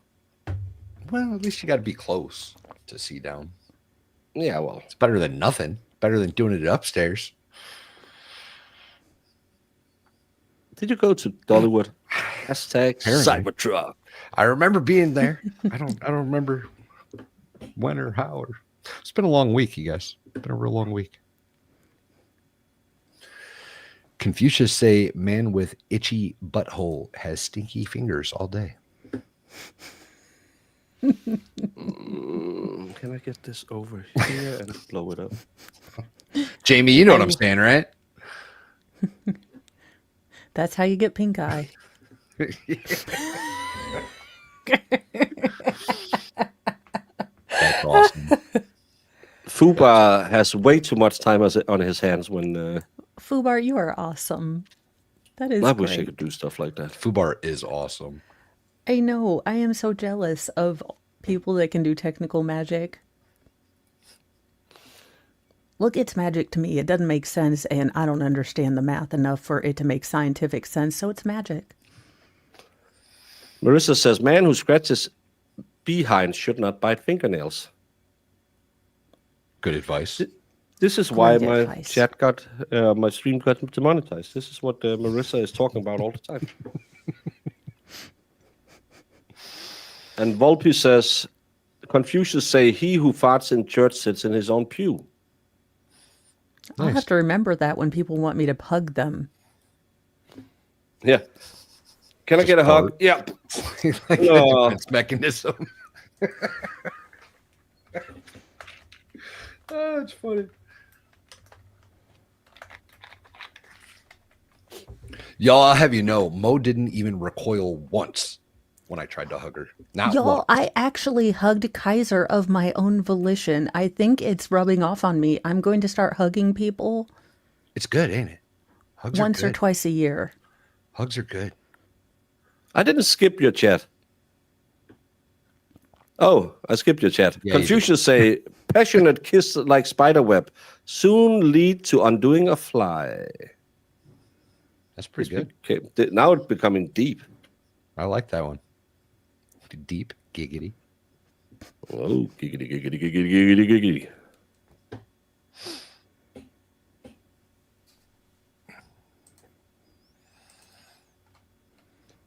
My beaks are not good on my bad dogs. Let's see it.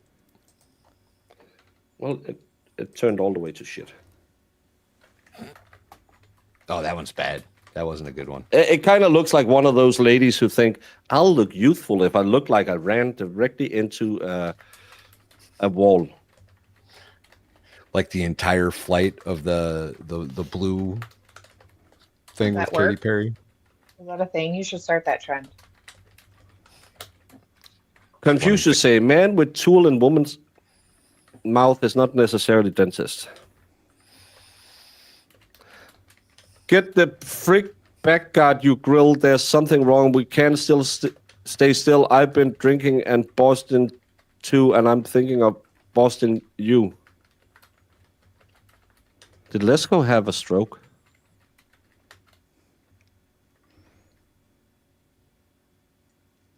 Maybe he was pretending to be a crash dummy. Upside your mother effing forehead, and if your friends jump in, oh girl, there'll be more science donation.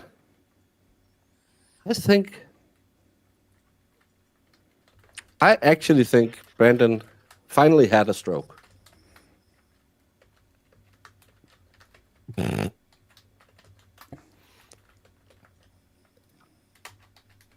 But you can say ducking.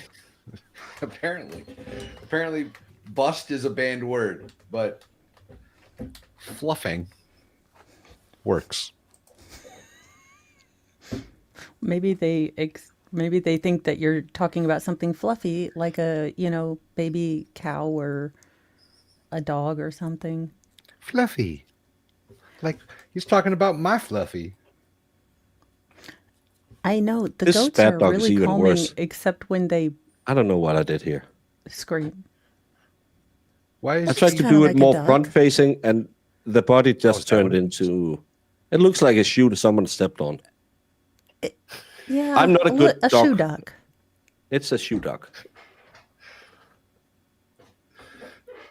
Gotta break that browser tab again.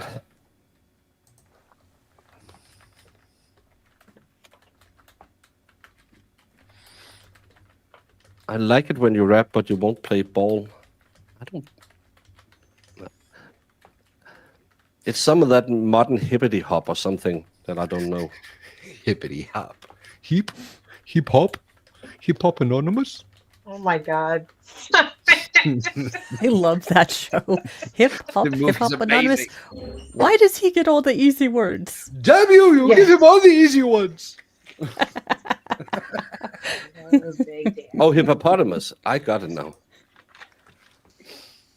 It's from Big Daddy, Adam Sandler movie. With what the hell's the guy's name? Rob You can do Schneider. it. Rob Schneider. There it is. Rob Schneider's line.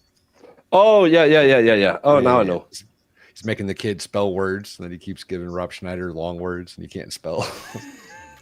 Yeah. It's a ludicrous song. Hip hop anonymous.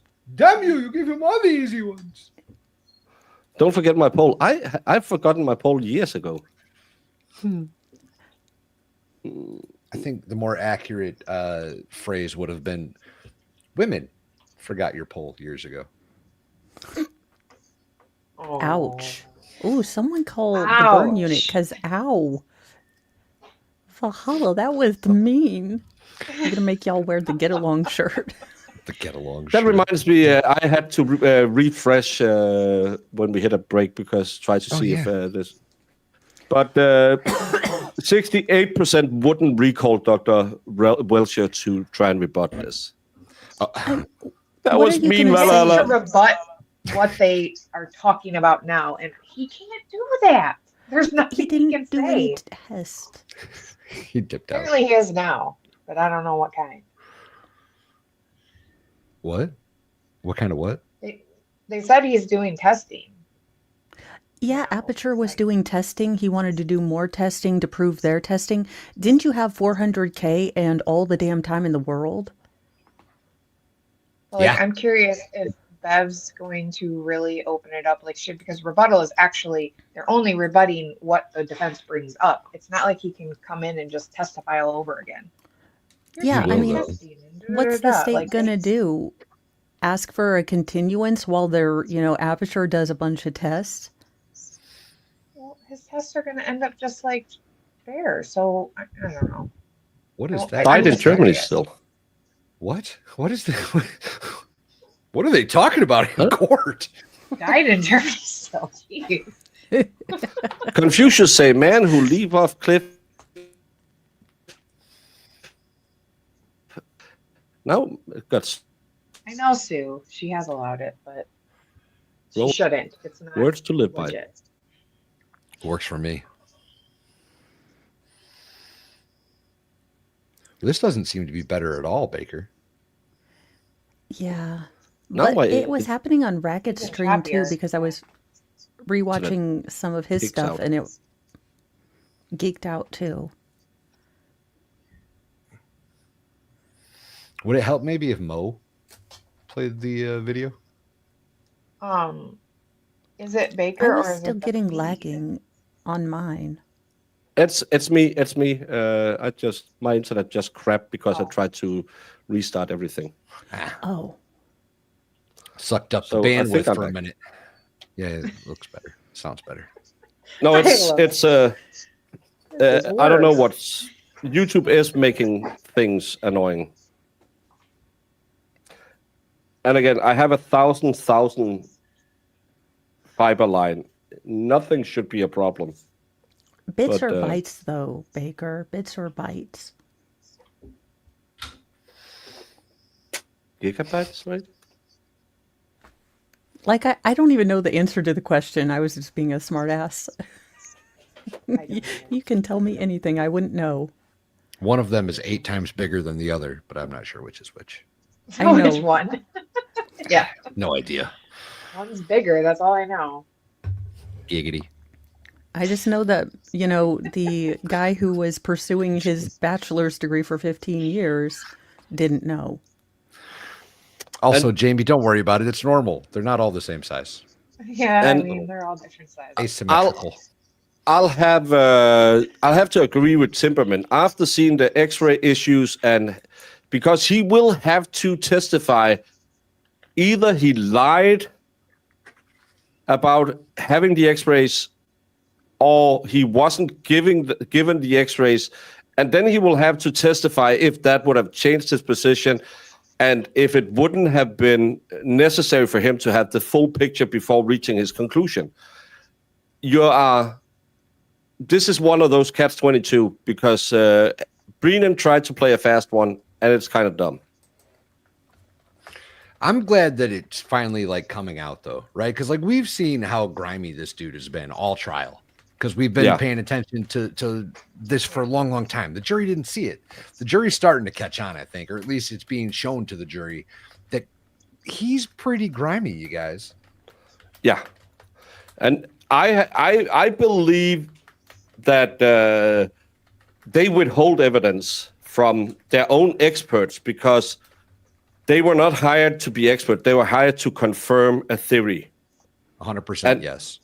And then the problem will be when people actually look at the evidence. Lefty, if you don't get drunk again, we aren't going to let you play with Grandpa anymore. We are knocking over the sandcastle, and he goes back in the urn. Oh, my God.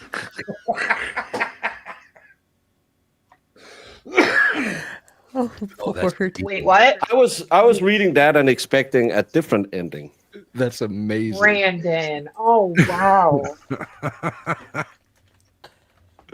That's funny. That's a good one. Let's go.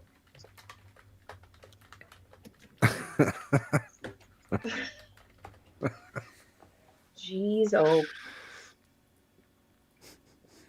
Oh, I missed the super chat on Lefty's stream last night.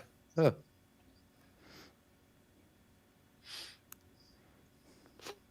I agree. Well,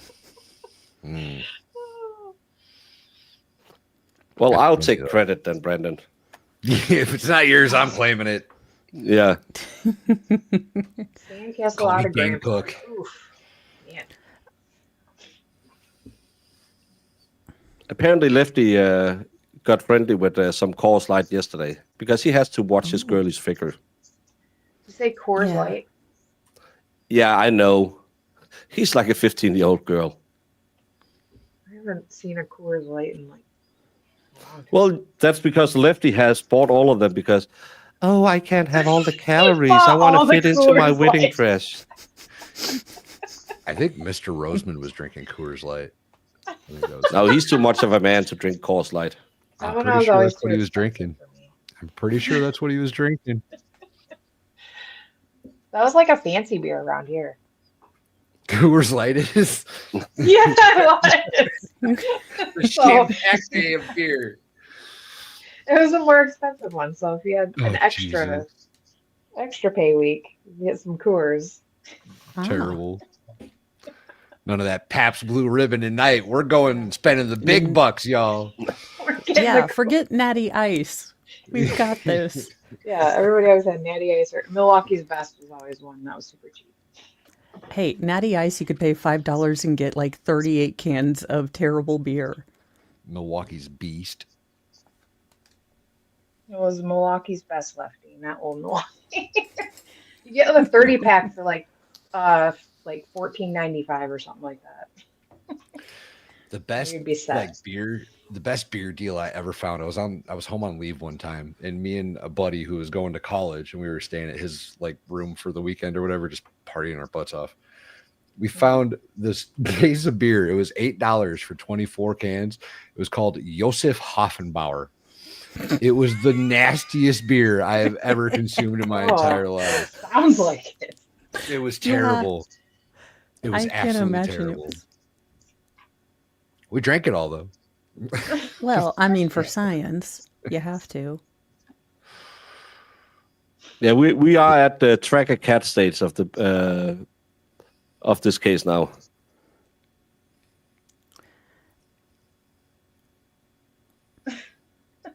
Let's see if I can find it. Yeah, I love these arbitrary rules that you can't buy it, but you can have it. Okay. Oh, I found it.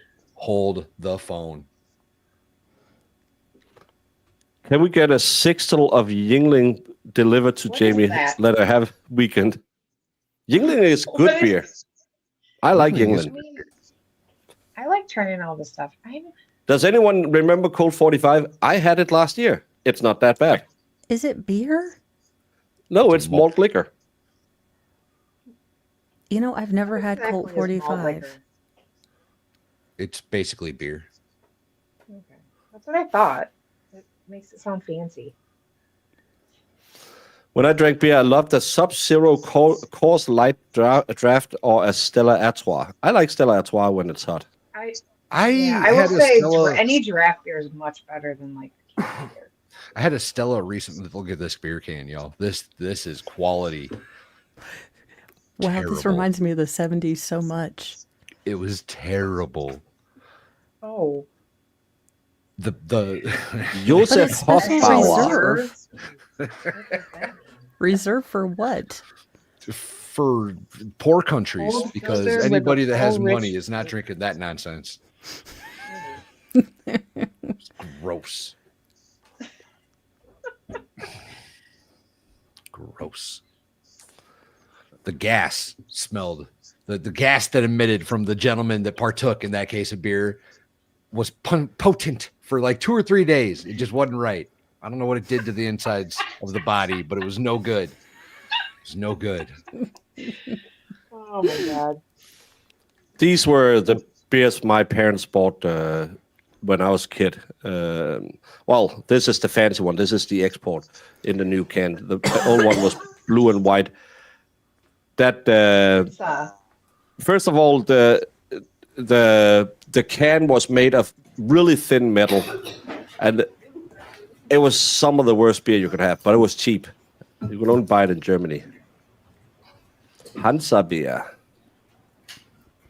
Did you say Panzer beer? No, I said Hansa. Oh, Panzer beer would be better. Please be seated.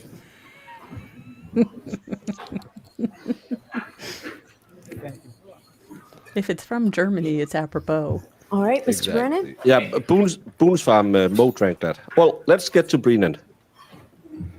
Oh, Ugh. God. Do we have to? I'll have my pee break now. Dr. Rentschler, facts matter, don't they? They this do, guy. yes, sir. You said it many, many times. Facts matter. Isn't that correct? It was details, but facts matter too. Details matter, doctor? They do. They're critical, aren't they? If you want to prove that something happened a certain way, they're critical, yes, sir. When you were Got 'em. talking to the jury and giving opinions about where Mr. O'Keefe might have fell or not fell, you were discussing where Mr. O'Keefe was lying on the side of the yard, weren't you? Where he came to rest? Came to rest. Well, approximately, we don't know the exact position, but yes. You said 10 to 20 feet, didn't you? I believe so, yes. You said that 3 times, 10 to 20 feet. Do you Yeah. think Mr. O'Keefe was 20 feet from the roadway? Well, I think he's maybe 10 feet, but 20 feet is from, if you're hit by the car, you need some distance to travel. He couldn't travel just horizontally, or perpendicularly. So it would be at least 10 to 20 feet if you look at the total distance. You have no idea where the point of impact was in this collision, do you? Nobody Neither do does. you. Nobody does. Nobody. Yeah, Exactly. You, excuse me, So go ahead and ask the Oh, question. this is going to be good. Dr. Rentschler, before this jury, have Rentschler ain't no putting up with the shit. idea where the point of impact was of this collision, do you? That's correct. There's no evidence. Play exhibit 2, please. When you were giving your estimate 10 to 20 feet, Dr. Rentschler, did you ever see this photograph before or part of this video? I'm sure I have. Well, when you say you're sure you have, are you guessing or have you seen it or not seen it? I'm sure I've seen this before, yes. This isn't going to work Yes. with Rentschler, When you man. look at this video, It's not gonna did you work. Look at the street and look? Look, you already pissed him at off the about his area where son. Mr. He is O'Keefe in was? screw Sure. you mode. Yes. Sure? Yes. 20 feet, Dr. Rensler? The way I explained it to you, yes, sir. 10 to 20 feet. Details matter, don't they? They certainly do. Yes, You sir. take that down, please. Did you speak to anybody today before you testified about Dr. Welch's testimony in court? I did not today. No, sir. Before today, did you speak to anybody about Dr. Welch's testimony? Yeah. I did the not. No, FBI. sir. At any Justice point, did Department. anybody discuss certain issues with you today that they said would be particularly important? I don't believe so. No, sir. When you began your testimony yesterday, before you even finished your credentials, you began talking about your work with the NHL and how important it was to use a 50% hybrid 3 dummy. Do you remember that testimony? I did. Yes, sir. And you hadn't even finished your credentials yet. Was it brought to your attention that there was an issue in the testing because you or Dr. Wolf or you and Dr. Wolf chose to use a 50% dummy? Not at all. No, sir. In your preparation for your testimony, was it discussed at all that at the beginning you should get ahead of the issue and talk about the 50% dummy? I didn't know it was an issue. No, sir. Well, you know that the 50% dummy represents somebody who's 5'9", correct? Approximately, yes, sir. Approximately 100. Randy is no dummy. 171, 172, somewhere around there. And Mr. O'Keefe, how much did he weigh? 216, I believe. How tall was He was 73 inches, I believe. he? So that is not a representative height and weight for Mr. O'Keefe, is it? That height and weight? No, sir. And so if you were making projections or analysis based on limb weights, they would be inaccurate if you didn't make adjustments, correct?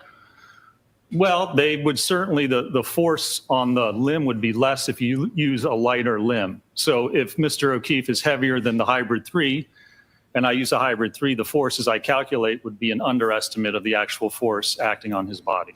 If you didn't make an adjustment, but you relied on the numbers from the test 3, the hybrid 3 dummy, ultimately the conclusions would be off, wouldn't they? They would be an underestimate. Yes, the actual forces would be higher. And so did you make any conclusions, or did you know that when Dr. Wolf did his tests using the hybrid 3 dummy, he didn't make any adjustments? What do you mean? What adjustments would he make? You get the acceleration, but the acceleration's not going to change, and that's what we utilize. Then you can scale the weight of the body, but I'm not sure what he would have made adjustments for. When you looked at the ratio, force and mass, if you use a lighter weight, the mass changes, doesn't it? If you use a light, sure, yes. And that changes the force equation, doesn't it? That can, yes. And so when you were discussing yesterday at the beginning of your testimony about the 50% dummy, had that issue been raised with you? No, sir, it had not. You had testified before, hadn't you? In this case? Yes. Yes, sir. And you knew there was a Several times. sequestration order? Prior? Yes. Yeah, I didn't discuss the case with anyone, no, sir.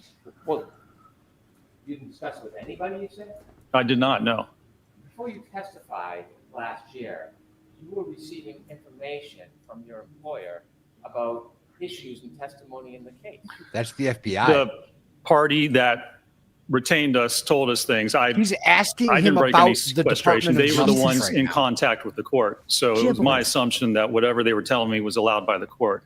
They were the client. I didn't discuss anything with them or tell them anything, but yes, they told us certain things. Before you testified under oath last year, you were getting updates from your employer about details of this case, weren't you? You have to be able to bring this in now. You have to tell them who these people are. We can approach briefly. He's opening the door to the Department of Yeah. Justice. I mean, he's not opening the door. He kicked it open. You know that the feds told you things. Right. Now there's this negative inference that whoever his employer was keeping him up to date and it's violating the sequestration order. No, good sir. That's the Department of Justice you're speaking of. And they kept him they kept them up to date with the information of the case because you're full of shit. if he goes down that route, they should be allowed to tell them it's the He Department just of asked him Justice. 2 questions in a row. I heard it. I put my my iPad on because I wanted to know his stupid takes. On Wednesday, we do arms because if you want a bacon bazooka in her poo shed while you're watching Beavis and Butthead, your arms better be fucking swole. So Hank, says he the just F not word. that into you. Move on and go flag Randy Stolfin. Water and gelatin sold separately, or you could come on Eileen. You know what I mean. Thank you, He edits. Brandon. He edits poop shed and then says the F-bomb at the end. That checks out. That checks out. What is he I need a doing? bio break. He, He's losing this case, Mo. He's losing this case. That's what he's doing. Why would you bring the feds into this, though? I cannot understand at what point I would bring the feds into anything. And Especially- you can tell Dr. Welch is saying, can I say the Department of Justice? Can I say it now? Yeah. And Bev's going to be like, we don't want to bring the Department of Justice into this. Mr. Jackson, your client can't say, or your witness can't say anything about who was telling them. We're going to let the jurors infer that they were cheating.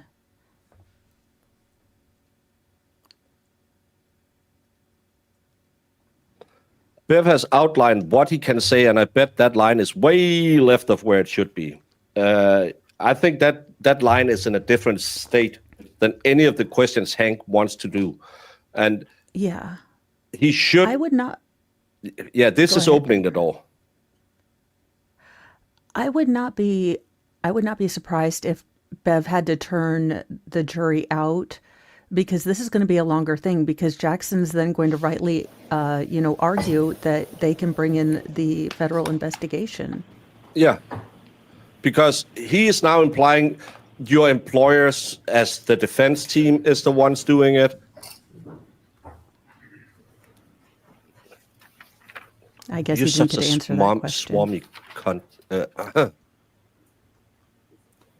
Before you testified last year, you were receiving information, not from the defense, from your employer, about other witnesses' testimony.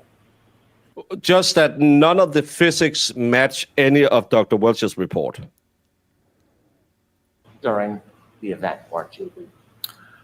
I don't know if they told us about witness testimony. They told us about certain evidence. I had no contact with the court, with the prosecution, with the defense. I had no idea what was going on. We were retained by a certain organization, and they contacted the court. They were in talks with the court about, I guess, what we could or couldn't do.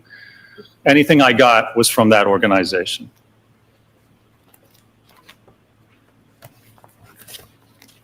No, it's not the client. It was his employer. Oh, not him. Yep. I don't. Yeah, that's what they wanted there, because he was implying that they did it. Well, he's not allowed to say agency, I think. Voir dire 2, 118, line 15. Did you testify under oath that they did inform me, yes, about testimony and situations and events that came forth in the event that I was not aware of? I don't know. They told us about evidence. I don't know if it was specific to who testified to what, but they told us certain things, certainly, yes. What I just said to you, are those your words, sir? I have no idea. I mean, if that's what's in the record, I assume it is.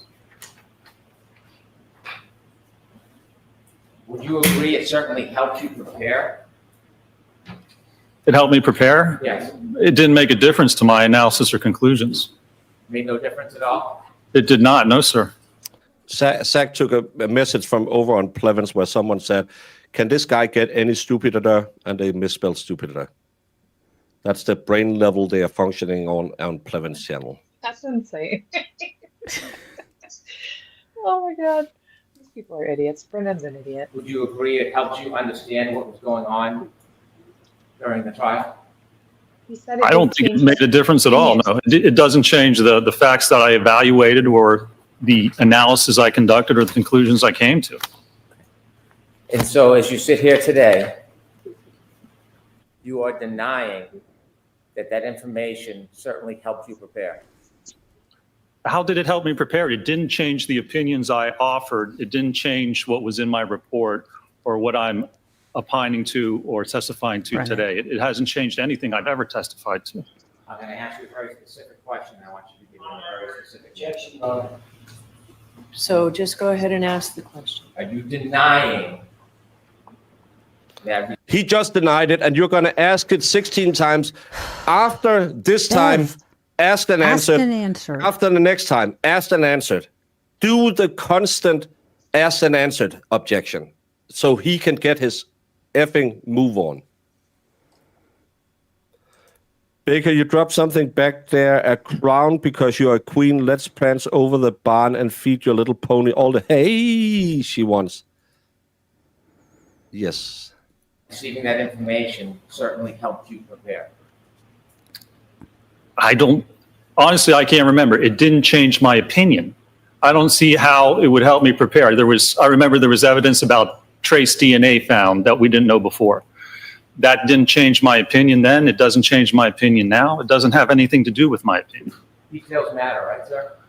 Oh, Details can matter. Details matter. So let's talk about details. Sure. It's what type of Denying details? that receiving that information certainly helped you prepare. You denying it. I'm going to allow it. He just laughed at I don't think that it did. It's been a year, but certainly it didn't change any of my opinions or what I opined to. It didn't change anything with my testimony. I'm going to ask you one more time. I'll ask you a different question. Oh my effing Lord. Objection, objection, objection. He's constantly... Baker. Yes. He is now commentating. This asshole should be reprimanded. Bev, I know you are a bias hack, but even you know this is way too far. Receiving that information from your employer, are you denying it helped you understand what was going on during the trial? I'm going to allow that. I don't even think that it did. I don't understand that. I understood what was happening. I understood what the theory was. So saying that there's trace DNA doesn't change anything. Doesn't affect what my understanding of the trial was or what was happening or what allegedly occurred. When you were traveling out to testify last year, you had phone conversations with the defense, didn't you? I think I had like 2 phone conversations, 2 or 3. So that sounds like a yes, you did. Yes, there was one right before my qualification, my voir dire, where I talked to Mr. Jackson, and that was it. Other than that, I think it was just planning and scheduling. Mm-hmm. Mm-hmm. Was there any discussion on how you could portray yourself as independent? What? I don't believe there was. So you don't believe? Yeah. There was no need to. You have to tell them who this was. You have to. Details matter. So far, next time he says details matter, I'm going to take a drink. Jesus. His entire cross so far has been asking about the DOJ and their malpractice in this relationship. You have to be able to tell them that it was the DOJ. You have to. This is ridiculous. Yeah. How you can portray yourself as independent.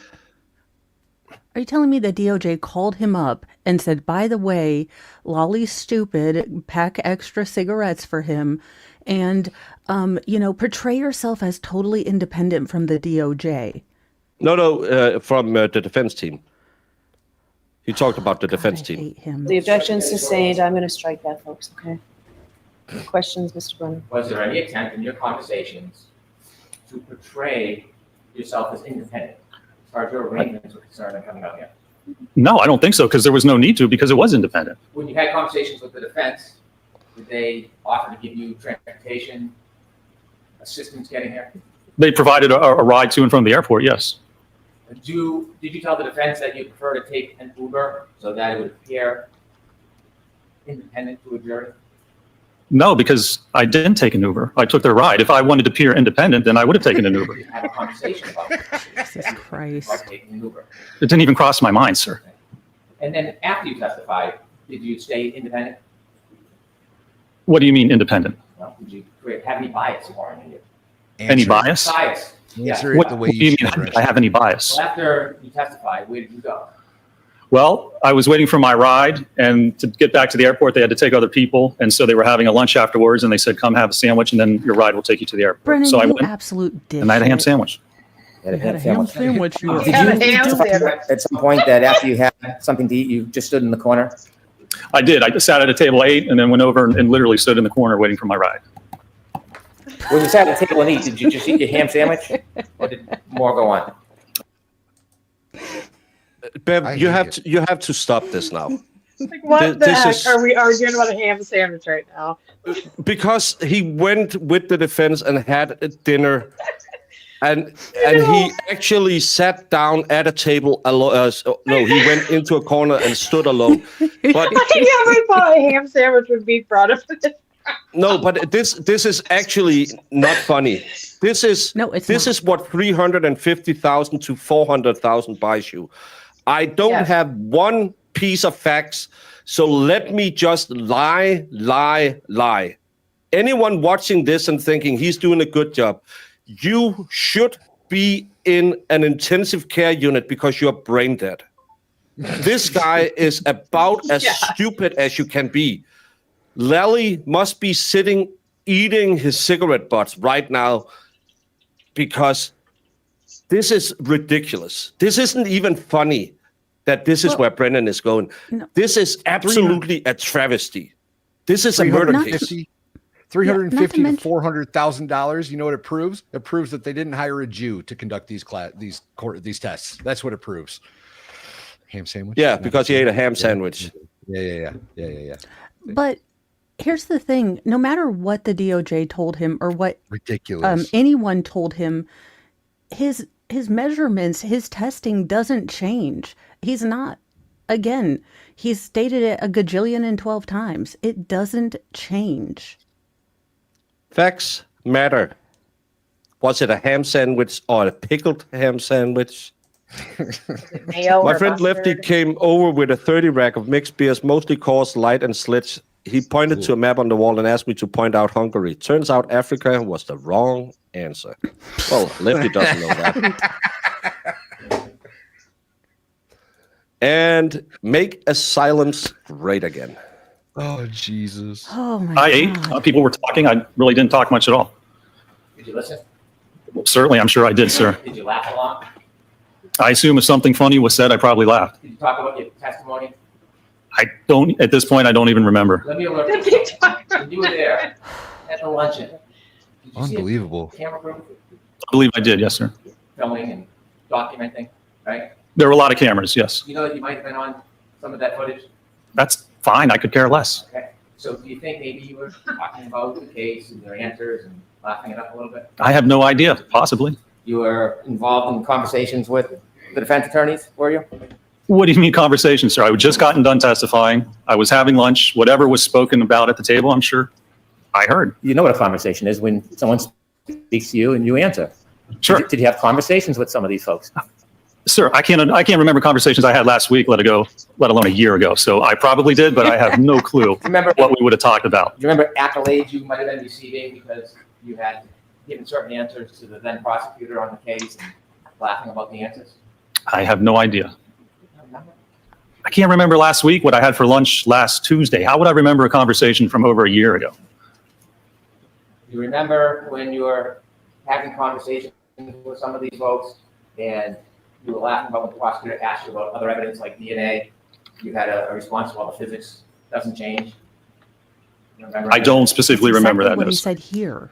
How long were you Yeah. at the table eating your ham sandwich with the folks? How can he make ham sandwich seem like an insult? Ham Ham sandwich. Ham sandwich. That ham sandwich. That's not Oh, my kosher. God. Not kosher at all. Ridiculous. And last This is when Tuesday, you don't have anything. You are. yeah, yelling at this man about a ham sandwich. You can't even debunk his testing. Also, he was done They're enjoying testifying. If he the was event. How long laughing do you at think that went on? Lally, who gives a... I would have been laughing at Lally. Yeah. Yeah. He was I done laughed at Lally every day. testifying. So did I. Yeah. I honestly don't know. 10 minutes. How long does it take you to eat a ham sandwich? 10 minutes? And How slow are you eating? Jesus Christ. Oh, was it because you were laughing at Lally the He was entire laughing time so that you couldn't hard. eat? Oh my God. after you finished your ham sandwich and then you told us you stood in the corner, you got a ride back to the airport? I did, yes, sir. Yeah. After you got back to the airport, ultimately your company billed the defense for your time preparing and traveling and testifying? I believe they did. Well, you wrote your bills down. He doesn't do invoices, Well, you I don't dipshit. know who gets billed to it. I think it was actually, I wrote my time down and it was the same time code for the original employer that we had. I'm not involved in billing. I don't know who the bill goes out to. I just put my time in and do my work. Do you know that the defense paid that bill? I have no idea if they paid it or not. And then I would have a new contract with the defense. Or I should say you have a contract with the defense, don't you? I assume ARCA does. Again, I'm not involved in that. I don't do any part of the financials. I just do my job. Do you keep your billing? I enter my billing every week, yes. Do you know how much you've been paid so far in this case? I haven't been paid anything. I'm a salaried employee for ARCA. I have no idea how much ARCA's been paid. How much has ARCA been paid because of your work so far? I have no idea. I'm not involved in the financials, sir. You have no idea how much time, how much compensation your company is going to get for the work that you've done and continue. Brennan, let me tell you something, brother.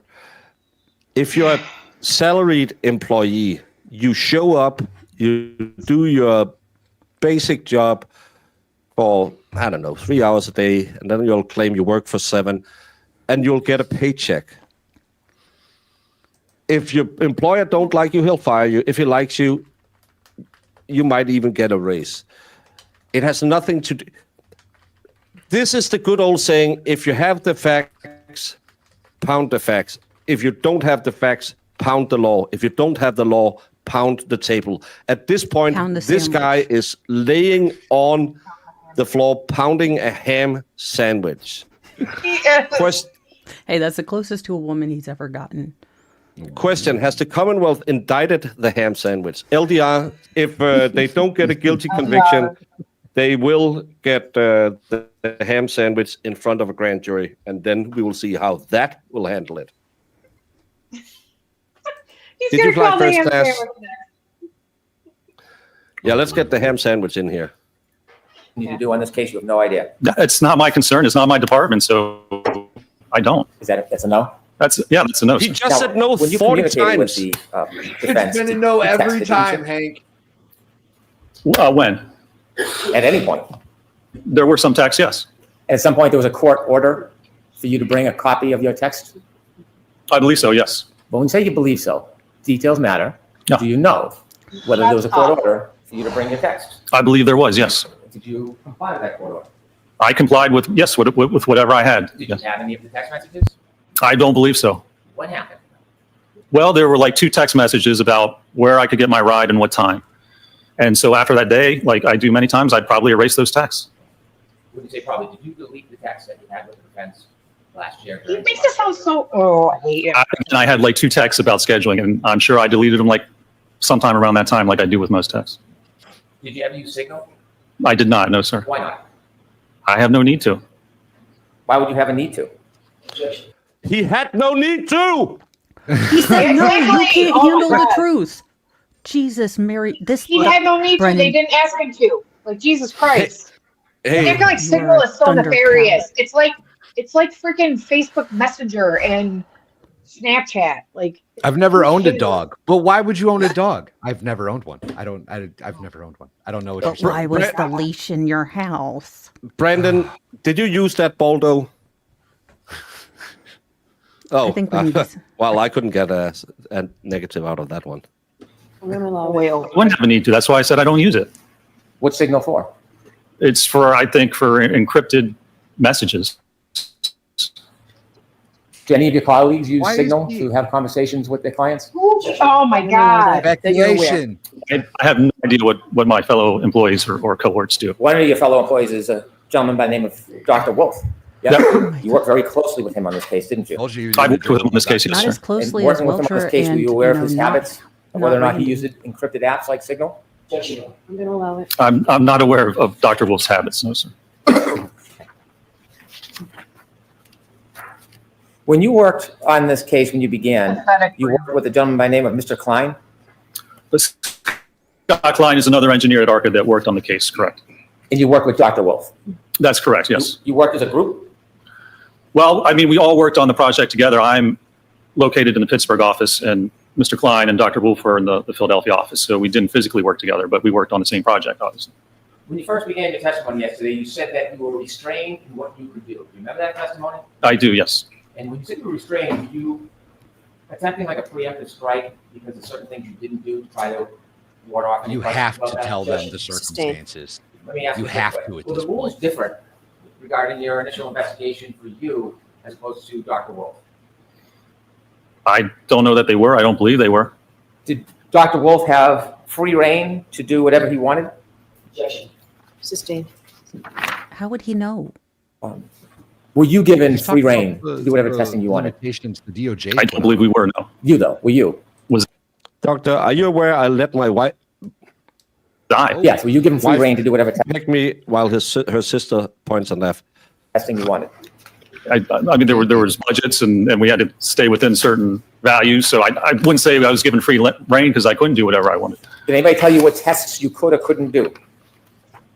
I don't think there was a list of specific tests or not, but you would discuss what would be done or what we could do and what the cost of those tests would be. Were you free to suggest any tests that you wanted to? I'm assuming I could suggest whatever I wanted to, sure. Were any of your suggestions denied?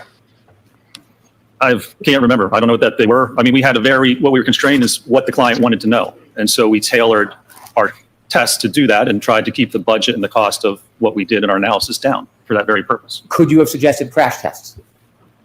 Probably could have suggested whatever I want. Did you suggest crash tests? Honestly, I don't know. I mean, it might have been brought up, but pretty sure that would not have been within the budget. So I want you to be detailed. I don't want you to guess. I want you to stop commenting on everything because you are an asshole who objected to everything and didn't want anything in. And now you're standing there like you're Moses at the Red Sea, pardoning all the lies for the truth. Yes, that was a biblical quote. Bible on a budget, Sundays with Jamie. Dip your magic stick in a ladyboy in the back door while playing a rusty trombone. Could he bill for that if it was done in a Lexus?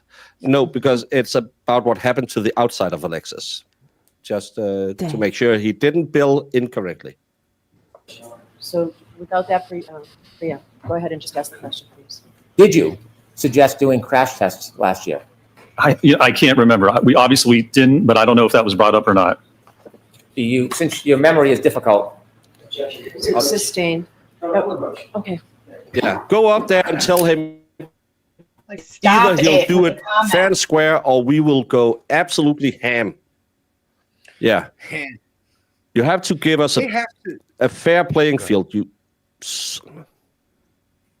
They have to be able to bring up the DOJ. He's gotten so. to remember things, you write them down. That's one of the ways you can do it, sure. Do you do it? Do you write down things so you don't forget? Depends what it is.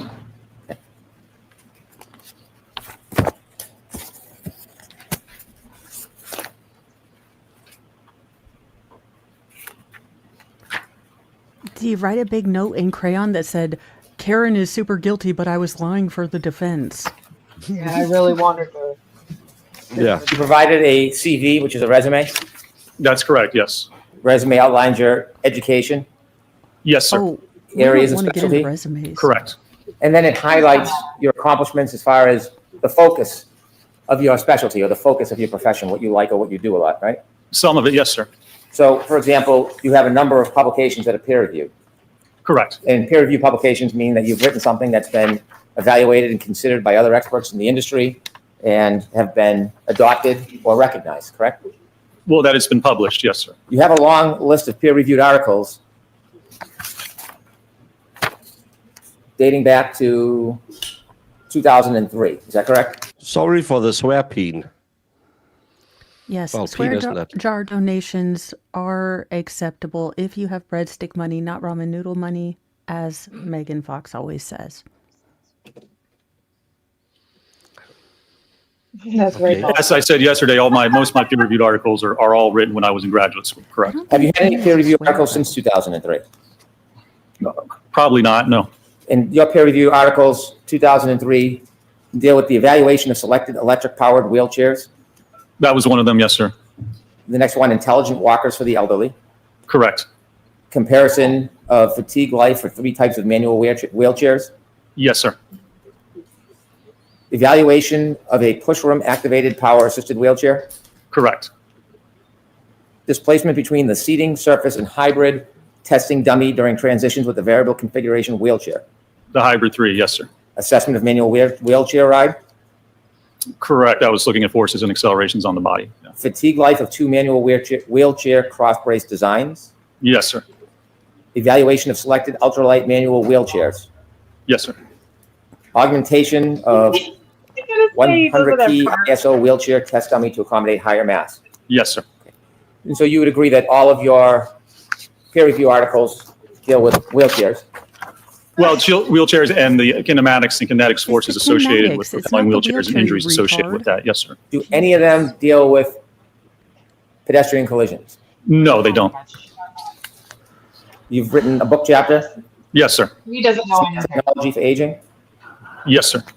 Oh my God, and he is again, gossy. nothing on pedestrian accidents. That's correct. Expanded abstracts, you've What in written the hell can a I hear few. the next? I have, yes, sir. Suffice to say, dealing with wheelchairs. And assistive technology, that's correct, yes, sir. Any have to do with pedestrian collisions. I don't believe so, no.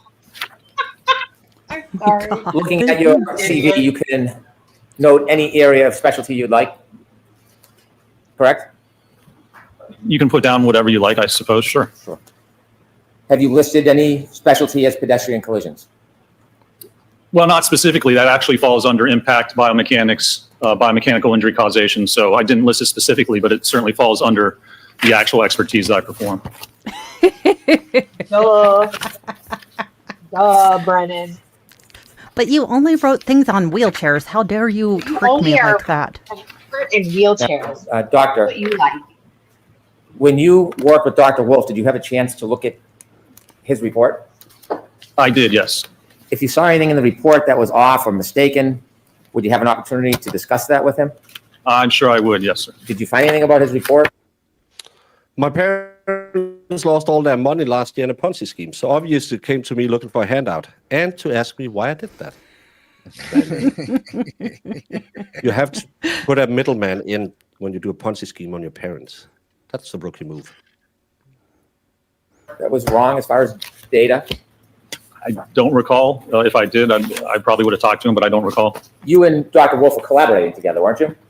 Yes, sir. And when you collaborate, you relied on each other's data at the time, didn't you? To some extent, yes. Some things Dr. Wolf did, you relied on ultimately for your interpretation and your conclusions. I did, yes. Did you write a report and talked about the acceleration of the ATD, the test dummies, regarding its hands and arms? I did, yes. When you wrote your report talking about this very specific data, do you remember what you determined was the acceleration for the ADT right hand at 29 miles per hour? How many G's that was? Let's see. Accelerations for the right hand. Page 6. Yeah, it looks like 863 Gs. And when you were comparing data with Dr. Wolf, if something was different or off, would you correct it? I talked to him about it, sure. Okay. Did you ever talk to him about his collection of data regarding peak acceleration that the arm and hand experienced at a 29 mile per hour collision? Well, when I think that 863 is from 1,000, the CFC 1,000 hertz low pass filter. And in his report, he used a lower number from a 180 hertz. So they're both accurate numbers. It's just how you actually filter the data. So you know what I'm talking about, right? I do, yeah. You idiot. And I ended up using a lower number than when I did my calculations. Could we have Exhibit 1, please? He's trying to gotcha, and he doesn't even know what he's talking about. Yeah, that's the problem when you don't know this stuff and you try to get someone I got you. You've talked a lot It might about not this be a photograph. gotcha. Do you see it? I do, sir, yes. And you described, well, you didn't describe, you read that these were superficial abrasions, correct? That's the diagnosis, yes, sir. Any of those wounds a puncture in your mind? I don't make medical diagnoses, so I'm not going to comment on that, sir. Well, you talked about x-rays and injury. I know you don't make medical diagnosis, but you were very... Could you please stop being an utter twat?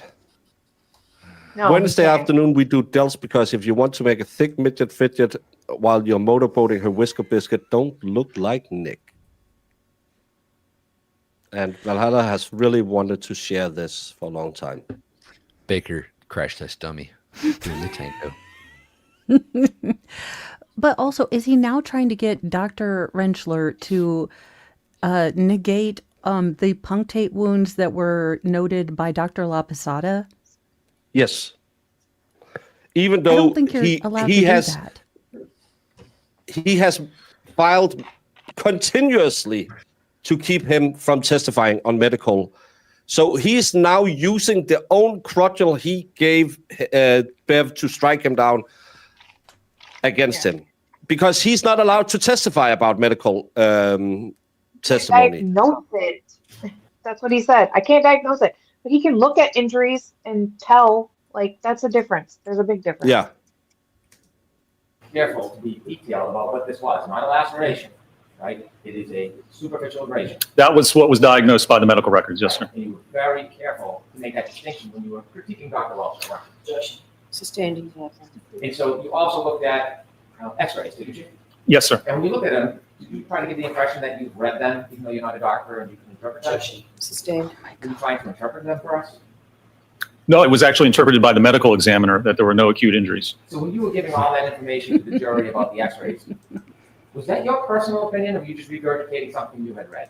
That was the medical examiner's opinion, but certainly you can look at the x-rays and see that there are no actual fracture lines or space displacement between the joints. But it's the medical examiner and his diagnoses that I rely upon. So when you were going through an explanation of all these different photographs and x-rays, you weren't trying to portray that you were giving your own personal opinion about it? I don't give diagnoses, but if there's no fractures on an x-ray as diagnosed by an MD or physician, you can look at the x-ray and then you can see why there are no fractures. You can look at the x-ray and see where the fractures are if there's a diagnosis. So the diagnosis was no fracture, no acute injury, and that's certainly consistent with looking at the x-ray itself. So when you were looking up the x-ray and holding it up, was that just a prop? I mean, were you simply just regurgitating what you read in the report? Or were you doing a certain kind of, were you doing any kind of analysis yourself when you were sharing with us what those x-rays showed or didn't show? The analysis is that there's no fracture or acute injury, and that's what the medical diagnosis is, and that's what the x-rays showed. Are you giving us your opinion, or are you regurgitating what you read in a report? Objection. That is what the medical diagnosis is, that there's no fractures and no acute injuries. That's what the medical opinion is. So you're regurgitating what's in the report. Sustained enoughness. Did you see any MRIs? I don't believe any MRIs were taken or performed. In x-rays, does it depict deep soft tissue damage? Normally, it does not depict soft tissue damage, no. How about muscle tears? No, it does not. How about tendon tears? Not normally, except you can see laxity in the joints if there is tendon or ligament tears. Normally, you can see laxity in the joints, but it doesn't show the ligament or the tendon itself. Nerve injuries? No, sir. Avulsion fractures? Yes, sir. People sometimes get MRIs to see if there's a fracture that doesn't appear in an x-ray. Yeah. That's living people. When there's no other signs of massive injuries that could potentially be there, because we saw the ball socket on the shoulder. It was still in the shoulder. So pretty good reason to not look at the tendons and waste money doing an MRI on a corpse to figure out if the tendons were stretched in that shoulder. It wouldn't really make sense because his arm wasn't out of the socket. This is absolutely stupendous that this is where you want to go. You're there to rehabilitate. You're expert, and all you're doing is saying, oh, they didn't do the testing, so you couldn't tell. Well, I rely on your expert's testimony, and I rely on the state's medical examiner. Last night, my wife was complaining about how the vacuum cleaner didn't... Yes. Sometimes X-rays are the best for looking at bony fractures. MRIs looking at soft tissue injuries. Thank you, Speaking Brendan. of wounds, you've cited a number of references, a number of materials in your reports, haven't you? I have, yes, sir. And one of them that you've cited is forensic pathology. Yes, sir. This is a legitimate source to you, correct? Yes, sir.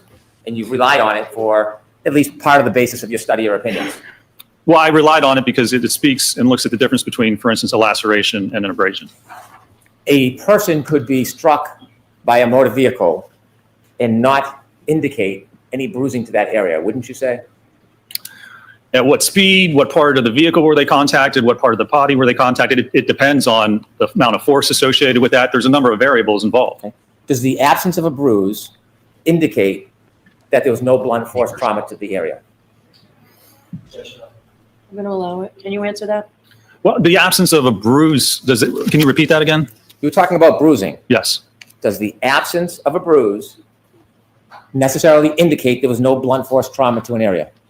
No, you have to look at all the evidence and you have to look at the force. If there's 4,000 pounds of force applied to the body or to the arm, then certainly you would expect a bruise. And if there's no bruise, then you would have to question if that impact or contact actually occurred. You don't just look at that by itself in isolation. You look at all the variables and facts involved with the case to determine if an injury occurred. Have you ever seen collisions where more than one person was hit or struck by the vehicle? Multiple pedestrians, you mean? Yes. Yes, sir. And have you ever seen in a collision where the vehicle's going the same speed when it hits multiple different people, there can be multiple different injuries? That is so vague, and you'd have to go back and look at a specific case, look at the injuries, look at the vehicle, look at the people. You can't just say, is it possible this could occur? You have to look at a specific case and demonstrate that that could actually happen. Well, I'm not asking if it's possible. I'm asking your experience. Have you I'm going to allow that. ever been involved in evaluating multiple pedestrian crash where there are multiple pedestrians hit by one vehicle and they sustain different or in some cases no injuries? Is that going to happen in your study? Sure, because it depends where they're hit, what part of the body they're hit on, what the force is for that hit. The people aren't going to be hit the same multiply by one vehicle. You can certainly have multiple people in different types of injuries. Have you seen people hit by a vehicle at a particular speed and have certain injuries, and then you've seen other cases where people are hit by a vehicle? But it wasn't multiple people, so what do we care? I'm going to allow it. So what do you mean by injuries?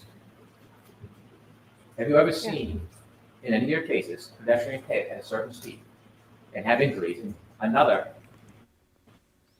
case where you look at where there was a similar type collision with different injuries? So again, do you mean abrasions, cut, laceration, fracture? Do you mean same cards? It's not something that you look for and compare between cases. You'd have to go back and actually study the cases and look at the details. Having experience in pedestrian collisions, you can't think of a similarity between cases as far as vehicles and speeds and totally. They're not the same. Each one is going to be individual like a fingerprint. If you want to make this comparison, you will have to have exactly the same build, height, weight, car, speed, drunkenness. It would have to hit in the exact same location on the car. Like it would be impossible for two people to be hit the exact same way by one car. Literally impossible. Well, also, Get the close. comparatives would have to be the same, not to mention everything would have to be the same between two cases for him to compare it. Yeah, and if he said, oh, yeah, I had these two cases, one in Vermont and one in Uruguay, where it happened exactly like in this case. And funny enough, in both those cases, there was no debt associated with it. Just like in this case, he would scream, objection, Your Honor, objection. And Brandon, how do you get a non-pregnant? You have sex with her. I knew that because I know the birds and the bees. Different injuries occurring. I'm going to allow that. Can you? Do you mean hit the same way with the same type of car at the same speed with the same force? I'm going to allow it. Can you answer it? I don't believe I've ever seen a case where two people were hit with the same car at the same speed with the same force with different injuries. I don't even know if you can correlate that. Looking at Exhibit 1, have you done any study about the directionality of glass or broken plastic? What do you mean by directionality? About when something shatters, how it shatters. Does it shatter the same every time, or when plastic shatters, does it shatter differently? It certainly depends on the impact. Do you have any studies where plastic shatters exactly the same way on different impacts? I doubt that it shatters exactly the same way. It has a lot of different variables, doesn't it?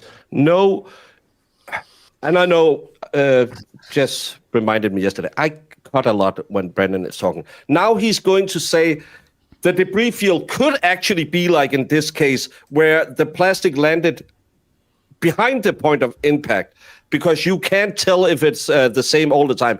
No, that's not. You're not going to get him to say that, Brennan, because physics will shoot it that way. You can't make the square peg go into the round hole. Trust me. You dress up. No. It could. Depends on a number of different equations, doesn't it? Well, it depends on the testing you do. If you want to see how it shatters, and if you're claiming that it shattered in a certain way to cause a certain injury, if you don't have any peer-reviewed evidence, if you don't have any research, then you have to do the testing, because you can't just say, well, it's possible it could shatter this way and cause that injury. That's not conclusive. You can't use that to come to an opinion about what happened. Oh, that wasn't what I was asking you. I was asking you if you have seen in cases that when plastic breaks, it breaks differently. Well, sure. I mean, the testing we've done here, the taillights covers fractured differently, and we didn't get any contact. So I have personal experience just with this case alone. We'll get to the contact. When you look at all the tests you did, the plastic broke differently in each and every case, every experiment, didn't it? Because sure, it's broken like that, and I've never seen a case where you get these types of abrasions. Well, I didn't ask you that. Didn't he question Dr. La Posada when she said every incident would be different in an accident? Yes, I think so. I don't recall, if I'm being honest. Well, but I'm sure. You have memory problems? I do, actually. Oh. But that's, yeah. Do you take notes? No. Funny. I make grocery lists. So I'm going to strike the comment. Next question. Next question, Mr. Brennan. No more comments. When you did your experiments, the sizes of plastic that broke were different in each experiment, weren't they? They were, yes. The number of breaks in each experiment were different, weren't they? They were, yes. The angles of the break changed from piece to piece, experiment to experiment, didn't they? I'm sure they did. Did you watch the videos and watch the damage and take a look and count how many pieces broke in each experiment? I didn't specifically count, no. We looked at contact to the sleeve and to the dummy itself. You never counted the broken pieces in each experiment? I did not. There was no need to. Not a matter if there's a need, did you? I did not, no, sir. It does matter if You there's a had need. talked quite a bit about Dr. Welcher's test with the comment. paint, so I want to ask you some questions about that. Were you ever under the impression that Mr. Welcher, you can take that down, please. Were you ever under the impression that Dr. Welcher was trying to reenact the actual collision when he did that blue test? I'm going to allow it. Well, that was the only test he performed, and he referenced that test for his opinion that the position and orientation of the lacerations are consistent with the taillight cover. So if that test was not intended to signify or demonstrate the position of the arm, he has no evidence to say the position and orientation of the arm in the lacerations, which are abrasions, are consistent with the taillight cover. That's the only test he did. So if it doesn't represent that, it's really meaningless in his analysis and conclusions. Now that you've shared your opinions, can I get back to my question? Sustained. So, Mr. Jackson, Mr. Brent, I'm going to see counsel at sidebar. Thank you, Jackson, for finally Yes, saying Jackson, it. thank You must admonish him because this asshole clearly needs admonishment now. And you should do it in front of the jury. Jackson did. Yeah, he's sick of it. And she's sick of And her he should just letting be. it happen. And he should be, because it's bullshit. You know how many times she's made comments to Jackson? Keep the comments to yourself, Mr. Jackson. Yeah. Or, Well, Mr. Yannetti, no What the hell? comments. We're They on got our kicked- luncheon break. They got kicked out. Nothing was said. They went just on got lunch kicked break? out. Yeah. Without, she doesn't say they come back. Well, there's no audio, right? So she might have said it. Recess and we'll take it. So, Oh. So it will be the luncheon recess and we'll take an hour. All right. We're on the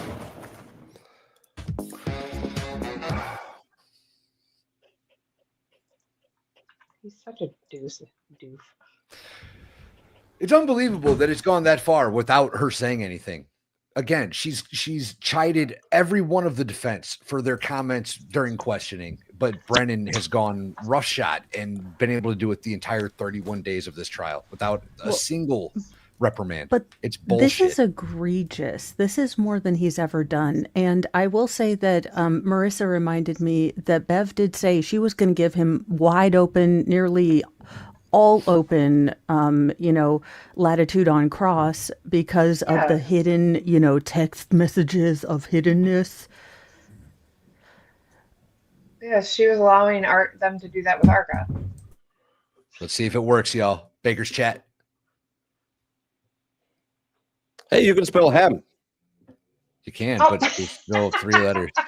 Can't spell, yeah. But it's there. Here. Reen. Come on, work. Work today. It's not. How do you get that many words out of this? This one's kind of nonsense. It doesn't work again. Why isn't it working, Baker? I don't know. Wait, why don't we try it in other chats? See if it's picking up a different chat. No, because it's slaved into my YouTube account. Well, Danny T says reset it. Well, it doesn't work because I tried. Hammer. Now it works. Yay! And it was just because I did it, not because Danny T said it. All right, chat. If you want to play the word crack game, you have to do it in Baker's chat, apparently. Sorry, that's the way it is. And they have the worst corn music in court. I don't know if you can hear it. No. We Yeah, I heard it for a before you second. paused it. Or Yeah. Yeah. Hey, it's Bill Clinton on sax. It's like sexy sax.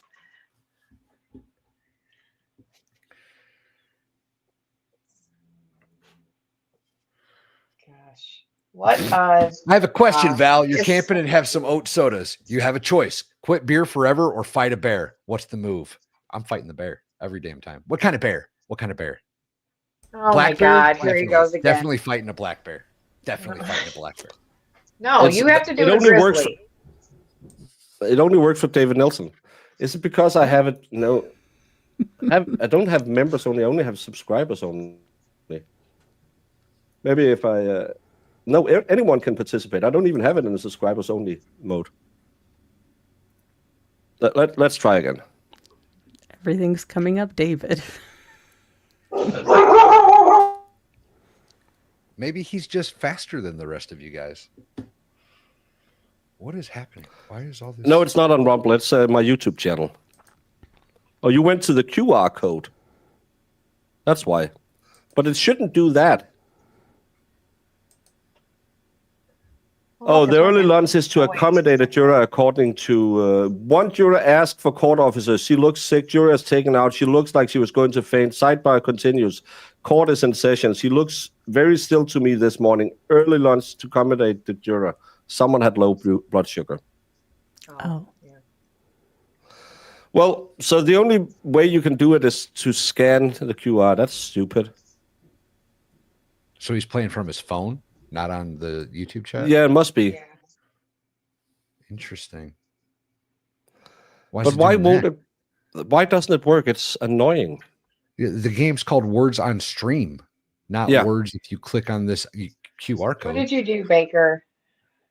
It's nothing. You know how it sometimes works. I know. I'm just messing with you. So we can only play it if you use the QR code down in the corner. I'm sorry, but it's stupid. It's just so we don't have to put down and take up streams all the time, and you can hang out. Why are girlfriends like parking spots? Most times the good ones are taken and you got to slip in the disabled one when no one's looking. I'll see myself out. That's terrible. It's funny, but it's terrible, Stingy. It's nothing to do with my settings. My settings is exactly as they always are. That's terrible. Brandon will find us a breakfast spot. It's nice. Well, those of you who choose to do it, a few people have done it, I can see now. Hang out, play, and we'll be back in... Put your little banner up with the time back. Yes. Relax, Jamie. You don't have to yell at me all the time. I just make sure you don't forget. We'll be back in 40 minutes, and I'm going to make a banner, and I'm going to put on some of my own corn music. Ooh. Well, is it from the movie you made? Yeah. No, that'll be a little You too... made with Valhalla? It was the Danish Aw. version of Free Willy in different contexts.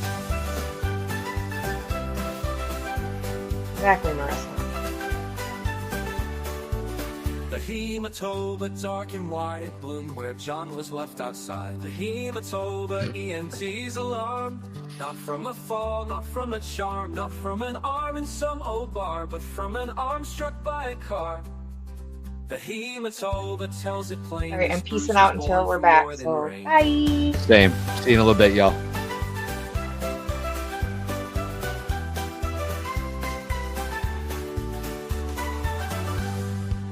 The hematoba, talking white, bloomed where John was left outside. The hematoba, EMT's alarm. Not from a fall, not from a charm, not from an arm in some old bar, but from an arm struck by a car.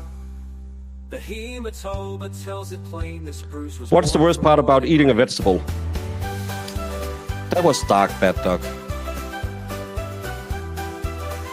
So, but the good thing, if you are in one of the other people's chats with the QR code, you can play even on Rumble. Just do it on your phone, not in the chat. Well, that fixed that problem. And Bad Back Dog.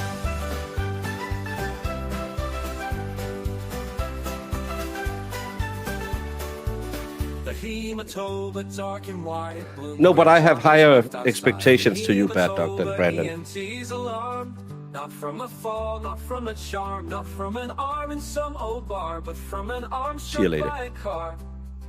The hematoba tells it plain this Bruce was born from more than rain.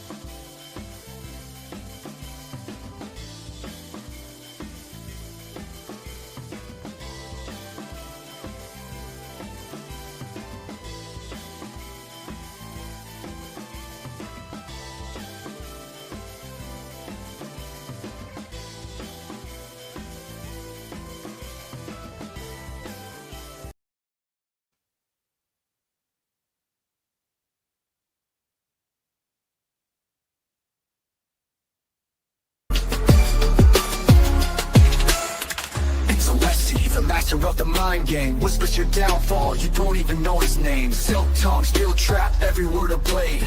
The sweet talk, you're right into your grave. Calm, deadly, A-L-E-S-S-I. Just weapon, pays the decree. Sweet word, sharp turn, now you're down on the floor. Brain buster hits and you ain't getting up no more. Calm, deadly, A-L-E-S-S-I.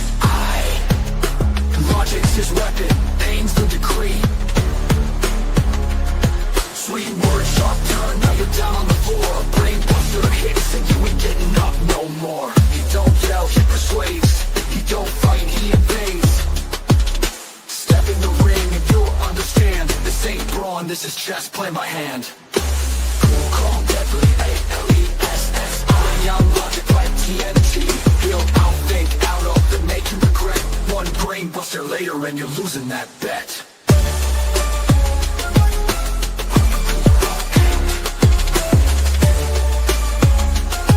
Courtesy of a lesson.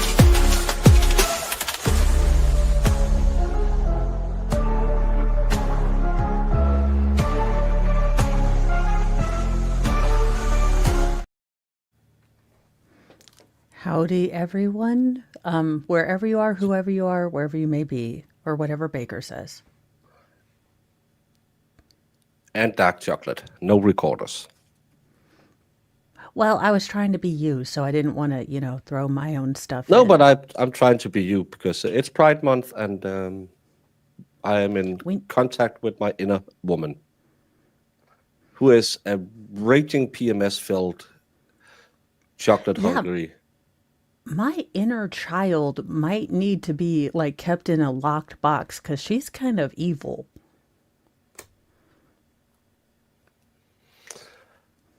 I've been looking around on the Twitch-twats for hot takes, and God. I just kept seeing a lot of Brennan and dummies together, and a lot of ham sandwiches. Yeah, and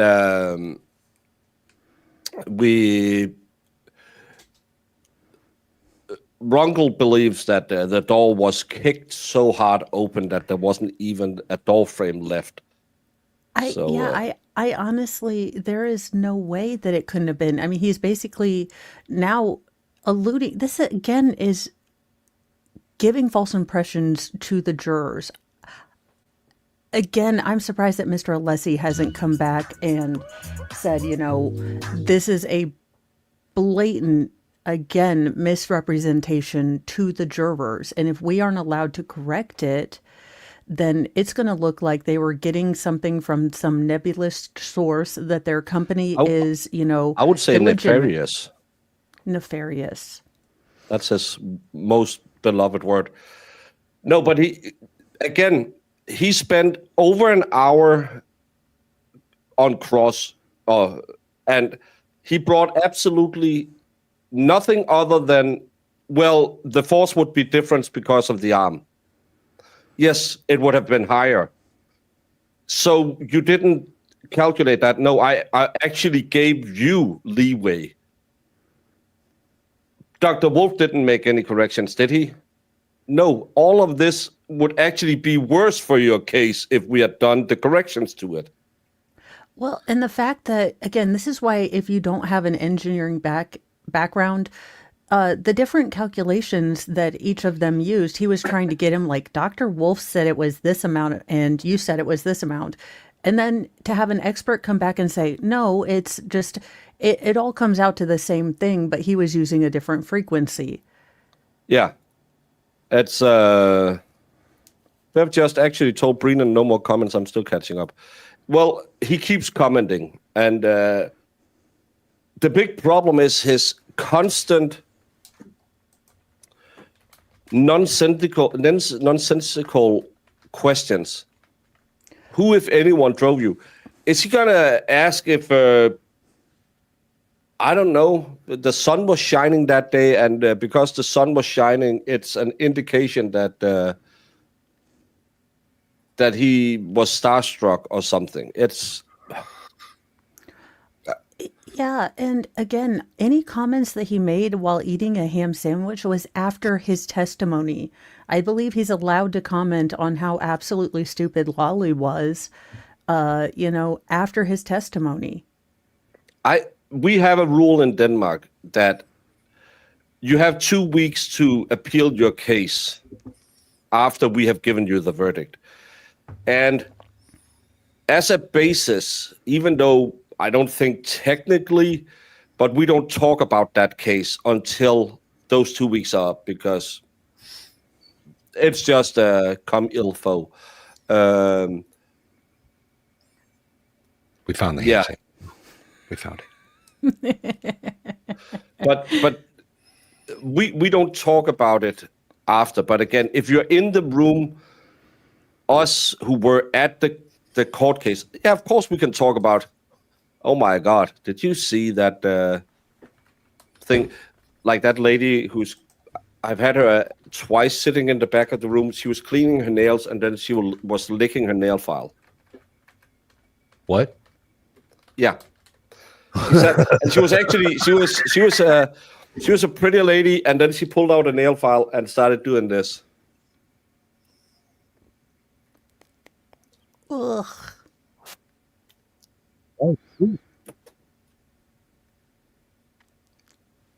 She wasn't a pretty lady after that one. I'd rather see some No. than their fingernail diggings, I think. Ugh. So during the break, I painted my laptop black so it runs faster. Now it just doesn't work. You have to add flames. You got No, paint you in the wrong spot. have to paint it red. Red is the fast color.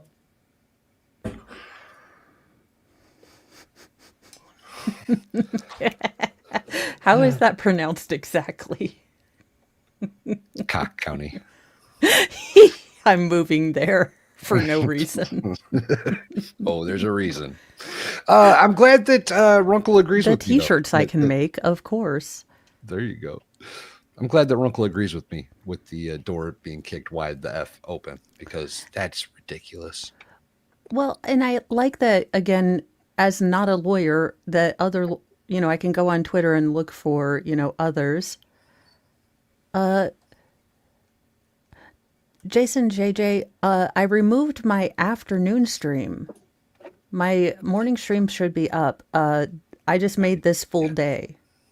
Yeah. But let me check. I might have done No, it. no, you are up because I'm streaming to your channel right now. Oh, okay. It's the afternoon stream that should be removed. Yeah, and Mornings with Mo is still on mine. Yeah, don't. Yeah, that's.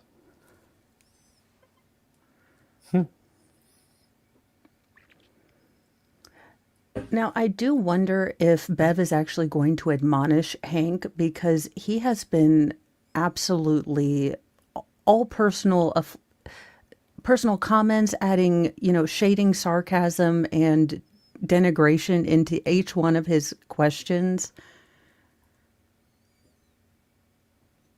Mo, you should also move to Hodenhagen in Germany. There's a safari park here, like a drive-through zoo. Oh my Bob Ross. Except I would be one of those videos where the ostriches come into the car and assault people. I would be one of those ostriches. I'd be on Newsy News. Normal American family goes to a drive-along safari attacked by orangutans. Did you see the one with the Chinese family where she got out of the car? The tiger? Yeah. What? Yeah, dude. Insanity. No, I haven't. She gone. She gone. Well, no. She no poo. She comes out of the car and she stands there looking, and then all of a sudden she figures out, oh, it's not a kitty cat. And she turns around, tries to get in the car, and it just grabs her. Rush! Yoinks her out of screen. That's 500 kilos of pure, I'm going to eat you. Did they not have Jurassic Park in Japan or China? Did they not have it there? You would think that actually having tigers in that area, though, would be a better indication that maybe you don't play with tigers. Like, maybe she watched Lion King too much. They are man eaters. The tiger is not like a lion. Yeah. A lion you can get away with a little more. Not a tiger. No, a tiger will Mike stalk Tyson. you. Even Mike Tyson talks about how the tiger scared him. He's like, yeah, that's not the same as the. But doesn't he have a liger? I don't know if he has a liger. I know he had a bunch of lions and a tiger or two. He was like, Yeah. Hmm. And Well, I if kicked Danny's Siegfried and ass. Roy can't get him to do anything. I kicked I'm not gonna Danny's be able to ass help. in words on stream. Good for you, Sue. I hope some. Sue is always winning. I went for a walk in the woods and some poor guy stepped in a bear trap.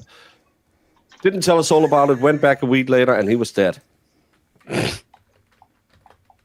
Well, it's like going to the animal park and play with the tigers. don't do it. Just don't do it. No.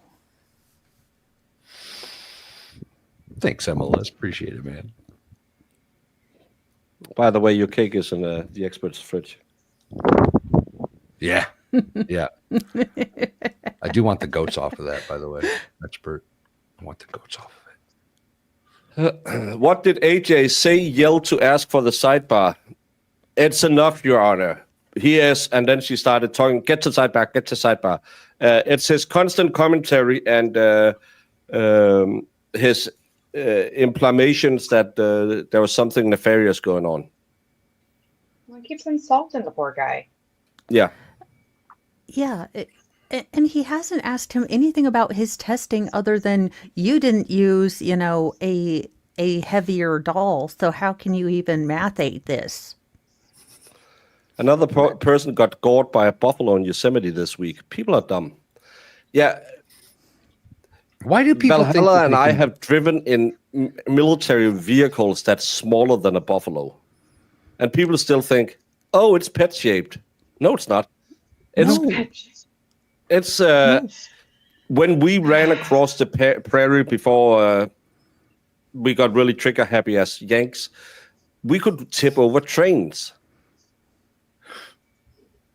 Yes, that happened. They knocked over trains when the buffalo herd moved. Nothing stopped it. Yeah, don't mess with those large Yeah. animals, you guys. No. There's a reason so why sad, 'cause Volvo- I'd be that person. I swear. I'm gonna pet everything. There's a reason why Volvo tested their cars against moose, because they are a giant big animal as well. Yeah. And that's why it was the safest car in the world. I know mooses are definitely dangerous. I've always known to stay away from moose. Let me see one. What's the plural for moose? Moose eye. Mooses. Mises. Moosies. No, it's not. It's a flock of meese. Damn it. I say mises for mice. No mises. Mice is definitely not the right answer. That's a different animal altogether. What is it then? Moose. Moose is just plural for moose. Moose. Just Yeah. moose. Yeah. Mooses? There were many moose. I don't like that. Yeah, not No, fun enough. I don't I'm trust not going to Valhalla. abide by that. I will not allow it. Yeah. I'll go with the Sea Winterstorm. Moose. Moosin. I like moosin. I'll allow it. Danny, you better bring those babies home. Valkyrie. Hey, baby. How you doing? Sorry I made you sick as well. You got everybody sick, bro. Runkle's like, I "F it, said, I'm off I to buy don't a want to be ham." part of this upside down pineapple thing. And you said, well, when in Rome. When in Rome. We don't have buffalo in America. We have American bison. We just call them buffaloes. I know. This time I didn't leave it muted. Ooh, we're back. Yay. That's definitely muted. Just had to go look it up. Well, Jess has to look it up so we know that I would too, though, because I'd be like, let me see. there are rules, but we choose not to follow them. I just know don't like animal it. things, you guys. I know animal things. Well, Money G, I am truly sorry, and I didn't know that was your mom at the upside down pineapple party. But hey, Lord. Ronnie G's mom gets down. Woo. sometime Yeah. Just kidding, Moni G. Has there been sound from the courtroom yet? Yes, she just said, I need to see counsel at sidebar. We didn't hear that. Well, that's because I muted it. There you go. It's just to play, not play the sex. Well, I was trying to do the Smex jazz music and said the other word. Whoops. The sax jazz music? The sax jazz music. Yeah. I just went back to watch what happened before break. We haven't heard chills. Is Rome in Denmark nowadays? No, we don't have a Rome in Denmark. But you have a Solvang in California.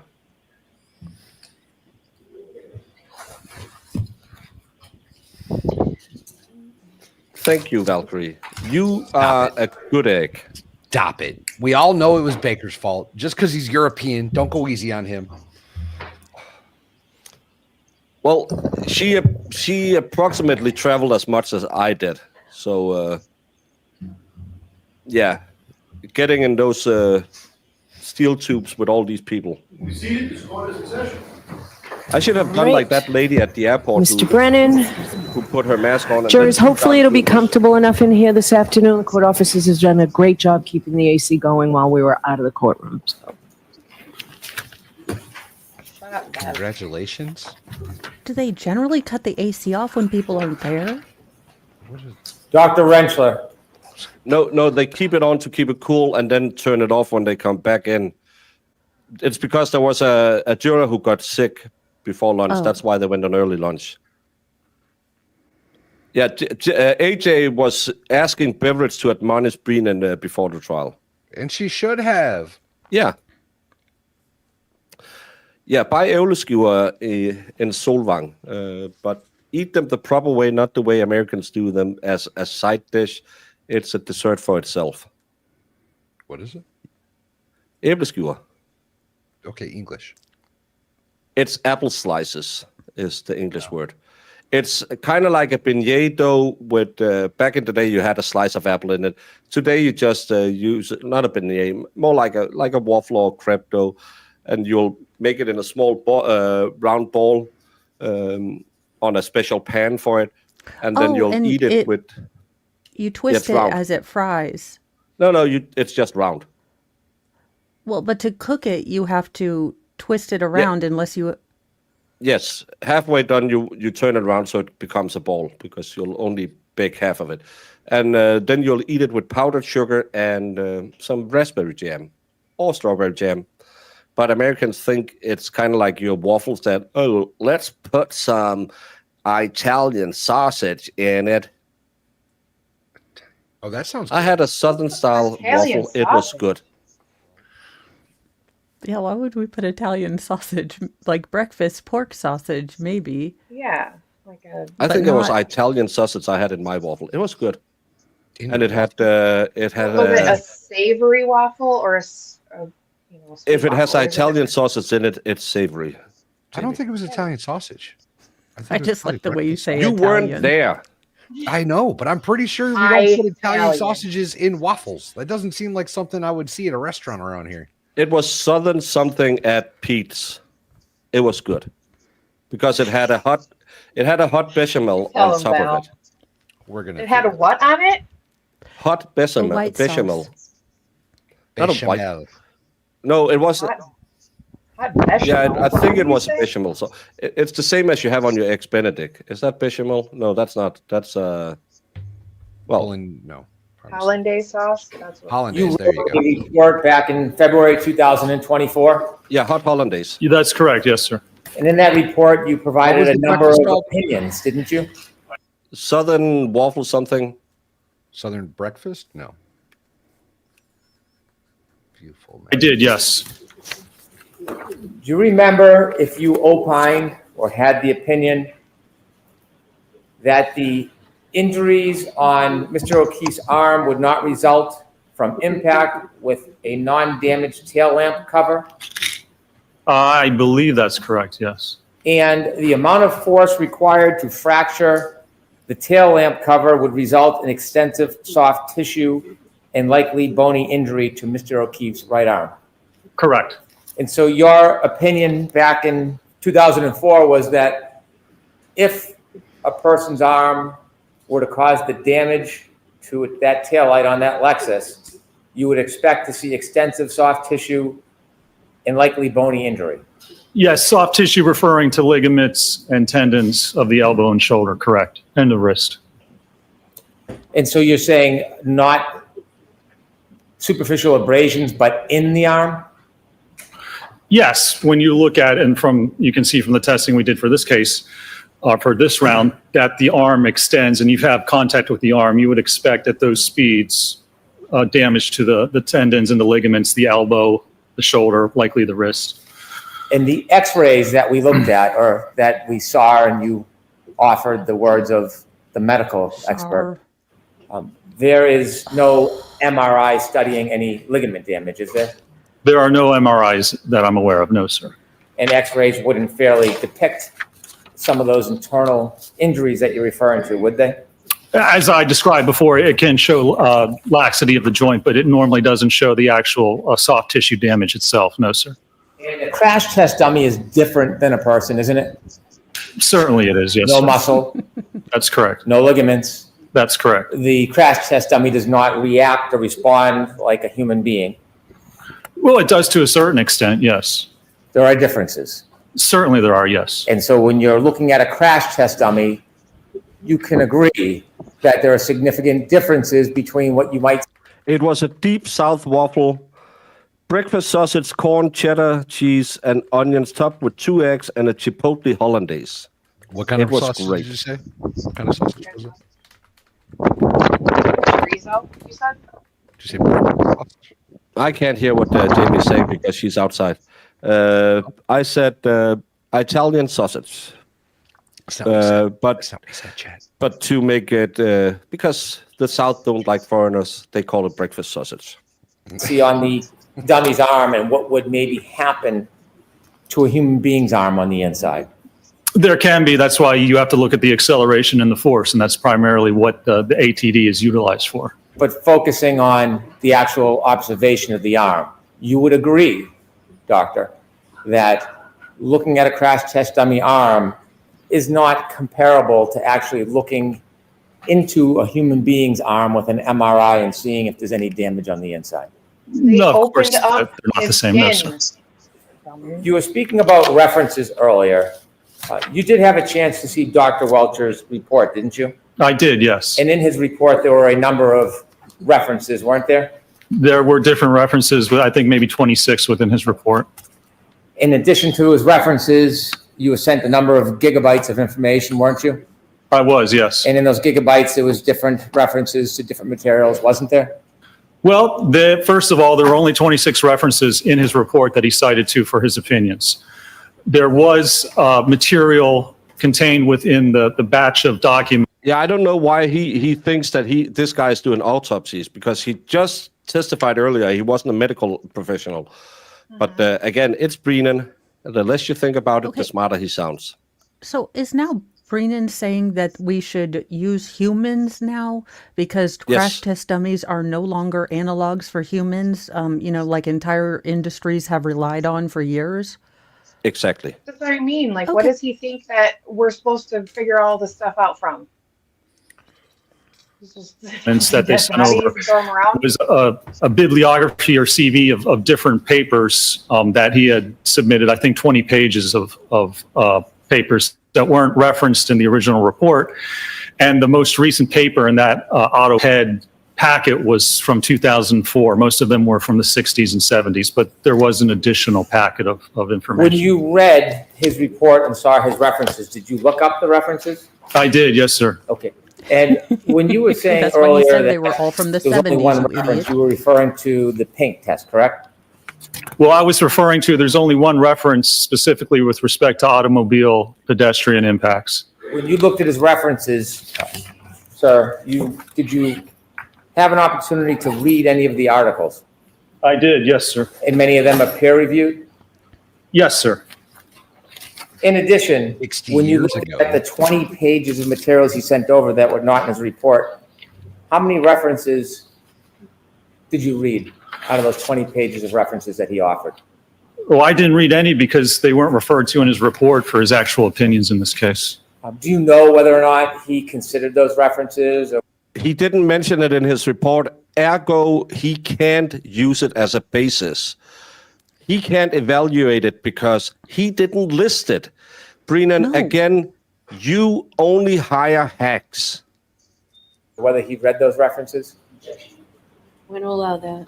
He didn't cite to any of those references in either the PowerPoint presentation or in his report. That's the knowledge I have of whether he reviewed those. So you don't know what he considered or thought, do you? I know what he cited to and he referenced to in his report in PowerPoint. That's the extent. The yes. question is, you don't know what he was referring or reading or relying on Whatever other than was what was in in his his report report. cited, correct? Well, right. If he referred to the other articles, yes, certainly other articles in the 60s, 70s, and 80s he may have, but they don't really pertain to what happened in this case. How many references were in your May 7th report? I think there were 37, you asshole. Let me count for you, Brenda. Hold on. Oh my God, what is wrong with him? 26, I think. Those 26 references, are they offered in your report to suggest some type of support for the proposition that you're promoting in the report? Well, they support the opinions or the methodology or both with respect to what I've offered in this. The matter. reason why you put a cite in is suggesting that it supports whatever proposition you're footnoting on that. correct? To some extent, or the methodology or some information pertinent to that opinion, yes, sir. Regarding crash test dummies and prediction in soft tissue injury, you provided 3 sites, didn't you? And soft tissue injuries? Yes. Can you show me where it says that, sir? Footnote 11 of your report, Mr. O'Keefe's right arm kinematics during impact with the Lexus are inconsistent with producing the documented cuts damage to his right sleeve as well as the abrasions to his right arm. Did you write that? Yes, and which one was that again? I just want to make sure. What was the number? You cited footnotes 24, 25, and 26. Yes.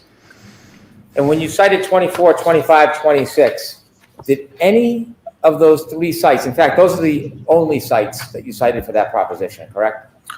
Yes, sir. So your entire basis of sites is limited to those 3 articles or 3 papers, yes? For reference, it's not, the testing obviously proves differently, but yes, for that one comment there, those were the 3 that were provided, yes. Starting with number 24. When you looked at 24, did it ever suggest, this paper, Late to the party, so didn't anyone have ham sandwich on their bingo card today? I surely didn't. I just want to see that ham sandwich on the stand testifying to how badly they spoke about Paul Lally. Oh my gosh, now I want to make a ham sandwich puppet. I did nothing wrong. I talked about Lolly the whole time. I didn't partake in the disparagement of Lally when everyone said, look at that bald-headed freak trying to cover up his bald spot. Actually, I was the one making the jokes. Yeah. What kind of ham was it? Was it a good ham? Honey baked, oven roasted. Yeah. Well, and hopefully it's some real ham, not that weird stuff. Yeah, not that weird cooked ham that's all looks fake. Yeah. I'm did it guessing ever Brennan suggest hasn't that it read was this. appropriate to use a crash test dummy in the material of a crash test dummy to make an analysis or determine whether or not there would be documented damage to someone's skin?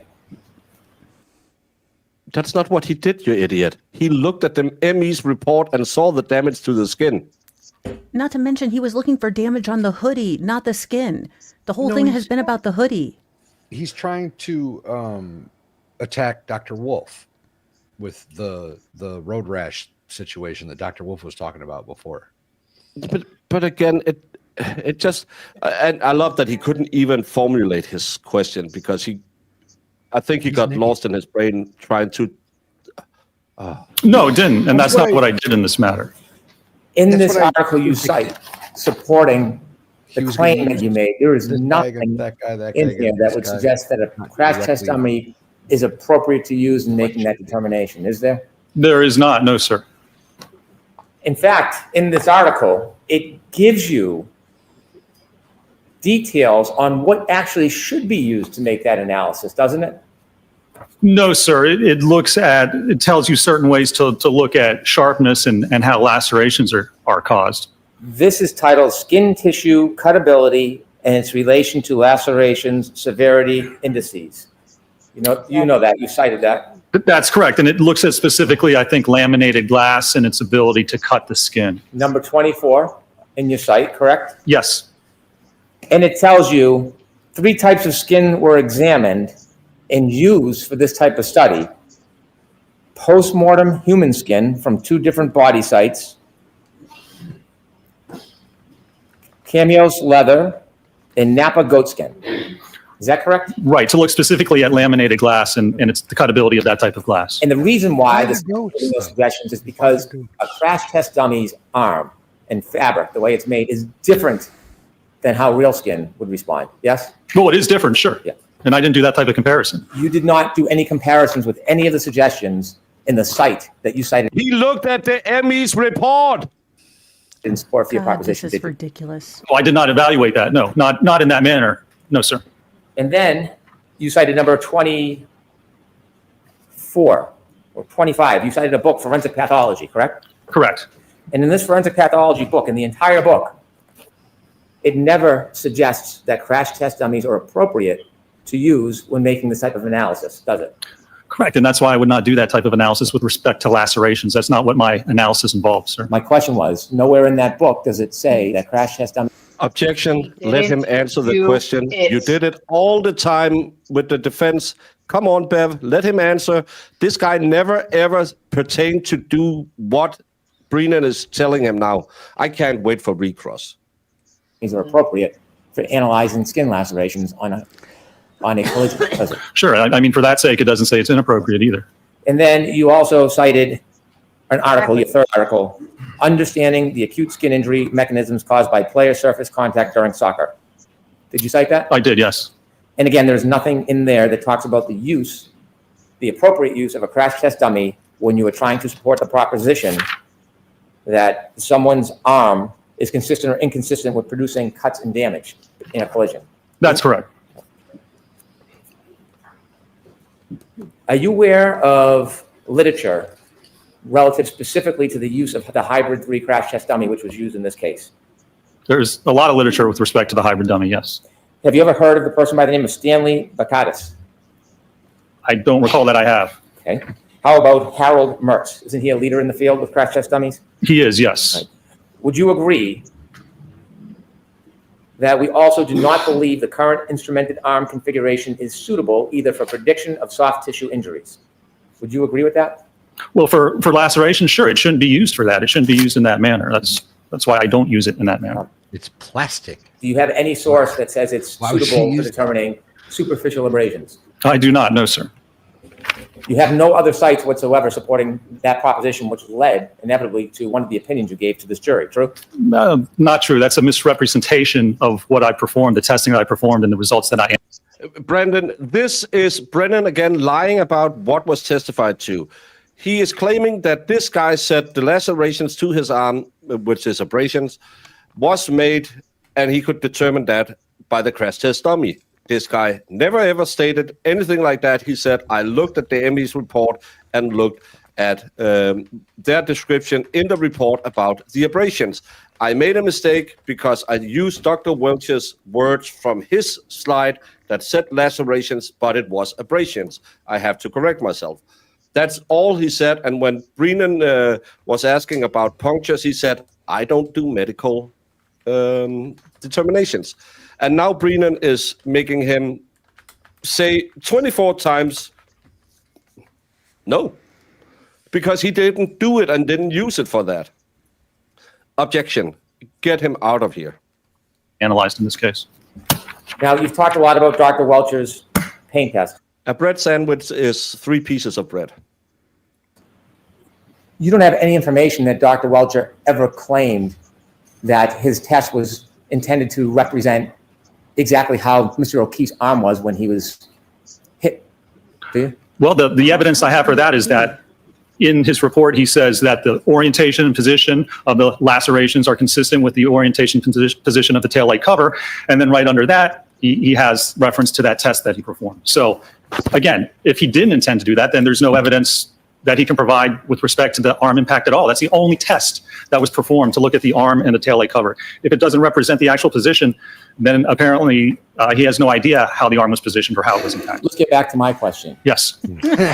Is there anything where Dr. Welcher has informed you or written that he is intending to represent the actual arm angle of John O'Keefe when he was hit by a He lecture? showed the blue paint and the blue paint that matched. He has in his actual report. So he didn't write specifically that that's what it's intended to do. It seems he's inferred that. And again, that's the only test that he's performed or referred to in this case. You inferred that. Inferred that that's how he believes that the arm was positioned. I think we understand your perspective is that's the only test he performed. But what I really want to get at is your conclusion, your assumption that Dr. Welcher was suggesting that there was a specific arm angle It was in his in report. this case that he was identifying. You don't see that anywhere in his report. Well, it would be pretty odd if the videotape test he anything ran else. didn't actually represent what he thought happened. I don't understand what the value of that would actually be. Did Dr. Welch ever represent that he was trying to describe the actual body position of John O'Keefe when he was hit?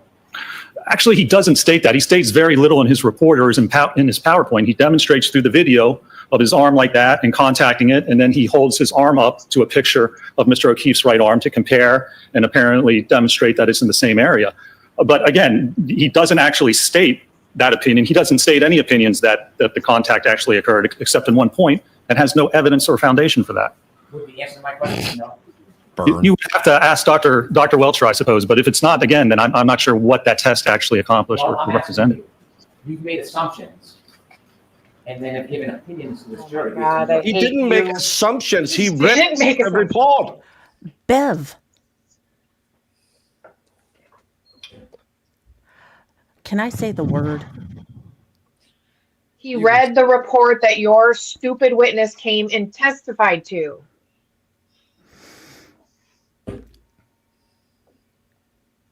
Brennan, if I'm allowed to say this, after 5 hours, I think I'm okay. And 4 hours with Brennan, you mega thunder cunt.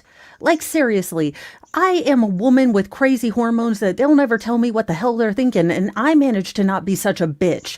Could you possibly take some Midol and get your fucking, panties out of a wad or wherever your mother puts on you? Because I'm sure you still live with her, Norman Bates. Could you just fucking deal with the fact that your expert is a piece of crap? Sorry. Don't be sorry. And yes, I'm this done is now. exactly I it, feel Heather better. May. It's the same answer to every question, no matter. And again, it's 16 times the same question. And the result is your expert had a shitty report that is so vague that you can't tell anything. And But he's because right. you didn't provide him all the evidence, it's even worse. Yeah. And again, And if he's doing what this else blue is test, what else is the test supposed to prove? Yes. yeah? What else is he What? supposed to? Not to mention, he videotaped only that. Again, what is he supposed to presume or assume at this point if the only test that was cited in Dr. Welcher's report was the paint test? Then what are we supposed to assume?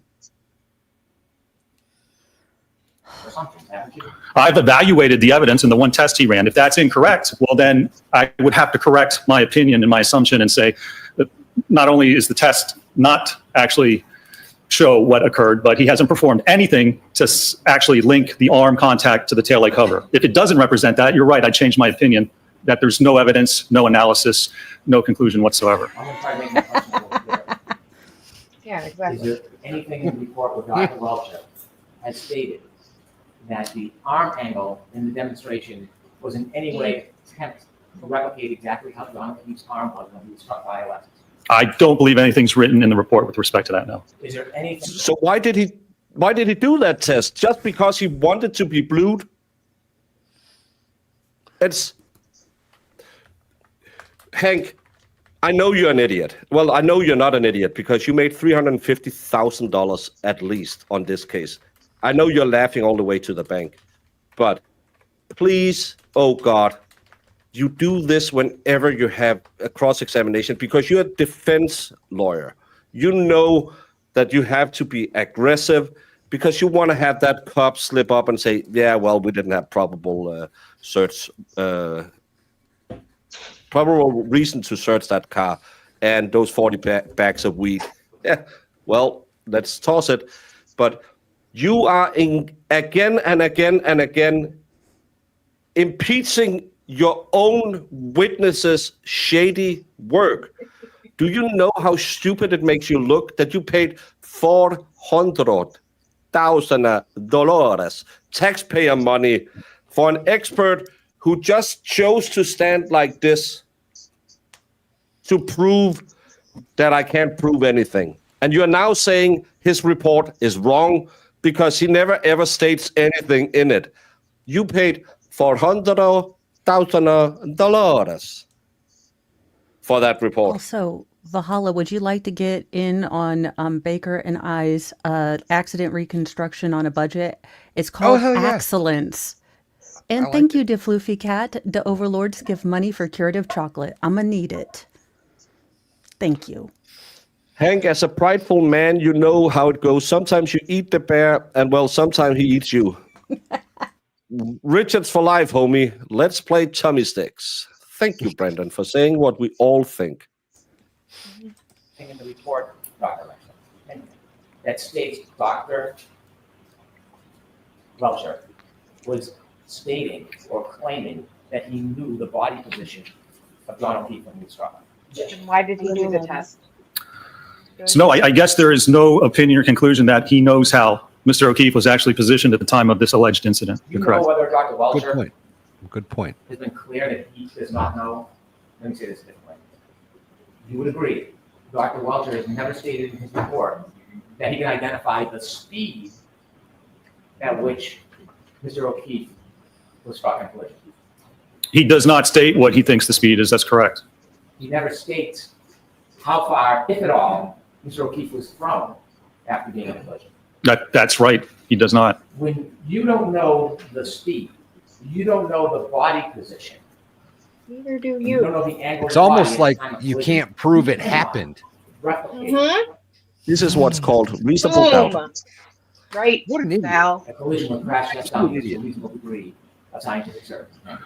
Well, you're right. You can't prove that that actually occurred. That's Thank you. the basis. Yeah. So If you don't have You the can- information, you can't replicate what happened. You can't determine, you can't state to any conclusion of accuracy what actually occurred if you don't have the evidence. So if you were to do a crash reenactment, but couldn't state to a reasonable degree of scientific certainty, this replicated the actual collision, that wouldn't be scientifically reliable to a reasonable degree of scientific certainty. He's would an it? idiot. He's a goddamn idiot. Well, if you do perform a testing test and you within say this is parameters. what You go from the I minimum tested and this to is positive speed and put it in what potential outcomes you can get. If it doesn't fall anywhere within the parameters of that test, then you can't prove that it happened. That's Haven't reasonable they- doubt. That's the whole Yeah.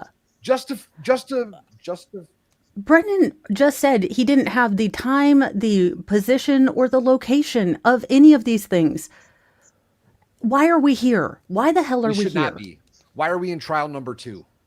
This is I'm not doing a retrial. I'm just telling y'all, I can't. Dude, move out of Massachusetts, y'all. Get the hell out of that state. Yeah. And everyone, remember to charge back your taxes this year. And write to the governor of your lovely state, you better fucking do something, you old stupid hack, because we wasted more than $1 million to prove, as I just put on TwitSweat, is Hank Team Reed wasting $400,000 on an expert that proves he didn't know anything and the Commonwealth has no clue if John was hit by a car? Because that's what Hank Brennan just said. Yeah. And again, you can actually use the data you have. That's why they did the 15 miles per hour, the 25 miles per hour, and the 29 miles per hour. So they had a low range. They had the range that they claimed was the impact speed, and they had a high range. So they could test to see if they could replicate what had happened. At no speed could they replicate what they claim Karen Reed did to John O'Keefe. That is what scientists do. They have a hypothesis, and then they make an experiment to try and prove it, and they proved it couldn't have happened at 15 miles per hour, 24 miles per hour, 29 miles per hour. What did your expert do? Blue paint. Blue paint. Yeah, He got a hit. free Lexus out of the deal. Yeah. Yeah, that's What- getting sold to Miss Welcher for $1. I'm a federal body inspector as well. Is the angle, then you can certainly say these are my conclusions. But if you don't know the throw distance, if you don't know the position, then you're correct. You can't actually come to a conclusion that it didn't occur. If you don't know how something occurred, how can you conclude that it actually occurred? It scientifically makes no sense. Good call. So Well, What what? you're If an saying is expert- you don't know? does a crash test, and they can't determine to a reasonable degree of scientific certainty that it replicates the actual collision, Asked and answered. you would agree that would not be a reliable test to present to a jury, don't you? I'm gonna, Don't Very allow briefly. it. Go to the sidebar because he is not, again, he is misrepresenting to the jury what is going on here. Yeah. How many times is she going to let him get away with lying to the jury? All the By time. the logic behind that questioning, doesn't that invalidate every test that Aperture did as well?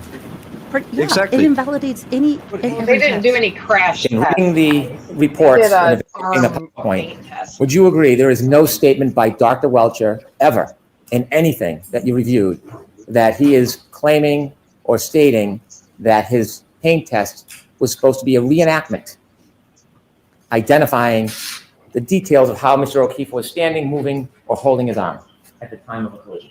He did not state that. That's correct. So when you've made your criticisms, that you've done testing regarding Dr. Welcher, Agree, Brandon. you don't have any evidence, any statement by him that he was trying to reenact the actual collision. When I did that, there was one test with the arm like this. That's the only evidence that was presented in his opinion or in his case. I evaluated that. I have not seen any other explanation of what happened or how it occurred. Specifically, Dr. Welcher said in his report on page 9, he said, Oh, I let's have get- conducted an accident reconstruction and biomechanical engineering analysis of this matter. Ha. If he did not recreate Did you Ha. say pause? Oh, how he No, was I said positioned, if he ha. did not determine the speed of impact, if he did not determine how Mr. O'Keefe's body moved, if he did not determine where he ended up, then he did not conduct either an accident reconstruction analysis or a biomechanical causation analysis. He did nothing of the sort. Other than your opinion, let's get back to my question if I could. no. I believe I answered at the beginning of the I'm answer. going to ask you again. I've already answered My it. detailed question is, there is nothing in Dr. Welcher's report or any of his presentation that states he is trying to represent the exact posture, movement, and stance of Mr. O'Keefe when there was a collision. It's not anywhere in there where he stated that, is it? It's not stated. I'd be curious to find out what that, if that wasn't the intent of the test, I'd be curious to see what the actual intent was. Is the answer no, it's not in there? I think I just said that at the beginning of my answer, sir. I'm going to ask you again, is the answer no? The answer is no. Jesus Christ. When you do crash tests, Not at you all. have a controlled environment in some respects, don't you? You do, yes, sir. You get to control some or sometimes many of the variables, don't you? You can, yes. Real And thank you, Joe Pottinger, for the £5 to make a small dent in your swear money jar. Yeah, I'm going to need it today. But thank you so very much, you guys. Yeah, I put the same on Twitter. Yeah. life sometimes is described in your world as chaos, right? I suppose it could be under certain circumstances. Testing. Anyone figured out Hank's undergrad school? I bet you Jemima has that because she's a snoop. DeVry? I don't know if he's dry. Well, I don't know. Is there a college outside of 3 Mile Island? because that might explain a lot. Lead paint high. Yes. He just asked it 24 times. And he answered every single time. Well, I'm sorry, but thank you, Brandon. I get questions about money laundering every time my sister sends me money from Switzerland. So I'll answer that truthfully as well. Why is this man sending you money? I don't know. Because he wants me to say Richard a lot on screen. Is limited to the variables that you produce, but real life sometimes has variables you can't predict. Isn't that fair to say? It's possible, yes. Is it more than possible, doctor? I don't know, is it? What I'm asking you. It depends on the situation and the certain variables. It depends on the case. It could be possible, yes. Have you seen cases where variables are impossible to predict? Where the what? Variables. Have you had cases? You've had many cases, you said. Have you had cases where variables are impossible to predict? It depends. I mean, it depends on what you're looking at. And if you want to conclude that something happened and this is how it occurred, you have to look at those variables. If you can't control for those variables, then it's possible you can't prove that it actually happened. So yes, if you're doing a certain test to prove something, you have to look at how those variables may affect it. But there's basic information you have to know to perform that type of an analysis. So my question again is, are there scenarios where variables are impossible to predict? There could be, yes. Have you had cases yourself where there are variables that were impossible to predict? I suppose I probably have. I mean, it depends. If you don't know what happened, sure, then you don't know those variables necessarily. How many cases have you done on pedestrian accidents? Done hundreds of cases. So you have a good background and basis to know whether or not there are variables that sometimes you can't predict, don't you? Sure. As I said, it depends on the case. When you did the crash tests in this case, did you actually do them? I did not, no. Were you even there when they happened? I was not, no, sir. So you're relying in part on Dr. Wolf's work. I am, yes. If Dr. Wolf made mistakes, would that affect your conclusions? It depends what mistakes they are. When you had, or when Dr. Wolf had the crash test dummy in test E and F on a forklift, do you remember those? I do, yes. When it's on the forklift, it does not allow the crash test dummy after being struck to move, to be thrown, does it? Actually, if it's a force acting on it, it will move. It will like a pendulum. So if there's a force acting on it, you'll see which direction it moves. If there's a forward force, it will move. It'll swing forward or sideways or backwards. It can move. Well, my question isn't direction. It's can it show the throw? Can it throw or move the crash test dummy in its natural course after the collision to a resting spot? No. In those tests, though, there wouldn't be any throw. If a crash test dummy is restrained by a forklift. Stop asking the same question. You just had the answer. Do you think the jury are as stupid as you are? And again, I don't think you're stupid because you just conned the Commonwealth of Massachusetts for $400,000. Again, I feel sorry if you live in Massachusetts. Also, if you're driving, make sure you're not speeding. I know this man is making us angry. Make sure your speed is good. You heard it here. Speed is good. I think today it's called amphetamine, but Mo had a wild period in the 90s.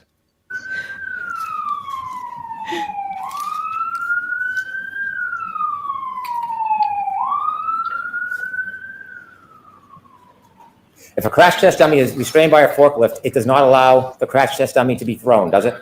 Assuming there is throw, that's correct. It doesn't. It doesn't allow an observation of the crash test dummy to turn or fall, does it? No, it does not. Well, no, actually, it turns, sure. I mean, it can spin. How about fall?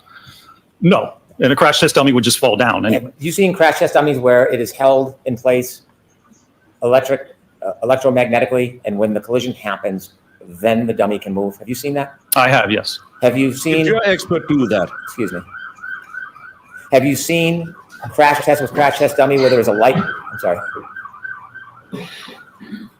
Have you seen crash tests with crash test dummies where there is a light string and somebody cuts the string moments before the impact or a second before the impact? I have, yes. That wasn't done in this case, was it? What? It wasn't necessary. Was that done in this case? It wasn't. I'll speak slower and a little clearer. Oh, did he just sass him? Oh, did he? Oh, please speak forward. Clear. And thank you, the Floofy Cat. The overlords think that more than chocolate is required. Yeah, this might need to be a little adult beverage after stream sort of compensation. And dude, your expert grabbed Randy by the ass, then let him fall backwards. Yeah, he didn't use electric man. He'll really get at a good squeeze first. Here, If you answer my question, I just did answer it. I said it wasn't. when the crash test dummy is held by a forklift and the car hits it, it doesn't replicate the drag that the car will have on the crash test dummy as it would a real person, does it? You can see if there's any drag because it's on like a pendulum. So if there's any drag pushing it forward, it's going to sway that way. It's going to move the dummy. It's not going to move at the distance that it actually would. If there was any distance, it would move it. But you can actually see the motion. And you can see in the testing, the 24-mile-an-hour testing, there was no motion, which is not unexpected for that type of a test. There is a difference between a crash on center of mass and a fender vault, isn't there? There is, yes. A fender vault is a different type of collision than a center of mass collision. Isn't that true? That's correct. And he talked about it is that. impossible That's why they're different to names. replicate all of the different scenarios with the crash test dummy on a fender vault collision, isn't it? I mean, it depends on what you're trying to replicate, and it depends looking at the injuries or how someone was positioned. So if you know how they were positioned, you can try and replicate that, yes. Could I have 59 of Dr. Rentschler's PowerPoint, please? Oh, God, not 59 of Dr. Rentschler. I thought he said he was going to be done in 2 hours. An hour and 30 minutes. In your PowerPoint, you cited an article, Vehicle Pedestrian Collisions, Validated Models for Pedestrian Impact and Projection, correct? Yes. And you put snippets up on the board? Yes. Okay. And these snippets talk about an engagement with the pedestrian in the vehicle? Correct. Is there a reason why you took out a piece of that article that falls between those two paragraphs? No, I don't think so, no. Those are the most relevant parts. Did you cut out the part that says some frontal collisions are with the corner of the vehicle where the pedestrian is deflected to one side without secondary impact of the upper body with the vehicle front? Alternatively, the transverse velocity of the pedestrian at impact may be sufficient to prevent head contact as the body rotates sideways off the bonnet. And these situations are known as fender vault. The models presented here do not apply to fender vault. Did you leave that part out purposely? Oh, yeah, I did, sir, because this isn't a frontal impact with a sedan over the fender of the sedan. This is with the back of an SUV, so it's completely different. You've cited many, many sources. Yeah, I did leave that out because it's completely irrelevant to the situation we're talking about, you douchebag. But did you ever think that if it was completely different circumstances, that it could have been relevant for this case? I like his little smirk. He was happy. Rentschler is about to copy Grandma, flop a giant meat bag on the witness stand, and just start donging Brennan more as the petulance increases. Yes. These two witnesses have, I will say, pulled out the metaphorical meat bat and said, let's measure them, and then slapped him in the face with it after, because both of them have snarked Brennan when he has said dumb things. Now, Val. He has officially pissed off Dr. Rentschler. He has denigrated Dr. Wolf. He's denigrated Arca. He has crossed the line one too many times. And Dr. Rentschler, who up to this point in the entirety of testimony that we've watched, has never once given snark. Not even the slightest hint of snark. No. He's up there shaking. He's up there ready to just rip this dude apart right now. And I'm here for it. Yeah. Yeah, and when are we going to get to why wasn't there any blinker fluid spilled at the scene? We clearly see the blinker was gone. Yeah. I mean, are we sure that Karen didn't buy the air filter that they tell you at Jiffy Lube you have to buy every time? Guilty.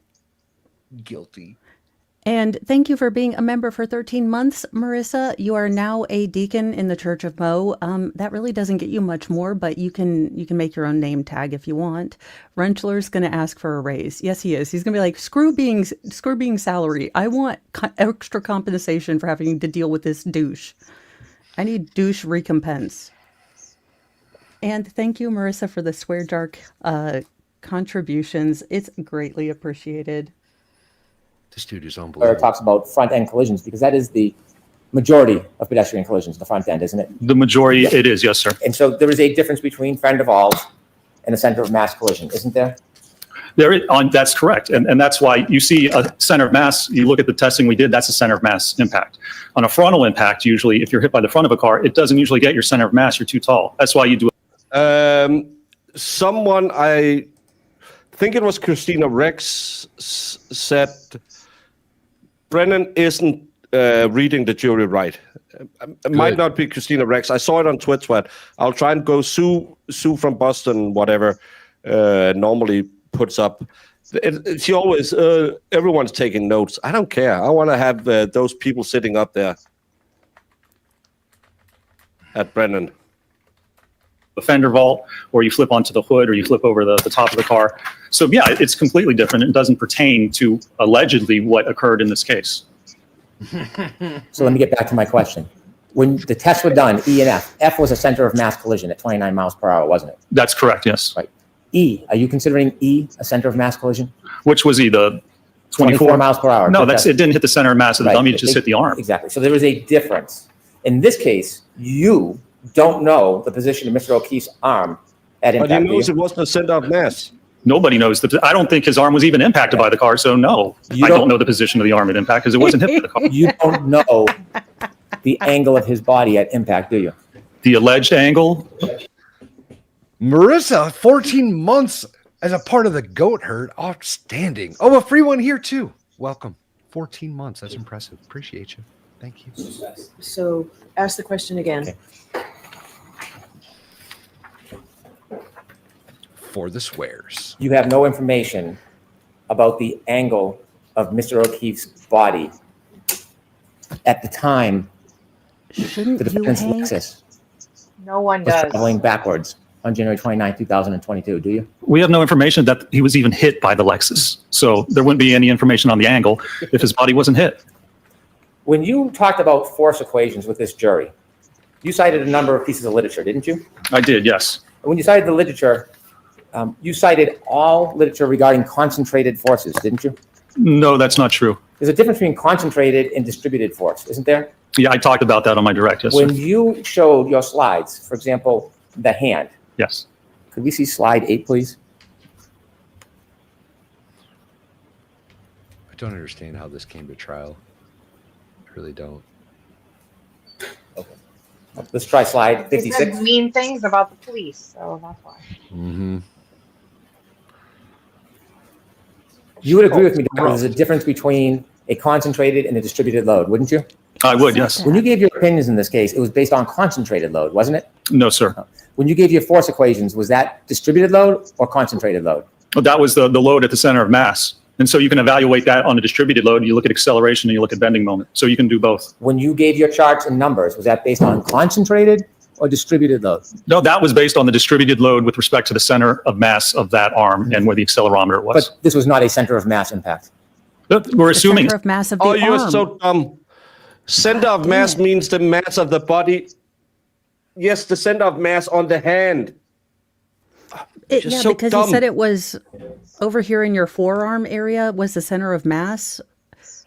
Because he had the accelerometer. He want to say that you can't say that the knuckles would be bent because it's not a center of mass, or broken because it's not a center of mass, because he said the center of mass on the hand, not a center of mass hit, which would be on the bodies. But he could extrapolate from the impact on the hand. Remember, he said he was holding the glass, which would make the knuckles protrude. Mm-hmm. He's so stupid. Okay, Apparently, Baker. a lot of yawning is going on, a lot of note taking, someone looking uncomfortable during the testing exchange. Someone is playing with their hair. That is what the jury is doing. Baker, does the defense call Dr. Welcher to the stand after this? Yeah. Because I sure as hell would. Yeah, they only did the test results because his crooks were the ones who said his hand hit the back of the car. Made a dent on it. Then they made a test showing that his hand wasn't that far in. Oh.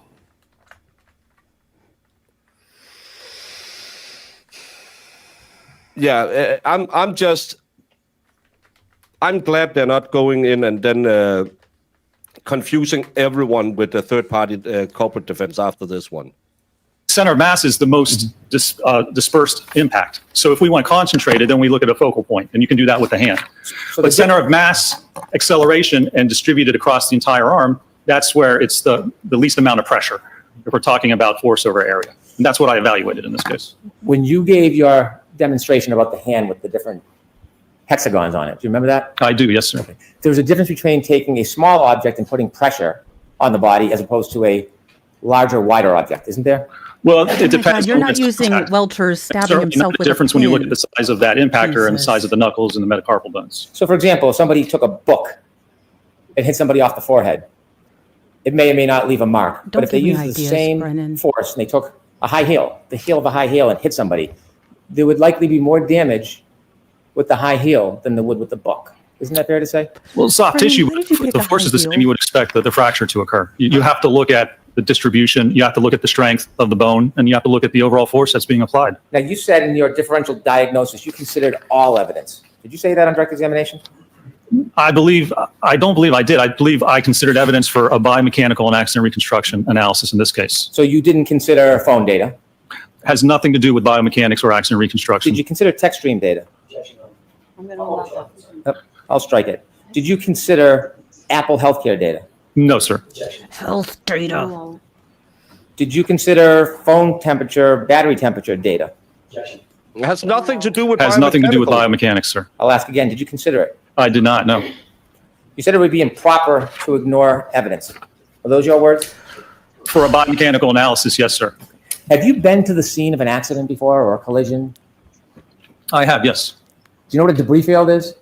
Yes, sir. And you've seen in your videos, E and F, there's debris fields after the collision and the taillight brakes, isn't there? So first of all, there's debris in the yard. What that's from, is there a collision? Was there a collision? Where did that come from? Where it was positioned? That's all conjecture and supposition. Those aren't actual facts, sir. Outstanding. Hear my question? Thank you. Outstanding. It's in-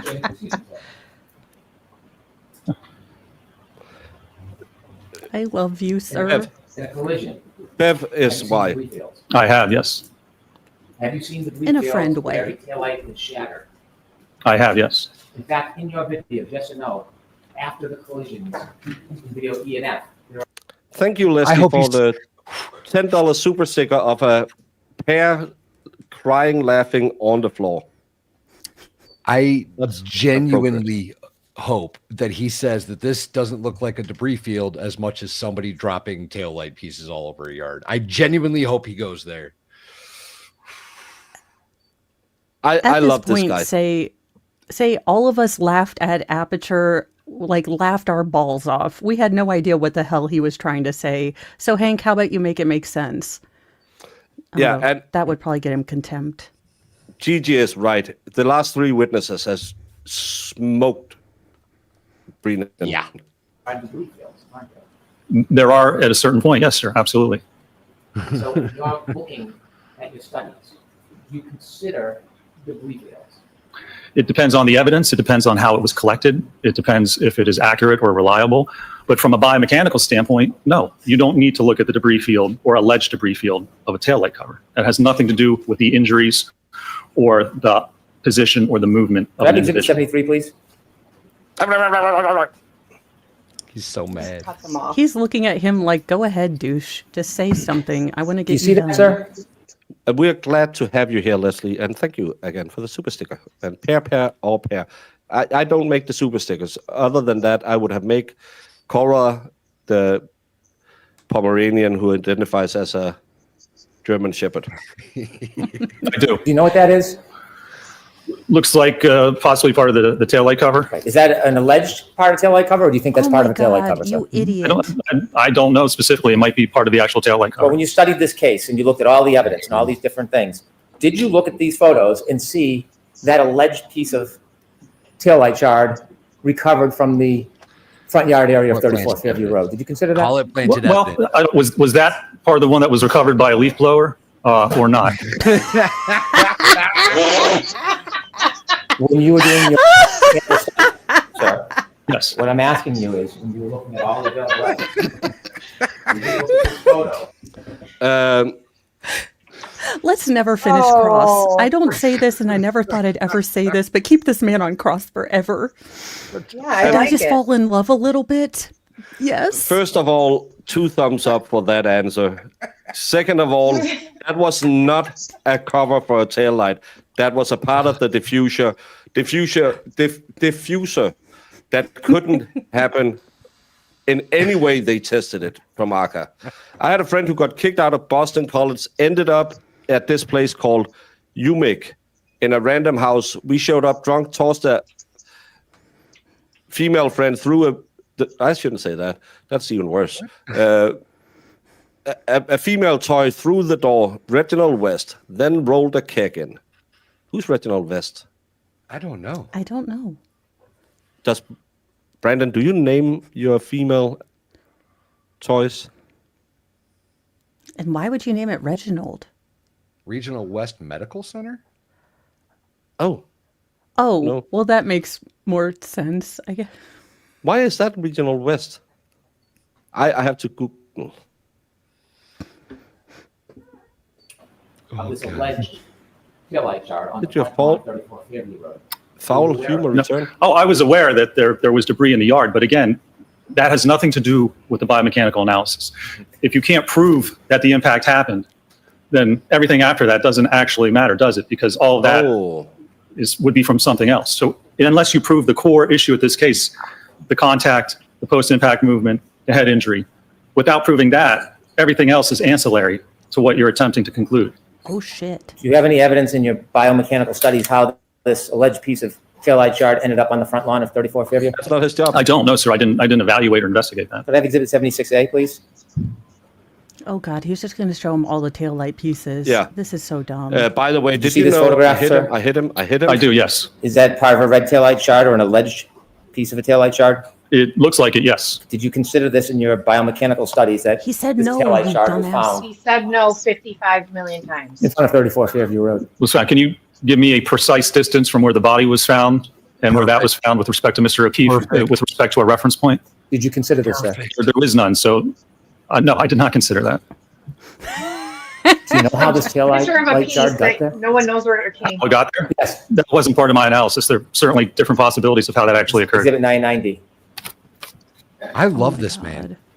This man is my bestest He got friend. in all the snark now. Do you know what that is, sir? Yeah, he's pissed. It looks like part of the light assembly. Mr. O'Keefe's hat? Oh, Did you that's look at his the hat. photograph? I see now, yes. Did you know he was wearing a hat that night? I did, yes. And did you consider how that hat ended up on the ground in front of 34 Fairview? Somebody put it there. No, sir, that was not part of my biomechanical analysis. There's a number of ways a hat can end up in a yard. Is one of those ways being in a collision with a Lexus? I suppose that's a possibility, or someone could put it there. I mean, there's a number of different possibilities as to when or how a hat may appear in a yard. Who do you think put it there? I have no idea. I haven't seen any evidence of how it got there, and frankly, it's immaterial to a biomechanical analysis. Do you have a theory you want to share with us about planting evidence? Is that Oh, what- you asshole. Do you have a theory about shut the fuck up, you absolute poser? I Hank hate this guy. is the one that just brought up planting evidence. Hank Brennan just Hank brought Brennan up said planting evidence, yes. Holy shit. What Yeah. in the hell is going on here? No, don't object, Jackson. Let this keep Don't going. object. Let him go. Let him talk. Yeah. Yeah. Register is ripping this dude a new asshole. Let him do it. Again, do not piss off kind people. People will be nice, and then the people, because Brennan has been an ass these entire hearings, these voir dires, and everything. You push a kind person too far, you get the sassy and the bitch fire. Mama, there goes that man again. The good doctor is running through the courtroom with his hair on fire. No defense objection. Let the man live. I would. You just had the prosecutor allege that there is a theory that someone planted evidence, That's amazing. and he is implying that this guy believes that theory, and he just said, "I don't know how it got there." You brought they it back have into to. the mind of the juror, Hank. You absolute idiot. They have to be able to tell who that he worked for the DOJ. They have to at this point. Yeah. At this point, Brennan has kicked in the door. Yes. And get that, thank sir? you, Kelly DD, for being a member for 1 month. Zing, give it to him. By the way, the x-rays you looked at earlier, when's the first time you saw those? I saw those when I was on the case initially for the first trial. No mention in your report about reviewing those. It says I reviewed medical records and reports. That's how I actually word in every report I have. I just put generally that it refers to medical records and reports, which includes x-rays, MRIs. Exhibit 74, please. Oh, God. How did that get there? A That shoe at the curb? Have you seen this photograph? I have, yes. In your studies or your testing, did you determine how Mr. O'Keefe's shoe ended up near the curb?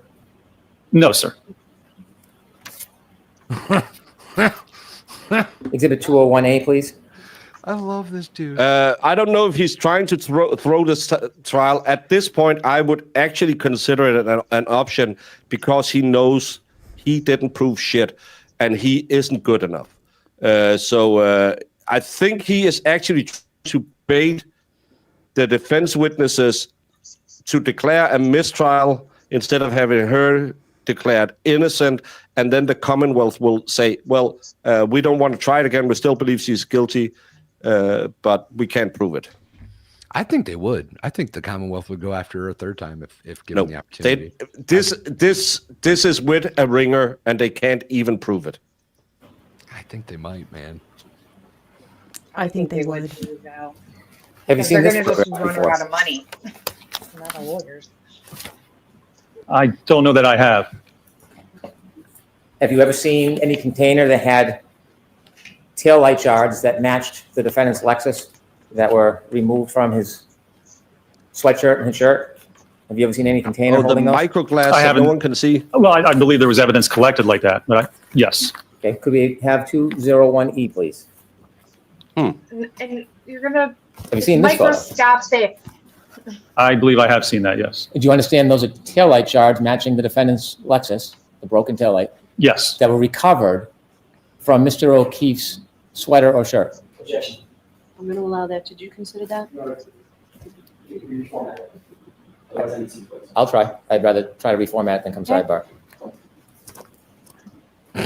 Did you Show us the way know it really looks. that tail light shards were collected after Mr. O'Keefe's sweatshirt and T-shirt was scraped? That's not what Not the T-shirt. There is the city brief.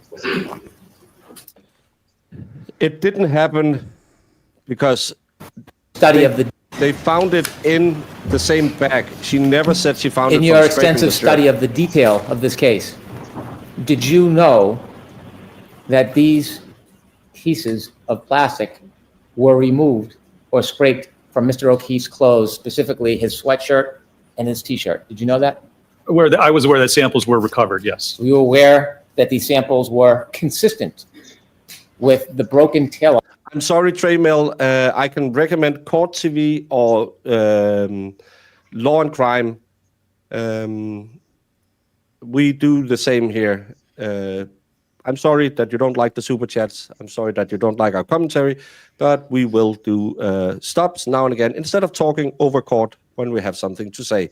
That's our style. It's not for everyone. Those of you who like it, thank you. Those of you who don't like it, I can recommend Court TV or Law and Crime.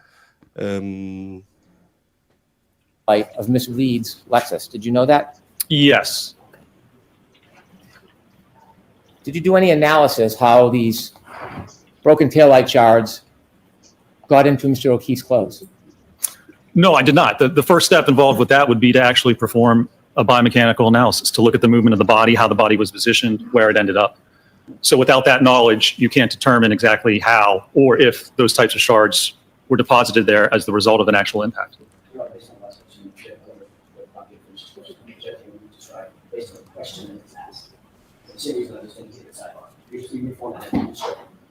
I'll try again. Okay. Yeah, he just got to say it. Taillight shards that were projection. Go ahead, Mr. Oh, Brady. he keeps saying taillight shards. Yeah. Did you consider how they got into Mr. O'Keefe's clothes? Objection. Same objection. I That's not understand the objection. a biomechanical. Start with the difference. Yes, Your Honor. You see these pieces of broken plastic, don't you? I do. And you understand that these were found in scrapings of Mr. O'Keefe's clothes. I do. And you understand that these broken pieces of plastic are consistent with the taillight of Miss Reed's glasses. I do, yes. In your studies and reenactments, did you make any determination how these pieces of broken plastic got into Mr. O'Keefe's clothing? No, when you look at those studies, first you have to know how the incident occurred. Then you can look at that and determine, if you want to, how that may have occurred. Because otherwise, there's, again, different ways, different manners in which that may have been deposited on the sweatshirt. Without knowing how this happened, you can't just then look at other evidence and try and predict how it happened. You need the actual evidence to look at the event. This all goes to the event. You need contact with the arm, I guess apparently, to actually cause this incident to occur. And without that evidence of any of that happening, knowing how the body moved, knowing how it was hit, knowing where it ended up, any conclusions drawn off of information like this is just supposition, because you don't know the movement of the body or the vehicle. It's putting the cart before the horse.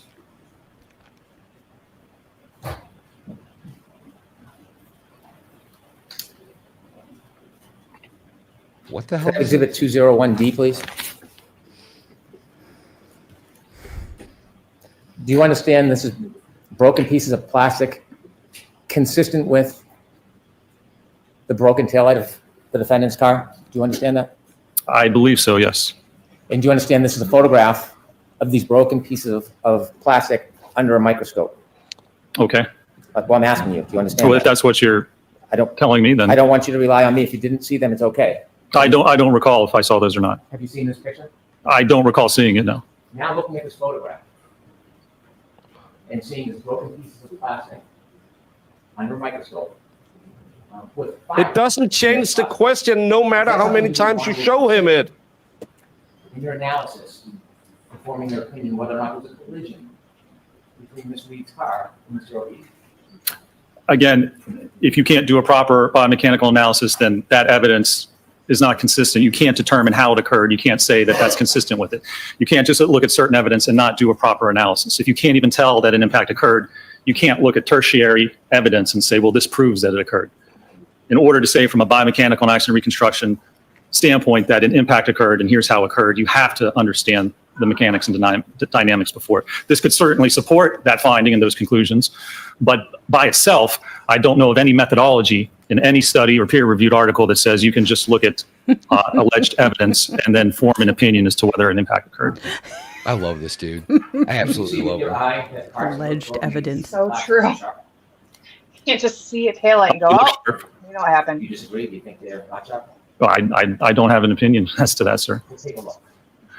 He can't look and tell if they're sharp, you idiot. Look at that kindly. You tell me whether you think those pieces of broken plastic are sharp. I would allow that.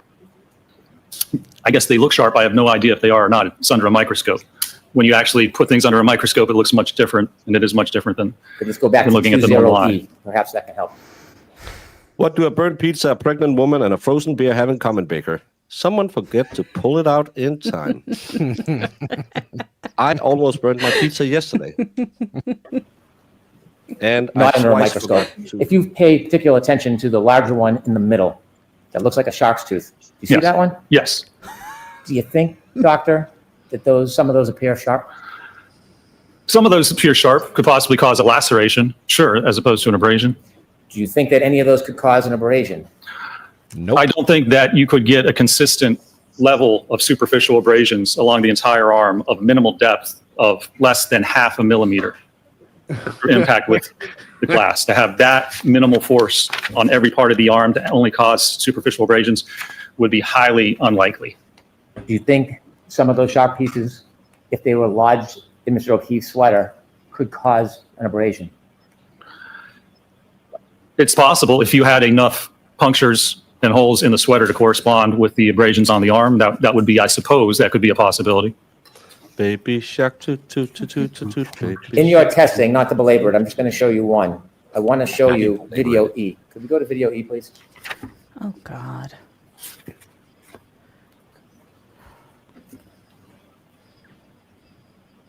Stop. In video E, the arm that is sticking straight out Who determined that angle, Dr. Wolf?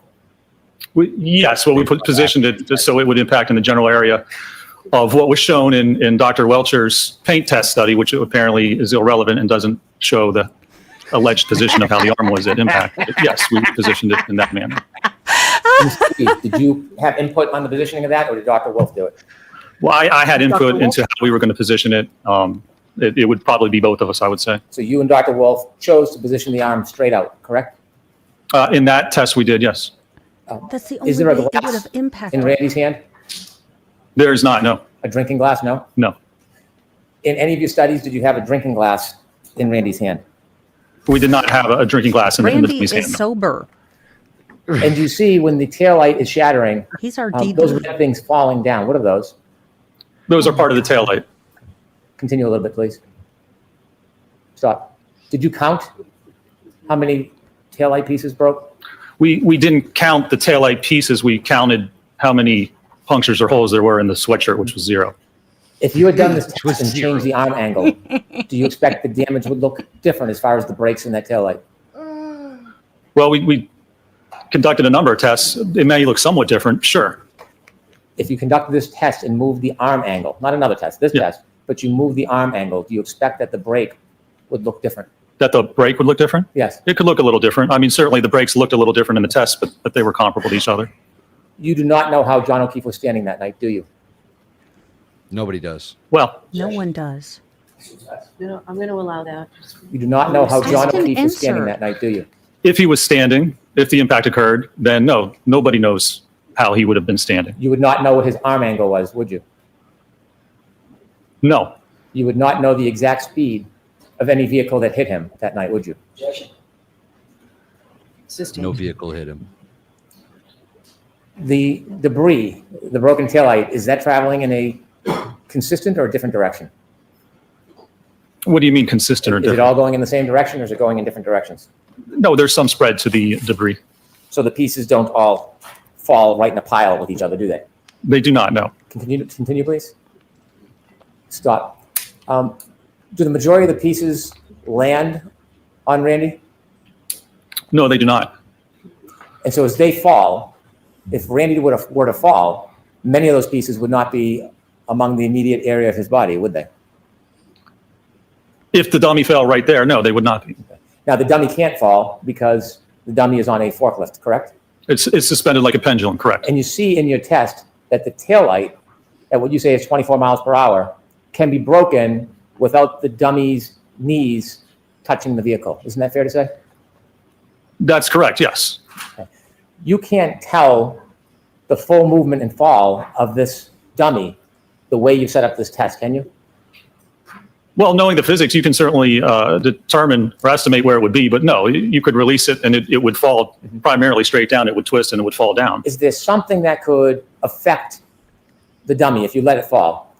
Is there something that could affect its movement after being hit? Like what? Like, could its feet be twisted and then hit another object like a curb? Well, there's going to be very little lateral movement of its feet, but even if it did, then it's still going to fall over right where it is. Can you continue, please? Can you see the feet, doctor? Yes, Are they twisting?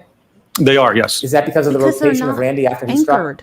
Yeah, that's the rotation of Randy. And again, as you said, that's not a normal person because there's no normal force acting on the dummy. We just have it barely touching. So a normal individual, you aren't going to twist to that extent because this is a dummy which is suspended with just a little contact on the And ground. after being contacted by a vehicle enough to break the light, could it cause a person to stagger backwards? I mean, you're making some suppositions here. There's no evidence that would occur in this case, and not if you're spinning like that. You're not going to stagger backwards first. You're going to spin if you get hit with your arm, as I described in my direct. But is it possible? I can't say it's impossible, but there's no evidence of that. Could a person stumble backwards after being hit? I'm going to allow that. What do you mean by backwards? Because you'd be spinning. So what direction is backwards? Could a person get their foot caught on a curb, sneaker come off, and then stagger backwards and fall on their head? Objection, Your Honor. I'm going to allow that. Why, Bev? Doctor? Can you answer that? I mean, I guess you could somehow predict or have a possibility of almost anything happening. You could say someone could get hit by a car and do a couple of somersaults into the yard. I mean, there's no evidence of that. So it's just supposition, but I won't say it's impossible. You think John O'Keefe did somersaults in the front yard of 34 Fairview? Is that what you're telling us, Doctor? No, Maybe I they were don't think he even pirouette. got hit by the car, sir. That's not what I'm asking. I'm asking Yeah. if he did somersaults in the front yard. No, there's no evidence of what he did. Your Honor, come sidebar quickly before I start. Okay. Oops. He said, no, I don't think he got hit by a car, sir. Why are somersaults so ridiculous? Last trial, they had him doing pirouettes. Yeah, he had him doing a triple sow cow into a double toe loop and then landing on it. Hank's going over to complain. He's not answering my question. He is answering your question. You keep asking the same damn one. Hank did call the sidebar, Marissa, and I'm curious what he's planning on doing. Because obviously they talked about whatever this is. He's like, can I come over to sidebar before I do the thing?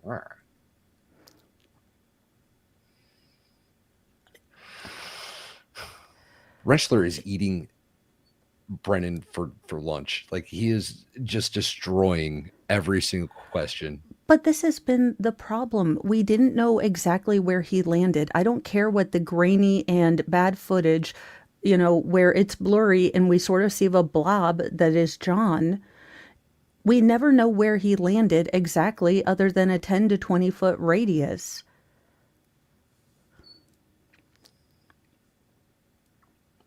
It's unbelievable. This whole thing's unbelievable. There's no proof that he was hit by a car. There's no indication of how fast the car was going, the location of the strike, the location of the body after the strike. It's No, and what does he think he's going to impeach him with? I mean, again, if the state brings another ambush thing again, at what point does Bev say, hey, you were supposed to prove this case, not the defense? Well, that's not how things work in Norfolk County. Well, I know, but what the hell is going? I thought he was, it feels like he's taken 84 years.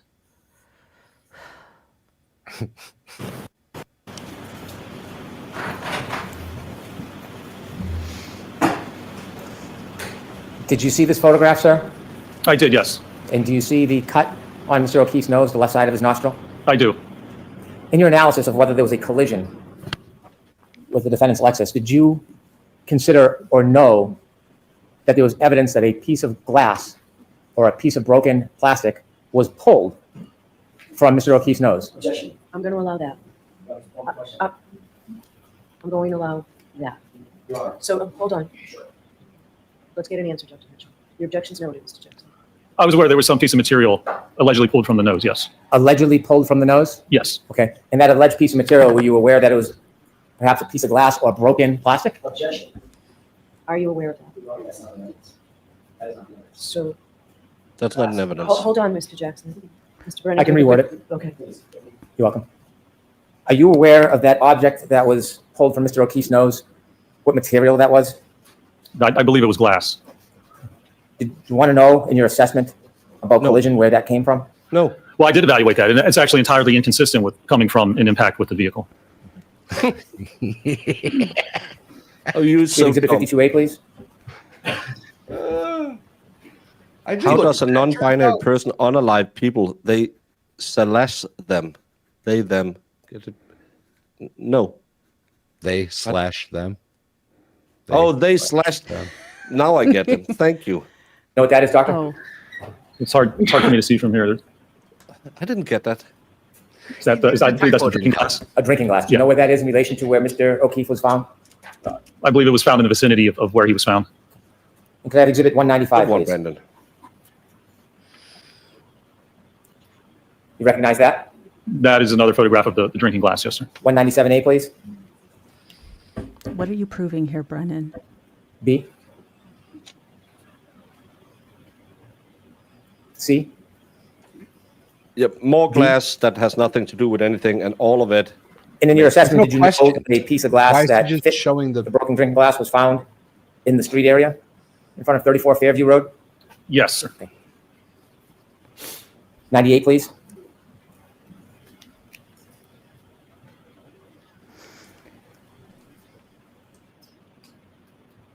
A little more, please. Do you know what that is, sir? No. It's hard for me to tell from Does it back. look like a drinking straw? Okay, the black, that does appear to be a drinking straw, yes. Have you seen that before? I've seen that photograph before. And you appreciate that is in front of 34 Fairview Road? Yes, I believe that's correct. And sir, in your analysis, in your reconstruction analysis, did you consider the broken glass found near Mr. O'Keefe's body? The suggestion glass is found in his nose, and that glass that fit the broken glass was found on the street. Did you consider all those things in your reconstruction analysis? Well, my biomechanical analysis, I did consider especially the glass in the nose, yes, and whether that could have been as a result of the impact. The result of what? A result of the impact with the vehicle.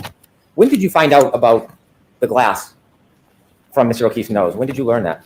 I don't recall specifically. But was it before you came and The testified snow last was time, or was it found- before this time? I honestly, I couldn't tell you. I know it was Days before this time. I don't know when I found out about it. Weeks ago, months ago? Can you turn the lights on, please? I have no idea, sir. You don't know if it was weeks or month ago? I don't remember that specific piece of evidence when I found out about it. What do you mean you don't remember it? Have you seen it before? Well, I evaluated certainly for my report for this case. I don't know if I'd known about it prior to that. Is it mentioned anywhere? We don't know if that, no one has testified where that straw came from. It's just implied that it must have been in her drink. Or the even glass, though, for that matter. it's the wrong glass to what we saw on the, but no one ever tried to testify about that. Yeah, Hearing and report not to about the piece of mention, glass aren't in they Mr. O'Keefe's all nose? heavy drinkers? Mhm. Could a swizzle stick have come from any one of those, drunk a-holes?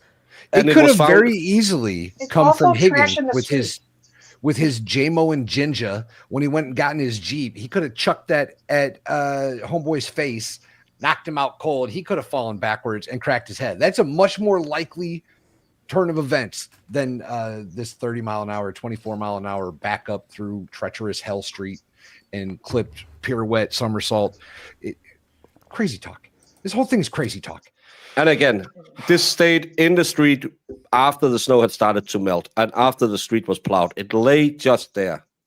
Yeah. No, it's not. You just trash. When you from received that anywhere. information, did someone tell you about it? Did you listen? Did you watch? How did you evaluate this The evidence? DOJ told me. It might have been in an interview or something that it was pulled from his nose, I believe. So you saw and listened to something? I believe so, or was made aware of it.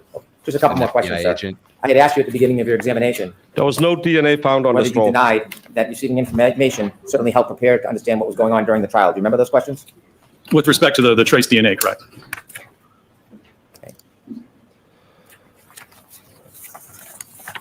And approach? Yes. Oh, I wish he would have said DOJ once. Damn him and his professionalism. I know.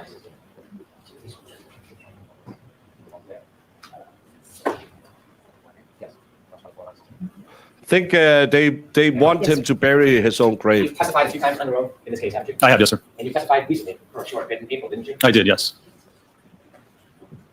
And now he's going to say, as he admitted to in the beginning, that he had information from Did you testify in this very court someone. I believe I did. under oath, Yes, sir. like the oath you took today? Yes, or yesterday. If Now, this is can referring I to read the this? DOJ I'm not again, attributing this in any way to the defendant's attorneys. I'm going to read you this just for clarity. You were asked, did they inform you about witness testimony? And what did you say, sir? They did inform me, yes, about testimony and situations and events that came forth in the trial that I was not aware of. Those are your words? Yes, sir.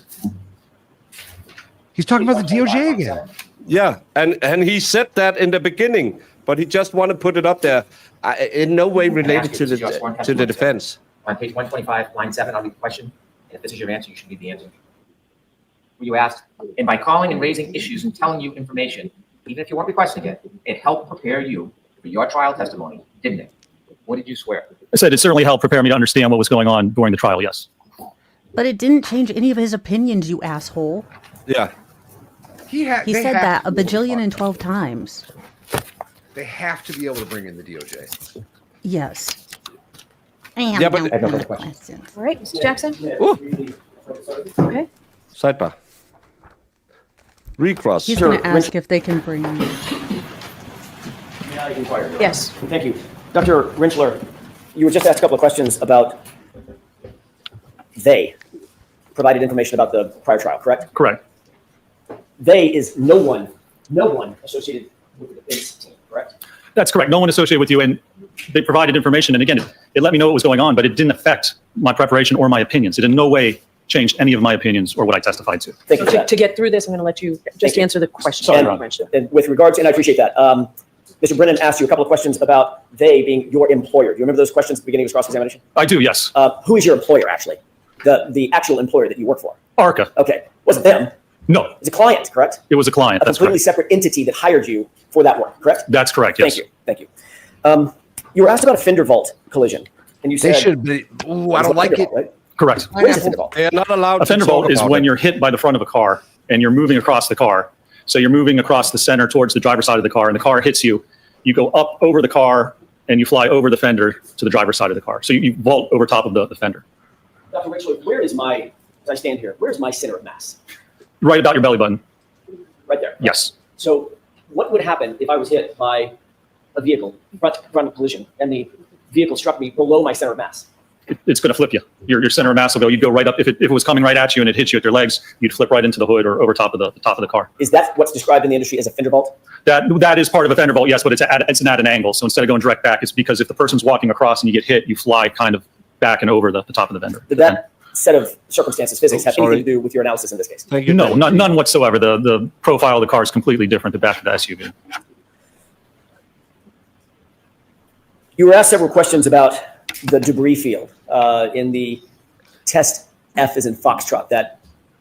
Well, actually, you were asked about both test E and test F. Test E being the 24-mile-an-hour impact to the right arm of Randy, correct? Correct. And test F, the full rear impact, center mass impact, correct? Correct. You were shown several photographs, exhibits of very tiny, tiny shards. Do you remember that? I do, yes. I'll get to that in a second. You were also shown some photographs of pieces of plastic that were claimed to have been found at 34 Fairview. Clear plastic, piece of red plastic, correct? That's correct, yes. In your review of all the data in this case, do you know when those pieces of plastic got to 34 Fairview? I do not. No. Do you know how those pieces of plastic got to 34 Fairview? I do not know. Do you know who put those pieces of plastic at 34 Fairview? I do not. Were you aware in your review of the police reports that none of the plastic that you were shown was found at the time John O'Keefe's body was discovered and the area was initially searched? That is correct, yes. I was aware of that.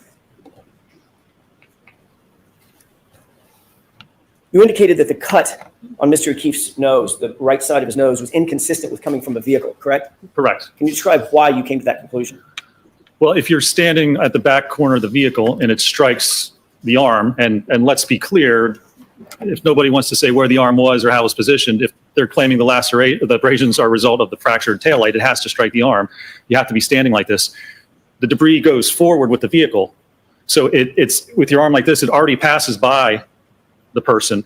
And if there would be any contact whatsoever, it would be with the right side of the face. The shard can't come out and then make a right turn and then somehow embed itself on the left side of the nose. That's entirely inconsistent with the fracture and how the glass and the cover would actually move. I never thought of that. Dr. Rachel, you were asked a series of questions about a hat. Do you remember that? I do. About some shards of plastic material, correct? Yes. About a drinking glass? Yes. About a drinking straw? Yes. Doctor, if there was no collision, does any of that matter in terms of your biomechanical analysis and your reconstruction in this incident? It does not. Why? Well, because if there wasn't a collision, it wasn't that debris or those items weren't a result of that impact. You can explain how that got there, I believe, easier than if you can't explain how the impact occurred, if the injuries don't match up. If you can't even prove what happened, then you can't use information or evidence if you have no idea how it got there to try and prove what you don't even know what happened. Scientifically, it makes no sense. Scientifically, is the first question that has to be answered is, was there a collision? Sustained, you have to watch the filming question. Of course. In your expert opinion, based on all of your review of all of the data in this case, all of the testing that you've undertaken, do you have an opinion as to whether or not there was a collision with John O'Keefe? I do. Yeah, I'm sustaining that, Your Honor. In your view, Isn't that what he has Was talked there about evidence? all the time? Of a collision with John O'Keefe. What? In your opinion, were any of the injuries that you saw suffered by John O'Keefe consistent with having been struck by the subject Lexus? No, they are not. Do you hold that opinion to a reasonable degree of scientific certainty? I do. He testified that there was no collision, so I don't know how it goes beyond scope. But Brennan could talk about microscopic. Doctor, you just said that you do not believe that there was a fender vault collision. No. Could it have been Any collision. a clip? Could it have clipped Mr. O'Keefe? Yes. Not hit him, but clipped him. Well, I don't believe that's consistent with the evidence and what occurred. I mean, someone can get clipped by a car, sure, but in this case, no, I don't believe the evidence indicates that's what occurred. The glass. When you learned of the information of the glass in Mr. O'Keefe's nose, when do you think it was that glass was pulled from his nose? What date? Asked and answered. I think it was the morning when his body was discovered. January 29, 2022? Yes, sir. Somewhere around 6:15 a.m.? Is that your... A fender vault is when you get a frontal kind of, if you're a pedestrian crossing the road and you get hit by a car and you go flipping over the car, that's a fender vault because you vault over the fender. So that it's a technical term for being hit by a car, frontal. But again, Brennan just lied and said, so you just testified that it wasn't a fender vault. That's not what he said. He said no collision. Could he have been clipped, like not hit, but clipped? That's not scientific. Again, they want the arm to line up. He was correct. The arm has to line up with the taillight for any of this to make sense. Now he wants a clip that wasn't strong enough to break the taillight. Yeah. Okay. Yeah, the redirect wasn't that strong. Understanding? Sometime when his body was discovered, that's correct. Do you know or understand that, did you see any evidence that Mr. O'Keefe had a drinking glass outside of 34 Fairview Road that morning after he got out of the defendant's Lexus? Do you understand that? What do you mean evidence? Drinking glass. Did you hear anything about that in your review about? What evidence would there be? Is there a video or a photograph, you mean, of him holding a drinking glass? Because otherwise there's a drinking glass there, but there's no evidence that he had it. We have a clip. Okay. Judge, could I come sidebar? Okay. So now he would want to impeach him or treat him as hostile or something absolutely stupid, I bet. There was no evidence John O'Keefe ever had a drinking glass outside of 34 Fairview because no one saw John O'Keefe outside 34 Fairview.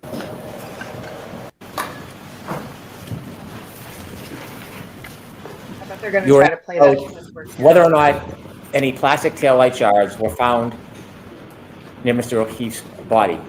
Do you know the limits of the search that the Canton Police Department did around Mr. O'Keefe's body? How small of an area they searched when they first went there? I do not know, sir. Did you ever see a video of somebody with a leaf blower blowing snow off the ground? I did see that, yes. And did you see the confined area in which that happened? Well, I mean, I saw the area where he was blowing with the leaf blower. Have you seen it? To be determined. Both have been said. According to the 911, he was turned over. According to Carol Roberts, he was on his back. So it's one of those little bit pregnant. Any information or evidence whatsoever that the pieces of taillight that were found after that search, have you seen any evidence that they were found in that exact area or were they found in different areas on the lot? I'd have to go back and look. I don't recall specifically. And so when there was a snowblower or a leaf blower search in that area, there would not be a piece of plastic taillight to find if it was never there, would there be? If it wasn't there, you wouldn't find it? Is that what you're saying? That's what I'm saying. Sure. Okay. Did you notice in the injuries to Mr. O'Keefe, most of them are on the right side of his body? No. Well, we have the abrasions and then a 0.5 centimeter abrasion. And then we have the laceration and scuff on the left side. And then the skull fracture, it's a little bit to the right, but it's mainly on the back of the head. And the bruise on his knee? That's the 0.5 centimeter. It's not a bruise. It's a 0.5 centimeter abrasions, about an 1/8 of an inch. And when you're conducting an investigation or you're doing your analysis and you keep saying the physics and the physics, do you add a little bit of common sense in the equation when you're considering the evidence? Well, you can sit back or step back and look at whether what someone's claiming makes sense in the bigger picture. So when you have common sense and you look at the big picture, It's not just physics. It's considering all of the evidence, right? Well, it depends what you're looking at. To certain parts of it, the biomechanical analysis, you look at the physics. It tells you what it is. I mean, if you don't like it and you don't think it fits, well, sorry, it is what it is. That's the science. So you have to step back. I mean, you can look at it the bigger picture if things make sense. You know, if somebody was standing on the side of the road with their arm like this while an SUV backed up at them and they didn't flinch or they didn't put their arm up, that's kind of the smell test bigger picture. That doesn't make sense. But the physics, you can't deny it. You have to accept what science tells you. That's the line you were laughing about in the documentary is one of your answers that you were all celebrating, isn't it? Objection. Isn't it? The objection sustained. What? There's a When wow. I'm gonna boost audio so it might get loud at some points because I want to hear what he just said about celebrating. That sounded like someone got a little pissy. The bigger picture, if things make sense, you know, if somebody was standing on the side of the road with their arm like this while an SUV backed up at them and they didn't flinch or they didn't put their arm up, that's kind of the smell test bigger picture. That doesn't make sense. But the physics, you can't deny it. You have to accept what science tells you. You can't deny it. That's the line you were laughing about in the documentary is one of your answers that you were all celebrating, isn't it? Objection. That's the line you were all laughing about when you were celebrating. So that's what he was alluding to earlier. When they went to that lunch deal, he made a comment, something along the lines of, you know, if the science doesn't fit, it doesn't You must work acquit. kind of thing. Right. Yeah. It was something along those lines. And everybody kind of laughed at it and was like, yeah, that's fact. But and he was done now Brennan's trying to testifying. throw it in his face. Yeah. Yeah. I don't. Yeah. And it wasn't in As front no- of the jury. No. Yeah. Now it is. Now it's in front of the jury. Isn't it? The objection sustained. How'd that smell like break, sir? How'd it break that night? How did? Oh, I don't know. There's no evidence of how it broke. Thank you. No further questions. All right. Maybe Higgins You're all threw set, it at the Dr. back of his Archie. head. Thank you, Your Honor. In front of his head. Is there an objection? So, What did he say? subject to us discussing it. Mr. Jackson? Mr. Jackson? Subject to me taking a look at it and us discussing it. It's not coming in right now. Okay.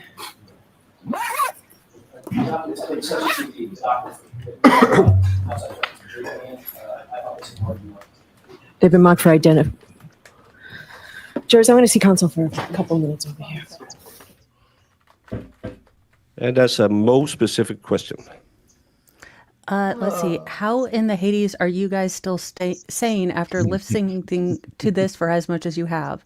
Well, I wasn't sane to begin with, as noted by my mini wigs and different headbands. And You making some went into puppets. this with the assumption we were sane?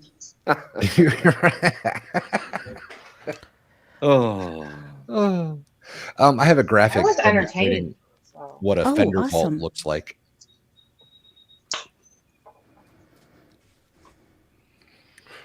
This is a fender vault, yo. You get clipped by the front of the car, go over the top, off to the side. That's Okay. how it works. And anything that goes over the fender. Yeah, this is a fender vault collision. So why did Hank bring that up if it's exclusively to smaller sedans and Ford Impacts? Never mind. Because- He's an idiot. Yeah. And he wants to confuse the jury by using different wordings.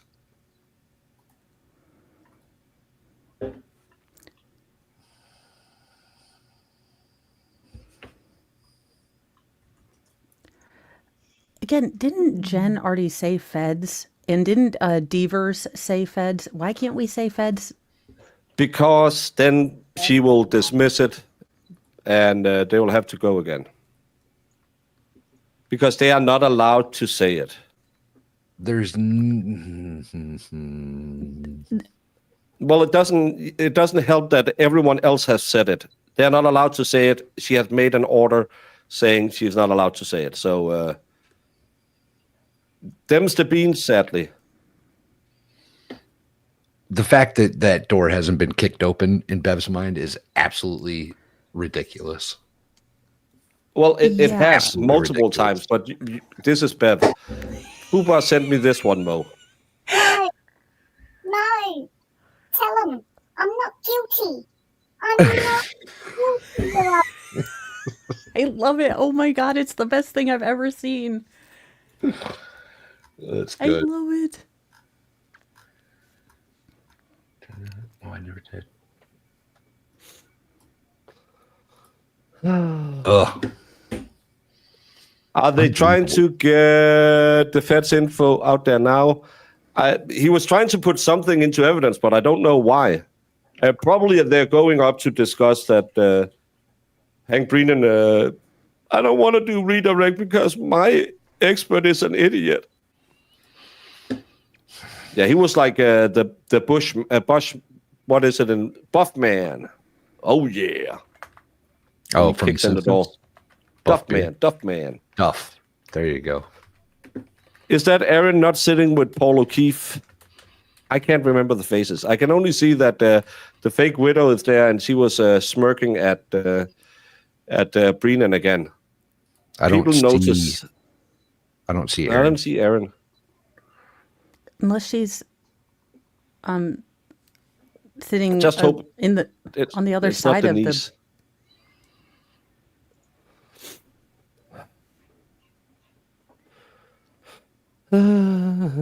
Yes, she's wearing blue and white. Oh, so she's behind. Is that Aaron? I thought Aaron was a larger woman. No, she's kind of petite. I don't mean to say like huge, but like I thought she was framed a little bigger. I wonder what Maybe the groovy ghoulies are thinking about now. The guy sitting between Aaron and Paul, her divorce attorney. So Yeah. He looks uncomfortable. That's the new boyfriend, new dad, Paul upgrade. She got a bald upgrade, let me tell you. They rested in the Laurie Wallow Daypole case. That was a quick one. Yeah, that one shouldn't take too long. Is that the big show? Jurors, we're going to leave you for the day. We will see you tomorrow morning. Those same cautions, please do not discuss this case with anyone. Don't do any independent research or investigation into this case. If you happen to see, hear, or read He was there on the about this left. case, please disregard it and let us know. We'll see you tomorrow morning. All right, the jury. Might. Defense has been nipping at something for the last several hours, and Bev keeps. Yeah, they're probably gonna again have her throw the case. I That would. won't I happen. would definitely. Yeah, I would they're just probably would saying, for a dismissal. for the record, we should be allowed to talk to the feds. Again, Hank basically went after someone told you something, and again, putting in that real inference that he was doing something shady. So, Mr. Brennan, I'm going to take a recess. You go ahead and look at that PowerPoint. I'll come back out in 10 minutes regarding the PowerPoint. The PowerPoint.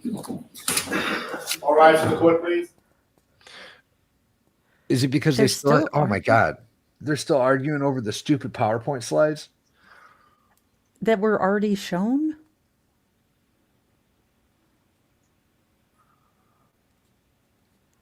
This is. It's because they want to enter them into evidence. That's why. Because again, a PowerPoint, as long as it's just used to present an expert's opinion, has different rules than if it's one.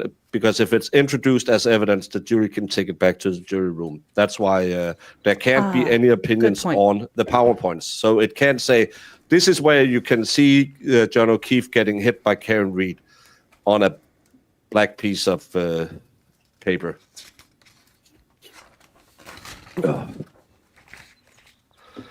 Have you noticed none of John's supposedly best friends has been in court? Shows how good friends they were. Yeah, they were really interested to be there at the last trial, but this trial, they haven't really been there. Have you noticed that Lindsay Gattani has been in court one day, and now she's in court in another building because Aiden apparently broke his restraining order against her on that exact day. Isn't that funny? I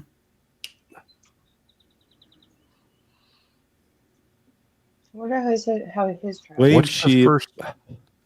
What's the first wave. emoji? Wave. Wave. Wave, sheep, house. teapot? What? What?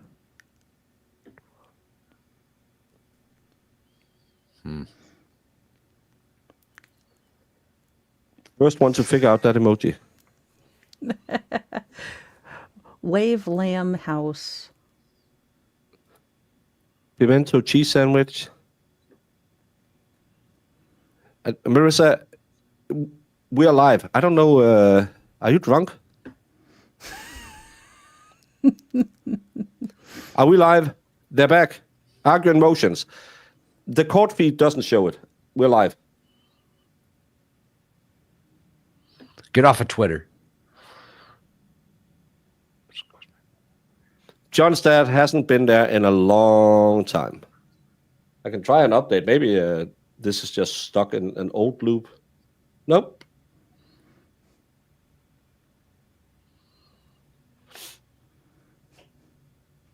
I think I had pimento cheese last year. Was there?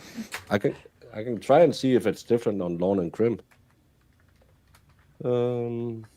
Yeah, because usually court TV is a little bit delayed.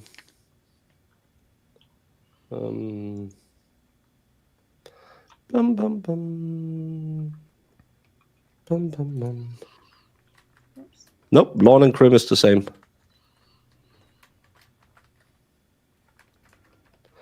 She said she was going to go out for 10 minutes and come back. So next year we gotta get bigger to try shrimp and grits. If I'm flying next year, I want to get smaller.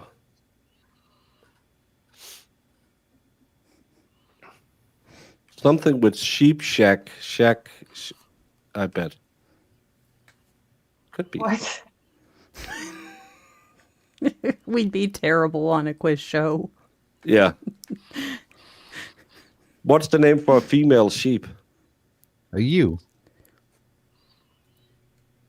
Wave you. Oh. What? No, it was a wave, a ewe, a house, and something. A teapot.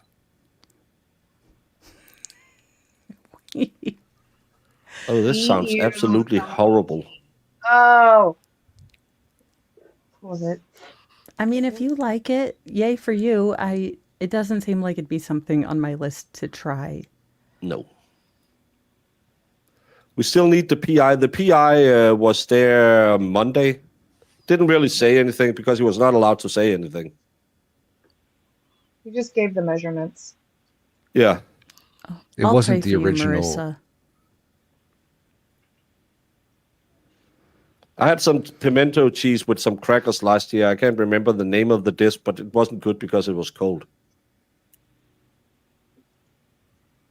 I got it. Bush cook.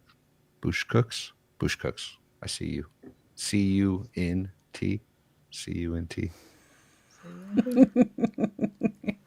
I didn't realize it was an inn. I thought it was a house or a home. Well, yeah. I was like, Residence. CU house tea kettle.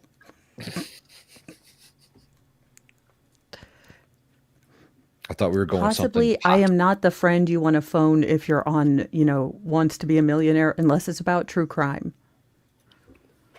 Hear me out. Spray cheese and double stuffed Oreo. It tastes like cheesecake. I swear on my life. I don't like cheesecake. What? And No. What? Which kind of spray Cheese whiz? cheese? Like, yeah, like the cheese whiz. this is the first time the panel has been united in disgust. We can build our bonds together. We can overcome our differences. I would try it, but I'm just. Of course you Of would. course you would, Jamie. It Of has course cheese you in the would. name. Cheese and What was Oreos. with My Oreo? two favorite things ever. You're from Minnesota. Everything you eat must have cheese in it. Oh, I'm having a salad. No, Jamie, you're having 4 different types of cheese in one bowl. Yes, a mixed Put it in a salad. bowl. Yeah, Salad. exactly. You know me too well. That's how I did it. And you had the salad bar in school. I'd always put cheese and croutons and ranch dressing. That was my salad. Roland, I am What with about you the on that lettuce, one. Jamie? What about the Oh, lettuce? screw that Oh, lettuce. you should have seen Jamie when that guy who gave her a kebab box in Copenhagen asked, "Do you want any vegetables with that?" She looked like he had just said, "Do you want me to get 5 guys together and gang rape your grandma?" No. Wow. My poor grandma. Jeez. Well, that's how you looked. You looked salad. I did. I scrunched my nose when I said, no, not at all. No, thank you. Get out of there.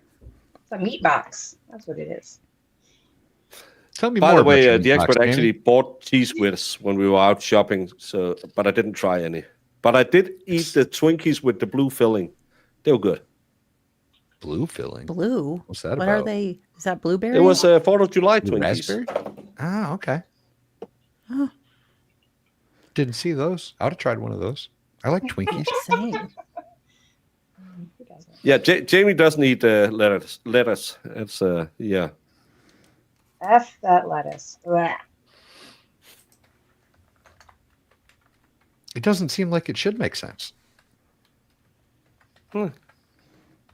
Yeah, they were Smurf flavored. Smurf flavored. Did I poop blue? No, I only had 1 Twinkie a day. I have to watch my girl is figure because I don't drink light beer like someone else. Who drinks light beer? Lefty, because he's a female. That makes sense. Light? Aw. Oreos and sour cream? What is wrong with you people? I No, we also still love have a rebuttal for the Commonwealth, and they haven't rested yet. We have a rebuttal from the Commonwealth, and we have closing arguments. Yeah. It's the trial Farrell- that never ends, you guys. Farrell, That sounds you, disgusting. you and Jamie needs to stop being Midwest. I know. I bought a what is it? Whip. Whipped What's the cream. top you get instead of the Tupperware? Cool Whip. Cool Whip. Cool Whip. Cool Whip. Cool Whip. Cool Whip. Cool Whip. It does not. Stop it, Moni G. Stop it. Don't encourage her. Gross. What? Not you, Farrell. Moni G said it sounds amazing. No, it doesn't. It sounds disgusting. It sounds like something. Did they? I didn't hear them rest because they're still fighting to get some evidence in. So I don't think Yeah. they're rested yet. Because she said she was giving them 10 minutes and she was 10 going to minutes, look yeah. over the slides. Fair point.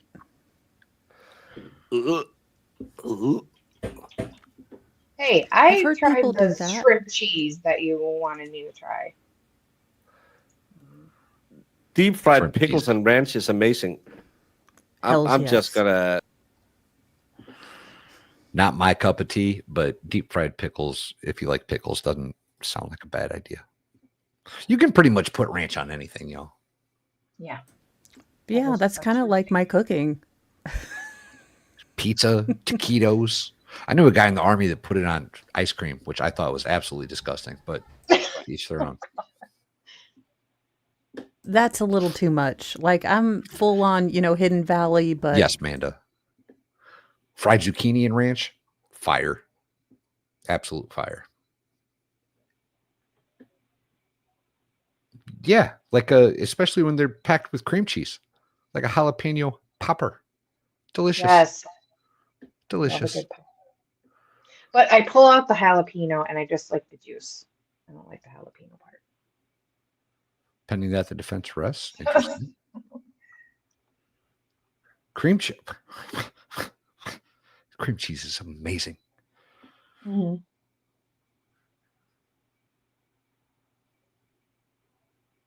I don't think so. They usually slice them and then bread them, as far as I understand it. What? The pickles? oh, Yeah. I'm sorry.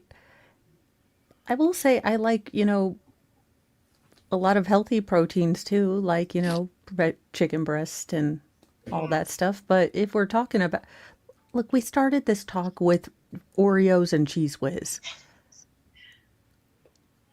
I love Nice. chicken, but I You like guys it don't as a have tender. Yingling? Ooh, a good tender, good chicken nugget. I don't like fried pickles. I don't like pickles. Yeah, I don't know what ranch dressing is. Oh, it's delicious. It'll change your Have life. you never tried it since you've been over here doing things? No, because I go to the South. I don't go to the Midwest. Yeah. That's yeah. fair. That's fair, Uh, actually. Valhalla only knows it because he's born up north. That's true. You got to get some good homemade stuff. That, you know, Yeah, homemade is buy good a too. bottle of I think craft and actually Tracy D, at Tracy the, D, I have to disagree in that statement. That was one summer. different kind of crab, Baker. Different kind of crab. She said anything with crab is well. I would say until later. it was good, but yeah, then the crab came. I think at FNL, I think the salads that we got had ranch dressing. I think. You seen me. The chances I would eat a salad. I don't think anybody ate the salad. If I remember correctly, they were all still there at the end of the event. I don't think anybody ate it. You ever had buffalo chicken dip? Nope, I don't like dips. I don't like buffalo. oh my God. I like insanely spicy mustard. I don't like Ooh. stinky cheese.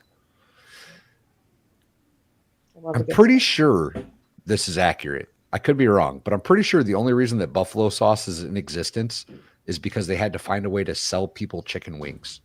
Chicken wings were trash. They were never consumed by people before Yeah. this. And then they realized they could make money if they covered them in a really spicy buffalo sauce. And that's the And only that's way people how would my eat favorite them. meal was born.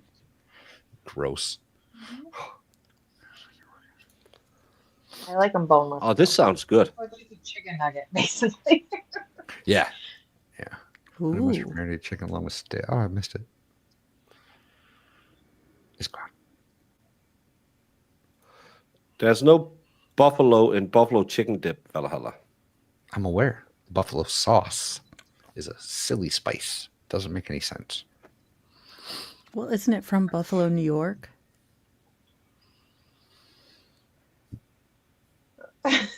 Where they made the first chicken wings? Because I think it was like a restaurant owner, her son came home or someone came home and they didn't have anything to serve. So she had like celery sticks, carrots, and then these wings she fried up and put the spicy sauce on. So Is that a she true story? hated her guests and gave them celery. I think there were her kids' jackass, him and his jackass friends after they'd been drinking. So, I mean, would you go and make them a meatloaf or would you fry up, the chicken leftovers? I would serve celery for guests I don't like. Celery Fair tastes point. like depression. And floss. Especially not the stalk celery that you chuck in a Bloody Mary, but the big chunky one that's kind of like a turnip. That is probably the worst side dish I ever thought that had. was fennel. No, it's a celery. It kind of looks like fennel is the stalky thing, but you can get like a big celery like this, and I was at a fancy dinner once, and there was this, and I thought it was some big potato thing, and it was just a salt baked this thick piece of celery, and celery just tastes like your mom said. You need this to be better when you have 200 degrees fever. I'd die. if she told me that. Well, I Yeah, guess no thanks. Just put me I'll say my outside with the goodbyes. trash, Mom. I'll say my goodbyes. Celery root, maybe. I don't know what you weird people call it, but yeah. Yeah. Celery stalk. Yeah, the stalk is the one you. It's celery root. Celerian.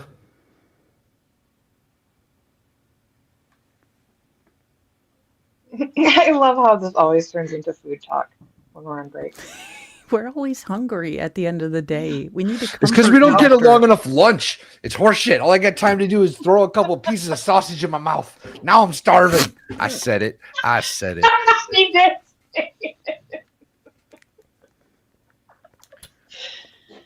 So a nice chuck roast in the slow cooker right now. Someone clip that. to this, I'm going to Jamie's according to house. this random kitchen Sterling website I just found. The city, the Anchor Bar is the birthplace of buffalo wings. In Buffalo, New York is often credited as the birthplace of buffalo wings. The restaurant was founded in 1935 by Teresa Bellissimo, an Italian immigrant who had a passion for cooking. According to legend, Teresa created the first buffalo wings in 1964 as a snack to serve to her son and his friends who were out late and looking for a quick bite to eat. The original recipe consisted of deep fried wings, chicken wings tossed in a spicy sauce made from a combination of hot peppers and butter. This is a we call them celeries, but you call them celeriac. And imagine this. This is sadness. What do we call it? Celeriac. CELEIRIAC. What Never does heard celeriac taste like? Has a mild celery flavor that is refreshing crunch and a little bitterness when raw? No. Are you And sure that's subtle not a undertone Bazor? of sweetness when cooked? No, it tastes like depression. It This looks tastes like a like you walking home Friday night after you've been at that kicker, and you don't know where your pants, your wallet, or your dignity went. This is how it tastes. I mean, that's what I imagine they make Malort out of. That You use it in Like- soups a lot in Denmark. You'll cut it into small cubes and throw it in, like if you have a beef soup or a chicken soup and just want you some could just vegetables use in there. celery stalks. That's not. No, because that's not part of the Trinity. It's for winter food because again it's a root, so it'll keep longer. Celery stalks is more fresh food. I think we Baker, generally refer to we that have as celery root. refrigerators now. You don't have to That's live what we like call it. No, but it's Like still we just don't. the traditional ingredients in soups. Because We have we use it in it's a common spice. People we buy it in spices, celery root. I don't know what a uterine fibroid is, but it tastes like that.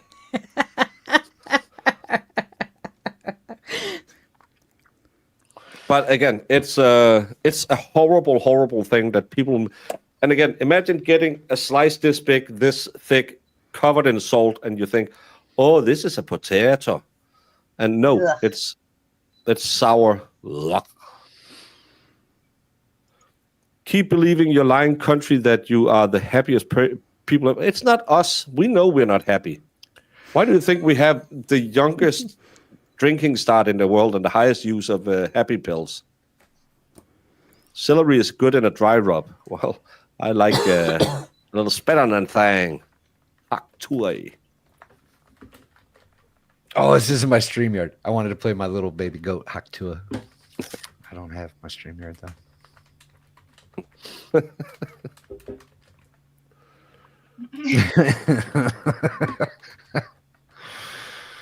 I need to know, Val. Breakfast or Italian sausage in the mouth? Neither. Smoked. Smoked Like sausage. good We grilled last night, so I Oh, did a little cool. brown sugar and honey barbecue sauce. Ooh. Cut up some smoked sausage. Mm. Yummy.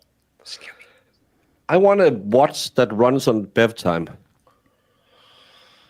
Because those 10 minutes has now lasted 20. CPT. Yeah.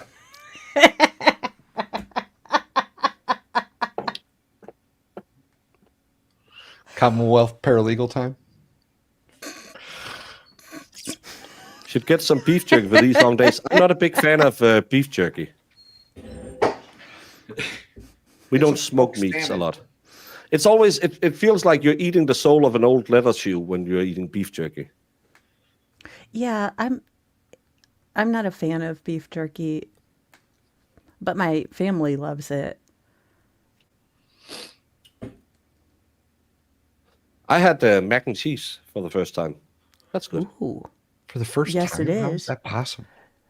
Because we don't eat that much cheese in our food. We'll have cheese like a cheese board, or you'll have like a piece of white bread with cheese on in the morning. You don't Wait. just let's chuck cheese in this food because it could be healthy.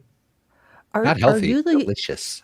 Are you the a-holes that started this whole charcuterie board nonsense that I have to see on every damn Pinterest and TikTok and every other stupid thing? 'Cause I think it's the French. That's why it's called charcuterie. I always Sounds knew French. I didn't like the French. Nobody does.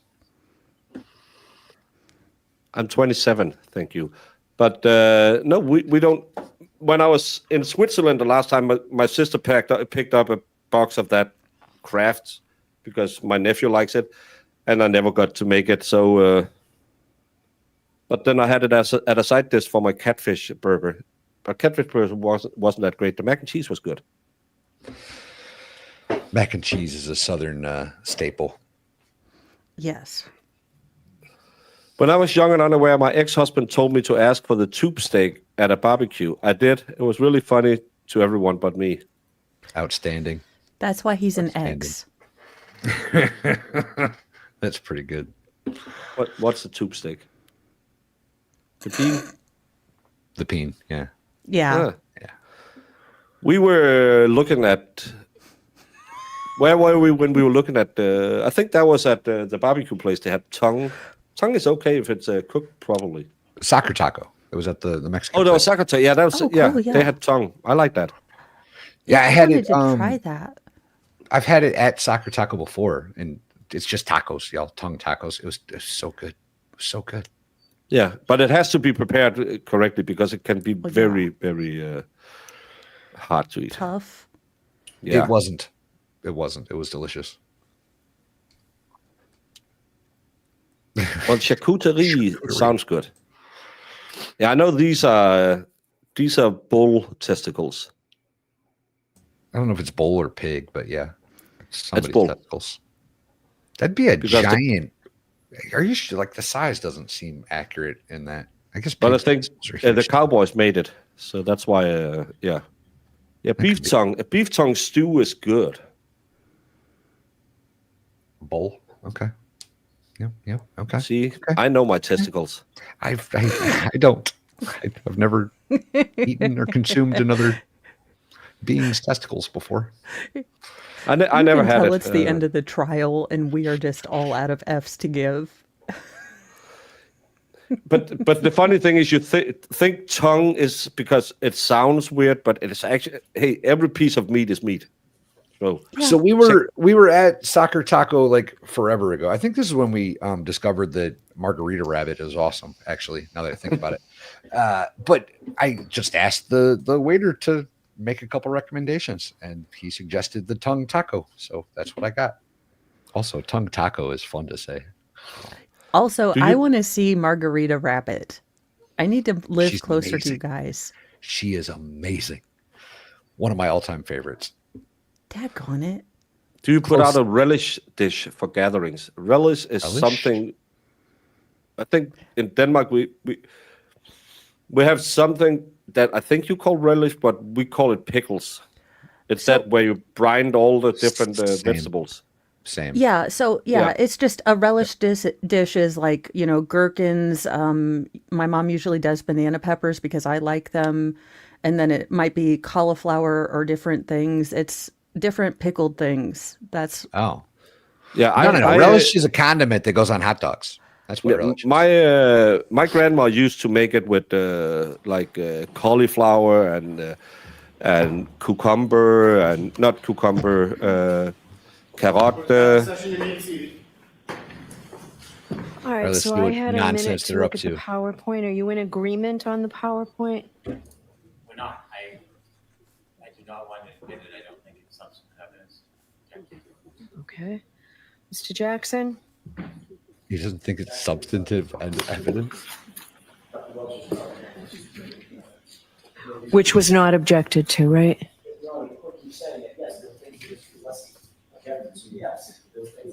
But did he object to the PowerPoint coming in? It's been well under pressure. I don't know what Mr. Lesson's going to do regarding PowerPoint. That's the question. The question is whether this PowerPoint is admissible, and it is. There's nothing in it. We've taken out all hearsay, discussion, opinions or thoughts, thought processes. These are all the tests that were completed and done. Exactly as Dr. Wolf's PowerPoint was done. This PowerPoint is in evidence. This PowerPoint should be in evidence. Is there anything in this PowerPoint by way of videos that is not already in through Dr. Wolf? I believe the video of the drop test is in Dr. Welch's PowerPoint. There are most of the videos are included. Oh, no, I'm wrong. Basically slowed down. So there are the videos are the same, but the videos that Dr. Retrial used because of the side of the case that he was handling, the biomechanics side of the case that he was handling, slowed down significantly to show the deformation of the arm, the force impact on the elbow, the hand, forearm, about which he testified. So what he did, and I remember asking him this before I ever saw the PowerPoint, is there going to be anything different? He said, I use the slow motion cameras more than Dr. Wolf does because I need. Okay, so I need you to tell me tomorrow which slides specifically answered that question for me. Okay, whether they're in evidence or not, and which ones are not, regarding the videos.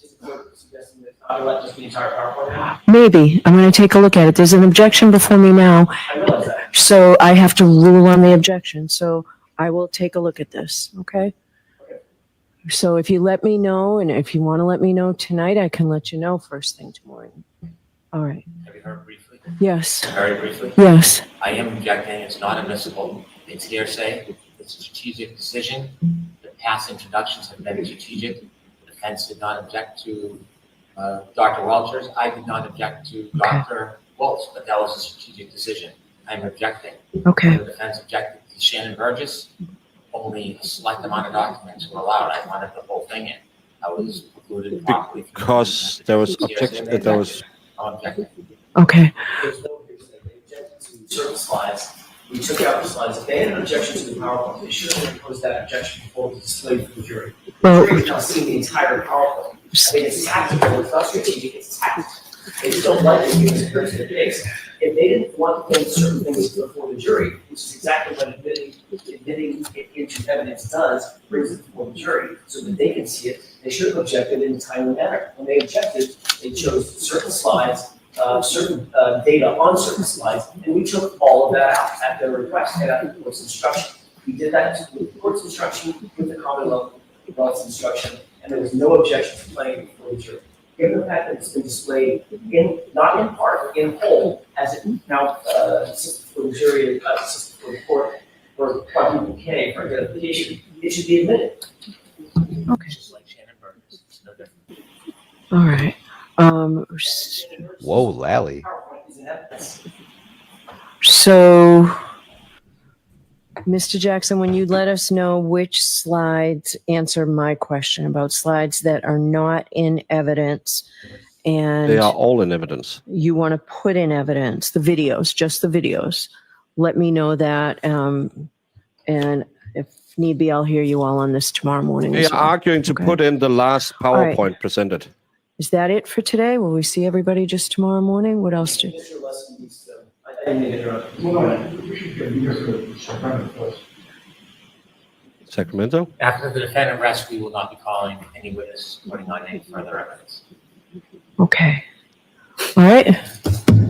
So no rebuttal case. No rebuttal? No rebuttal case. We would like to review required findings not guilty at the close of all evidence. It won't be a lengthy argument, but I'm happy to be heard on that in the morning if we got tomorrow morning. Okay. Is that all we have left now? I have no idea what Mr. Alessi wants to talk about, but would I'd like to respond to that, Your Honor, and the answer is, given Mr. Brennan's answer with no more witnesses, my issue is moved. okay, great. So, The technical thing is we need to move in the 3 items of evidence, the documents associated with the sweatshirt, I think they've been marked for identification. No, they were marked as evidence, right? Yeah, they're exhibits. But no, they're coming to evidence, Your Honor. So I thought they were marked as identification, not evidence. If they're an evidence, they're in. If it's identification. So I need to find that. It would be my intention that they get put into evidence. I'm not going to display them and bring a jury in just to see those at this point. Okay. As long as they're in evidence and I can use them in closing argument, then so be it. If I can, for clarity, Your Honor, there are exhibits. I have Y. So that's not an exhibit, Mr. Alessi, if that's how it marked. That's identification. I have a different parlance. I'll use this court's parlance. Yes, it's YYY, ZZZ, AA, BBB. So that means that, all right, so that's for identification. Letters are identification, numbers are exhibits. Your Honor, I understand that. We all know what we're talking about, and Your Honor agreed that they're going to be in evidence. Right. So, and I've ruled that they're in evidence. I just need to know for this record whether they're in evidence or not. What you tell me, you just told me they're in evidence. They're not. They're exhibits. They're identification. You told them that it was in now evidence. They Yeah. should become exhibits. Can we do that now? Do we have them? Where are they? Oh, Jim, they're in there? Okay. Yeah, and Your Honor, my whole point in wanting to be heard is that they're not in evidence, and I want to make sure they get it. That's my point. Yeah. Bev, you don't listen. Bev, you idiot. What number are we at, Madam Court Reporter? To the 230. Okay, and we'll do A, B, C, D. Is this the smelly pit? So is it Y, Z, A, and B? Oh, maybe. That's a little nasty, Not really standing sure. up and. That was impressive. I can't believe she did that in front of so many people watching her. She probably didn't expect that. Counsel, I'm not sure I have those. All right, so we will make, so as of now, they're in evidence. Tomorrow, we need to physically put the sticker on those. Can I stick numbers? Yes. 230A, I'm sorry, say that one more time. 230A through C. 230C. Not 23C, 23OC. Thank you.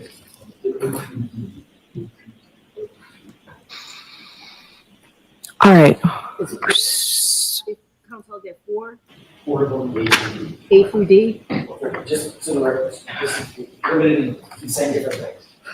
They were marked for identification as triple Y, triple Z, quadruple A, and quadruple B. Okay. And all I need to do for my records is figure out which one is which in terms of the focal points marking. So as you do that, I'm good, I'll get out of here. I think it's. We will do that first thing tomorrow morning. Right? We will, so everyone is in agreement then. I will let you have tomorrow without the jury. We'll have our charge conference here in person. Then I'll give you the rest of the day to get your closing arguments ready. I'm imagining that you don't want to argue tomorrow morning at 9 o'clock. Is that fair? That's fair. Mr. Brenner, are you in agreement? I'm in agreement. I'm not interested in arguing tomorrow. Okay. All right. So we'll give you tomorrow. We'll have a charge conference tomorrow. I'm going to ask the court officers to call the jurors tonight as soon as possible. This is great that you did it. I was going to give you until 7 o'clock tonight, but if you're certain, then the court officers will call the jurors now and let them know they don't have to come in tomorrow. And then when they come in Friday morning at 9 o'clock, we'll do argument. Yes, they rested on. Well, they had to discuss that they want the Welcher report in, and they want the Rensler report, not Welcher. Rensler report in, and they wanted to make sure that 4 pieces of evidence was provided as evidence, not just as a demonstrative. So they have rested. Tomorrow will be a day off. They will be having a charging conference, which I won't be streaming. Why? We won't? They will sit and go through 48 pages of stupid arguments about what is to be read to the jury. It's absolutely mind-numbingly stupid. I'm not even sure they're going to televise it. In charge.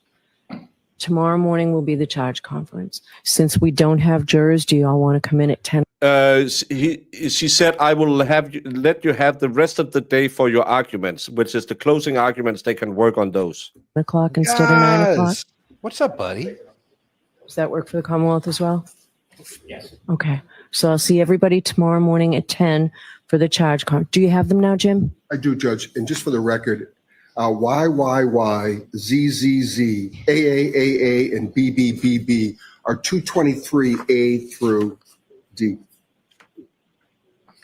If you want to look. In the same corresponding order. So 230? you know what they are, Mr. Jackson, in order. Okay.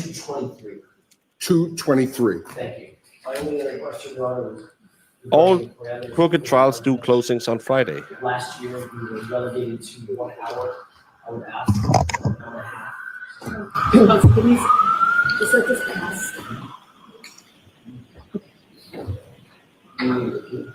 No, I got it, but now you can go. I would ask for.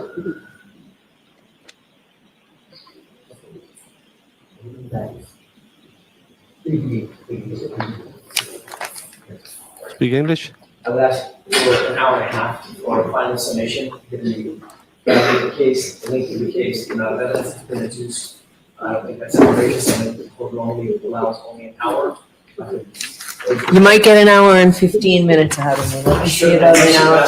Let me see. Yeah, you would not have got an hour and a half by asking for 2 hours. Mr. Brennan, what are you looking for? Do you want the same? I don't have a position. I'll take whatever the defense is.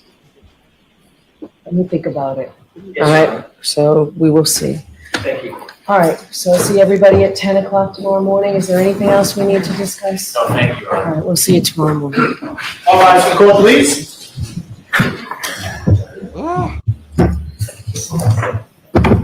Goodbye. Jesus Christ. So is the 1 hour split between both for the state, is the 1 hour split, or do they get 2 hours because they have 2 arguments to make? normally the state will have to have all of that in 1 hour.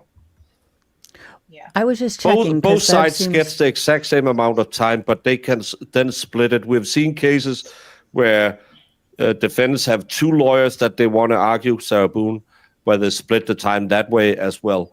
I had a poll up. What if any sandwich proves murder? 34% says ham, 31 says Monte Cristo, 19 says beef sandwich and bread sandwich, and only 14% says roast beef sandwich. I will let you know that roast beef sandwiches has led to most unalivings. Started a lot of wars.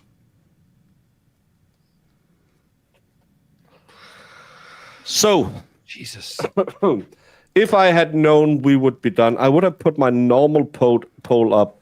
We are only 200 people left across the different, but I will do the defense has rested. Guilty, not guilty, manslaughter. I can't spell. I don't know. Oh, I got a spell check. Manslaughter. I'll do a quick poll where you can say where you are. If you are undecided at this point, you must vote not guilty, because that means you have a reasonable doubt to her guilt. If you're not at this point 1,000 million% sure she did it, that Karen Reed, in a fit of rage, moved her car at some speed, at some distance, backwards into John O'Keefe, striking him in a way that made him fall directly backwards and 7 feet up a lawn, hitting his head, causing a swelling of his brain, and thereby causing his death. If you're not there right now, you must vote not guilty, unless you think that she accidentally did it and left him at the scene, then you can give the manslaughter a try. But you can't get a hung jury now. A hung jury shouldn't be any option because we are grown-ups. We can only have one vote. And if you're not sure, then it's not guilty because that's reasonable doubt. My poll is slightly different. I'm just asking for the verdict in your opinion. Guilty, not guilty, guilty of some, hung jury. Those are the 4 options on my poll. I've got just 3 options: guilty, not guilty, and hung jury. Well, yeah. And hey, Gus, nice that you spent some time with us on your breaks. Should we, while people put their votes in, have a little? How surprised are we he's not going to put on a rebuttal? I wouldn't. There's no way I would call Welcher to the stand. I'm surprised, actually. I figured he'd want Welcher to get up there and just. What is Welcher gonna say other than I didn't do any measurements. I didn't do anything but roll around in paint. I didn't do anything. Danny's surprised. After hearing Dr. Rensler today, I would have been more surprised that he brought Welcher back because he know, and that's why he even shat on his own experts' opinions. Said, he doesn't know anything, and you would just have given the defense another opportunity on cross to say, you have tested none of this. You have now seen our side. And you have done no tests to prove how their test was wrong. Well, he couldn't fly because he was not an electromagnetic dummy. But do you agree with the scientific fact that no way in any scenario proven by you in your original test can you assert that John O'Keefe was struck by Karen Reed at some speed over 8 miles per hour, causing him to fly 7 feet up on the lawn, slamming his head on the ground, causing his death? And he would have, unless he wanna never work again, say, I cannot determine that. Well, didn't Brennan almost go as far as to say, if there's no, location, there's no this, there's no that, you can't prove anything? I mean, didn't that come out of his mouth? Yes. Or was I? Yeah. So didn't he make a case? He said there's no way you can prove this any never of happening? this, right? Well, that's the problem. And Sue, I can understand why people says manslaughter because I still think there is a likelihood that she will be found guilty in the manslaughter charge because she said I was drunk. At least some jurors will have that opinion. She was drunk. Before Mr. Rentschler, I'd say yes. After Mr. Rentschler, the Arcas, yep. I don't know. But there could still be people that are not happy that she drove drunk and want to punish her for that. Yeah.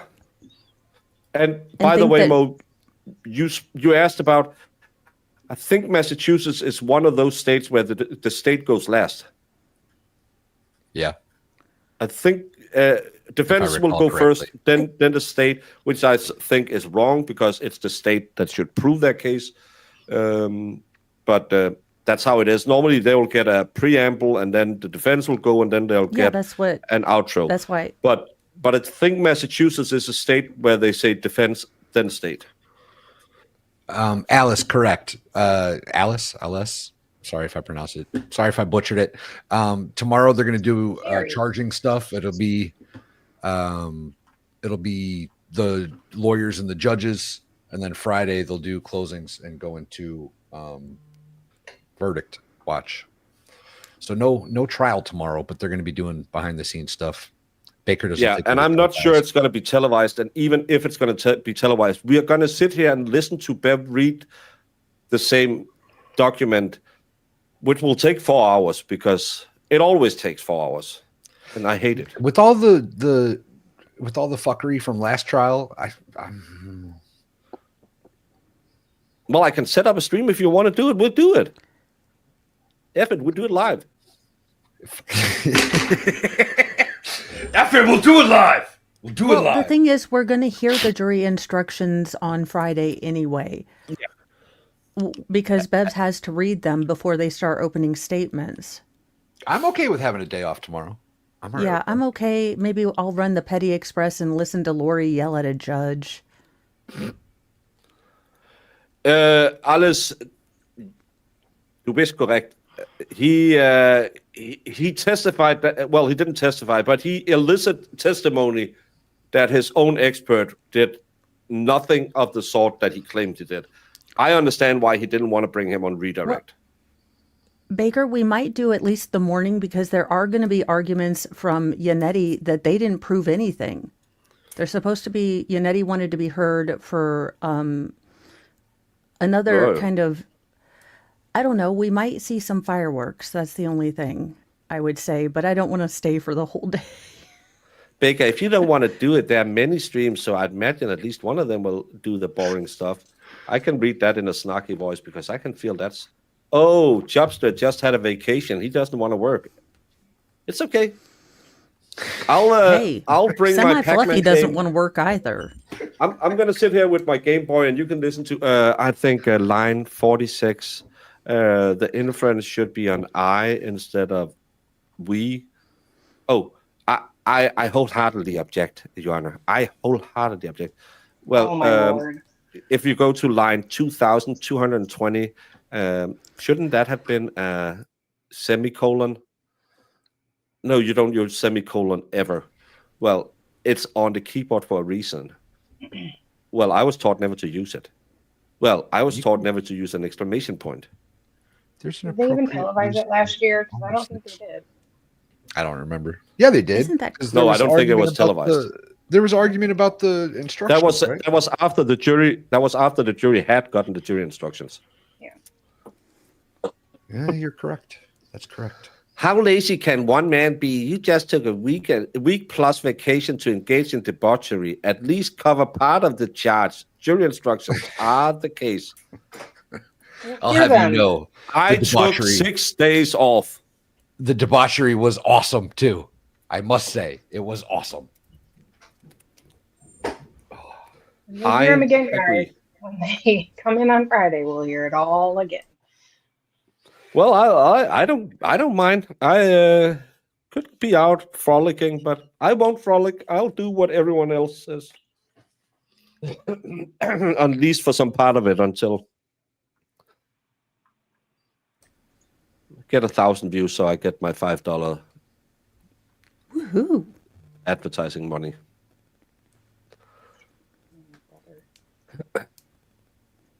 What game will you be playing? Pac-Man. I don't have a Game Boy. I wish I had a Game Boy. Make it a Lego stream. I'll save my Lego stream till we go on Verdict Watch. Verdict Watch should start Friday. I have a stream Friday where I've been invited as a guest at 5 p.m. Eastern. But I've said if we are on Verdict Watch and it's going to be. I might.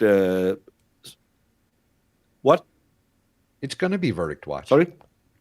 It will yeah, be but maybe Verdict Bev might chuck them home and say, come back Monday rested and ready to do the deliberations. I doubt it. She's done it before. I believe she did it last time. They got the... No, that was a Wednesday or something they ended last time. Cybertruck. Big orange machine. Besides, if they start early in the morning and they only get 1 hour, I would think that they would be... She wouldn't send them home if it was before luncheon time that she normally takes. Jury instructions will be at least an hour. Closing arguments, 2 hours. Final. They'll get the case around noon. Bev time. They'll get the case around 2 or something like that. Then a couple of hours, and then she'll send them home for the weekend, and they'll come back, and all next week we'll just be sitting here. Waiting for the outcome of this nonsensical charade put on by the Commonwealth and all of its corrupt police agencies. Hi, Jamie. Frolic in the stream. Baker frolic at the beach. Baker frolicking in Pac-Man world. Baker frolicking everywhere. Yeah.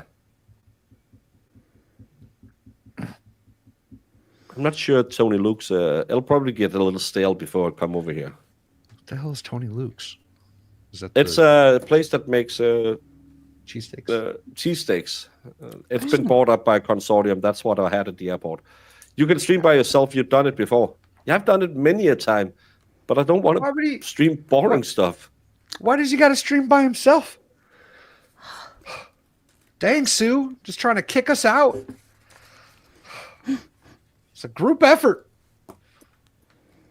Yeah. It's also Friday the 13th. Oh, jinx, jinx, jinx, jinx. Ooh. The frozen one aren't bad. They just need some dry ice. Well, I can just... We do have sub places in Denmark. I can just go, and I like them with kebab.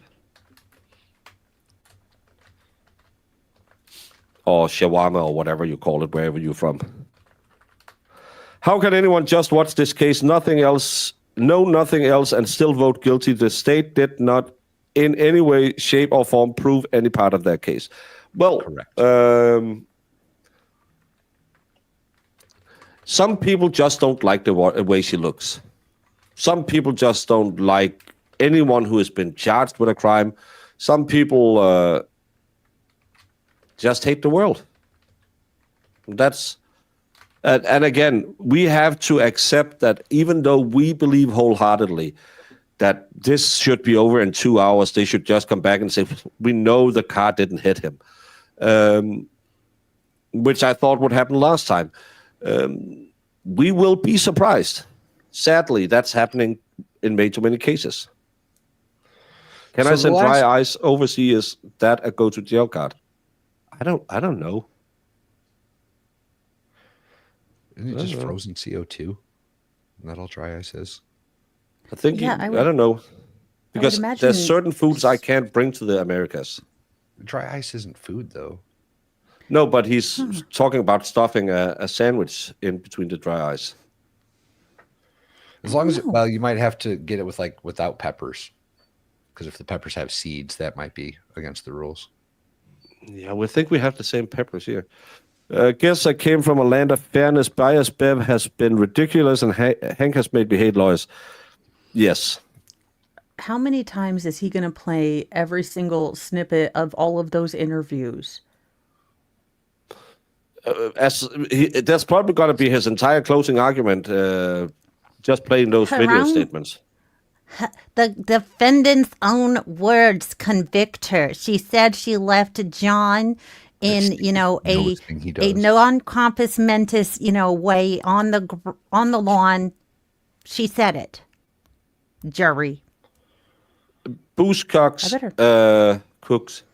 Sorry. I didn't know the case, and I saw the arm, and I said, I have to look into this. And since then, I have felt this case is not on the up and up.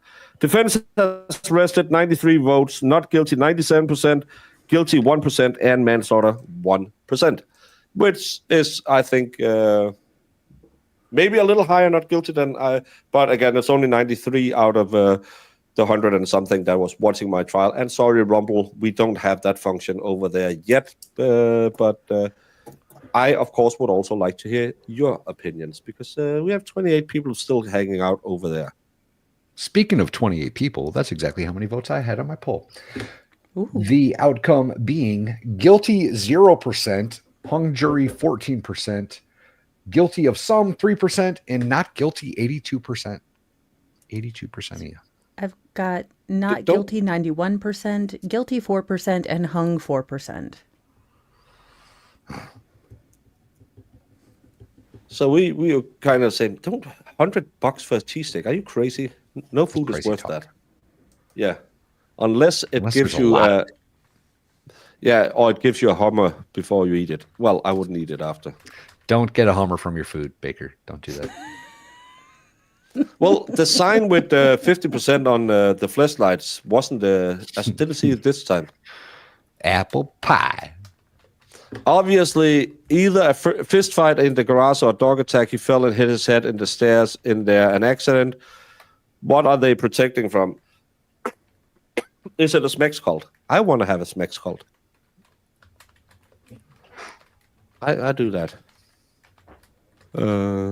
What else do bacon need to survive jury watch? I don't need anything. I just need some of you to show up and keep me entertained, and coffee, and get rid of this stupid sniffles.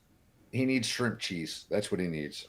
I can get shrimp cheese tomorrow. I can get more shrimp cheese than you can, and I like shrimp cheese. I've never I should heard get of it some. before, I don't need much white bread, but I should get some of that and toast that. Toasted bread with shrimp cheese. Why don't you just put like tuna on it, like a normal person, you weirdo? Because tuna is weird. See what I'm dealing with, y'all? See the nonsensical statements You live that come on out an of this island Danish. and you don't like fish, tuna? I'm confused. I don't Likes like fish. I don't like tuna not because I ate a lot of that when I was in the army because we don't get paid that much to be in the army, and you get all these canned tuna, and one of them had a lot of bone in it, and since then it's the same. We have a lot of mackerel in the tomato sauce. Ugh. Since I found some bones in one of those, I don't eat that. You know, fish have bones, right? Yeah. Do you know what else has bones? Chickens. And you can still get boneless chicken wings. Thank God. It's a miracle. God. I know tuna is good for you, but I still don't. It's bleh. And have you had tuna in water? That's nasty. It needs to be tuna and oil. I only get in water. I don't like the oil. Oil's no bueno. Maybe it's an American thing. I think this is the perfect way to go out. Later, y'all. Later. We'll be back tomorrow, 10 a.m. Eastern Standard Time, where we will dissuade Brandon from sending me $100 cheesesteak that I won't enjoy enough for ever making it worth that. Plus, I would have to pay import tax on a stupid sandwich. So wait, now we're back to streaming again Sir, tomorrow? how much was the sandwich? We have been back to streaming ever since you started complaining that why don't you work on Thursdays? It's my holy day. I actually should be out in the woods at the holy tree celebrating Wotan or someone. I don't know. I just made it up to try and give myself a reason to not stream tomorrow. But apparently, Chubby, get to work. It'll be tomorrow, 10. We'll start precisely at 10 because I'm not giving you a 10-minute intro for that one. Y'all, of course, we'll be back. I wish we could do the non-boring stuff, but hopefully they will get in a fist fight, and then I would send Brandon $100 to go get him a cheese steak. $20 says Alessi would whip Brennan's ass. Oh, he would. He Hands bucks. down. Yeah. So everyone, go annoy Plevin, or I forgot to redirect. Go annoy Plevin, Doink, or go watch Aiden tonight. He will have third juror on, who was one of the alternates in the first case, is what I hear. I believe Nurse Kim will have better row on tonight. Yeah. I won't be on tonight because I need to sleep. And other than that, go give Andrea some donuts in her chat from the good old baker. And then, no, I was about to say I'll think of you while I make some cream pies. Yes, I did examine his lower extremities. That is protocol in any case of suspected impact with a motor vehicle. So I did examine his legs, and I did not see any evidence of an impact site.